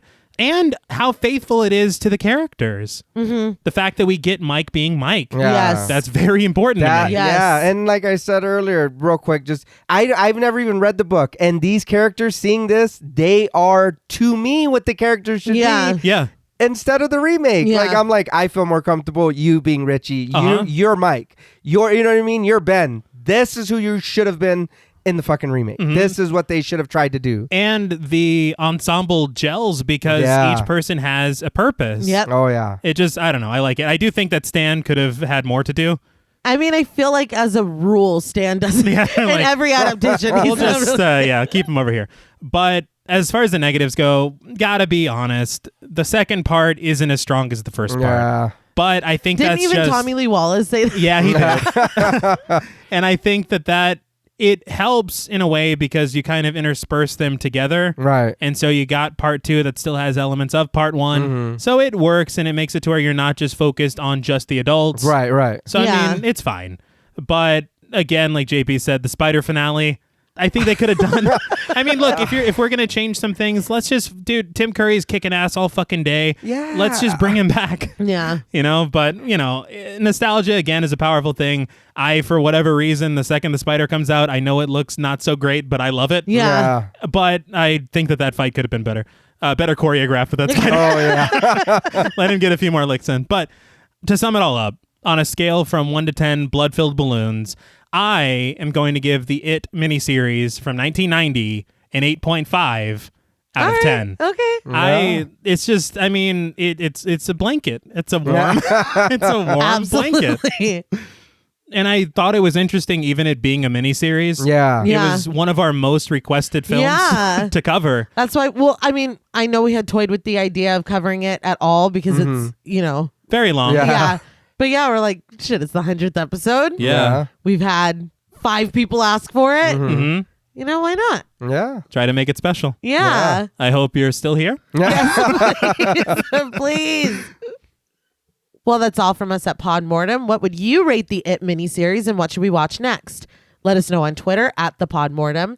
Be sure to follow us on Instagram and like us on Facebook. Be sure to follow each of us on Twitter at Blood and Smoke, at RealStreeter84, and at TravisMWH. Please consider pledging to our Patreon and stay tuned until after the music for a special shout out to our Wendigo Getter patrons. And remember, when it seems like you're living in a nightmare, the best you can do is to find your people and make a stand. Until next time.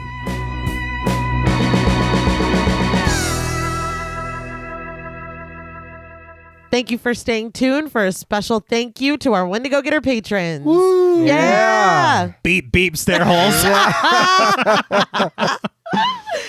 A special thank you to Chris Ontiveros, Kristen Lofton, Megan Martinez, Kimberly Bass, Melanie Van Houston, Sophie Hodson, Anthony Jerome M., Jordan Nash, Guy 54, Lala Thomas, Travis Anissa Hunter, Miguel Myers ATX, Mandy, Jennifer Perez, Pierre Lombard, Allison O'Neill, Carissa, TJ Bronson, Gabrielle Trevino, Spooky Mom, Andy Teague, Applin Ontiveros, Karima Rhodes, Antonio Huerta, Kimberly Kleindienst, Will Brown, Linda, Sydney Smith, Osvaldo Soto, Jonathan Booth, Bobby Holmes, Donna Eason, JD Rizak, Molly Gerhart, Armand Spasto, Aaron Aguirre, Eggy, William Barry, Brittany Ramatar, Charity Oxner, Amanda Six, Mandy Rainwater, Garrett Rogers, Jordan Roberts, Danielle Peralta, Dylan, Melissa Sierra, Holly Bryan, Alex Schultz, Jordan Blevins, Michelle Moore, Liz Heath, Spencer Montalvo, Pancake the Panda, Michael Newting, Alexius Roberts, and Dan Laveau. Ooh. Thank you. Wow. Thank you all for being part of our little Losers Club. Yes. Yeah. It's been 100 Yeah. episodes, man. I know. Unbelievable. Can't believe it's 100. No. doesn't even feel that long, huh? Oh, well, in some ways. Yes and no. Yes and no. Well, when we're having fun. The time does fly. Just like Tim Curry. Yes. When you're not working. But for all your support, kindness, and love, we appreciate it. Wait. Okay. 100%. Very good. Right. Get it? No. Until next time.